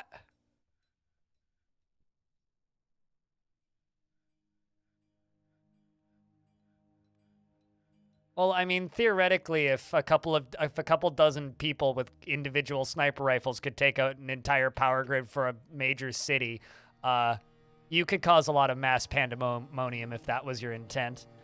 It's not really a conspiracy theory. It's more like kind of relatively legitimate strategy.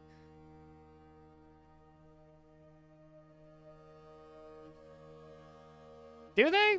I always thought they were just kind of racist stereotypes. But, I mean, I suppose. I always thought they were just bigger, angrier Jawas.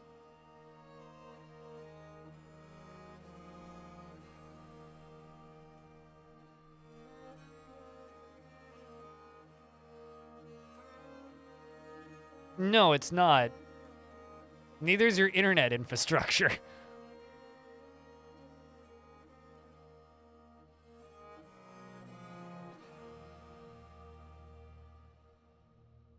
There's a reason America Online still exists.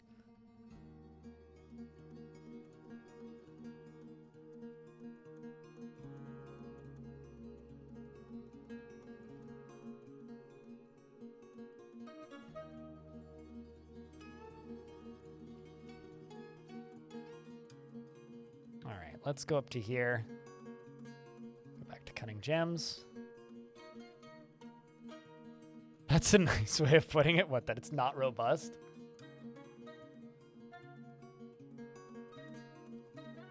Well, you know.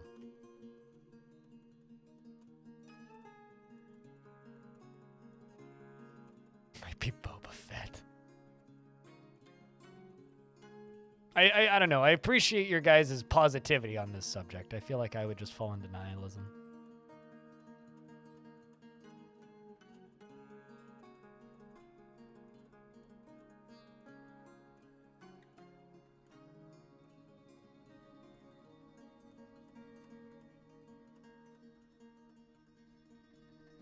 Northeast Germany used to get power cuts from bad weather before they put the line to her tiny village via underground in the 90s.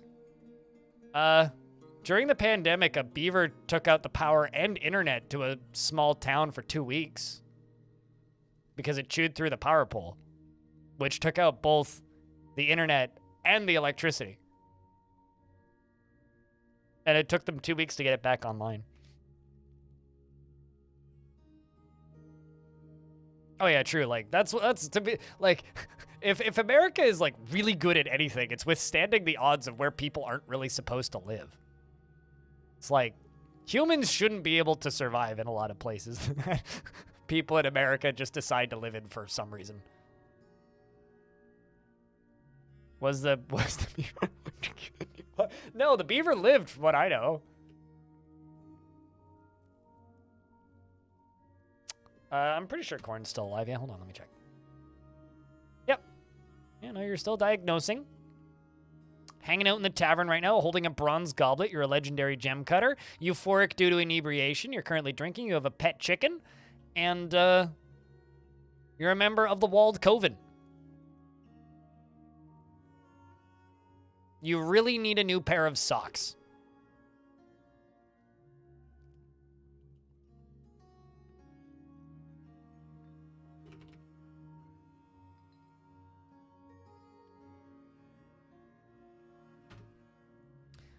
And I think I'm actually going to turn on collection of webs again.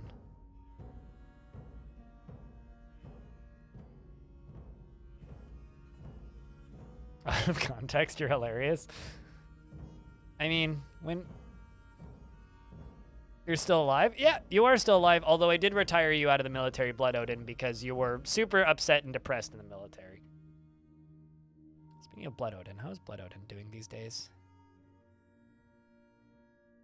Well, okay, you're less depressed than you were. You're shaken reliving a major injury. I don't think you can stand still. Yeah, you still can't stand. You are using a large crutch. What's your crutch walking skill at this point?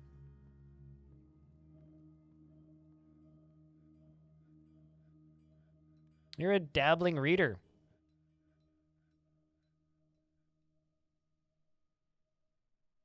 Hold on a second. Is crutch walking a combat skill? Nope. Where is crutch walking? Oh, there it is. You're a proficient crutch walker. They used to all just be in one big list, so. Yeah, you're a proficient crutch walker. Honestly, the fact that it was at the top of the list was probably why I missed it. All right. Well, chat, we've been streaming for almost 9 hours. And like 7.5 plus-ish of that have been Dwarf Fort. What do you guys say we go play something new for the stream? A game that's not out yet, actually. You guys want to go try something new?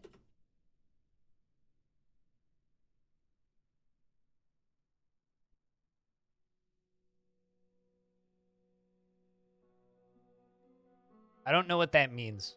Claymore. So new it's not even out? Yeah, so new it's not even out yet. I have a question, chat. Do you like Tetris? You can say goodbye to YouTube if you want. It's a contraction of let's get it. Eschated?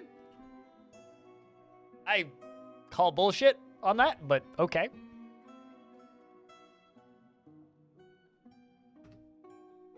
I think you just made that up. So I have a question. Do you like dungeon crawling and Tetris? What if the two of them were one game?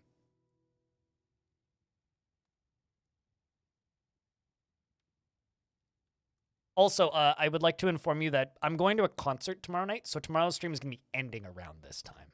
But, Escatit's a term? I refuse to acknowledge that. Is that Backpack Hero? No. No, not Backpack Hero. Backpack Hero's out. And it's been out for a while. No, it's literally Tetris. Like, I'm not even joking when I say it's Tetris. It's Tetris. Like, it's Tetris. So we're gonna go play Dungeon Tetris.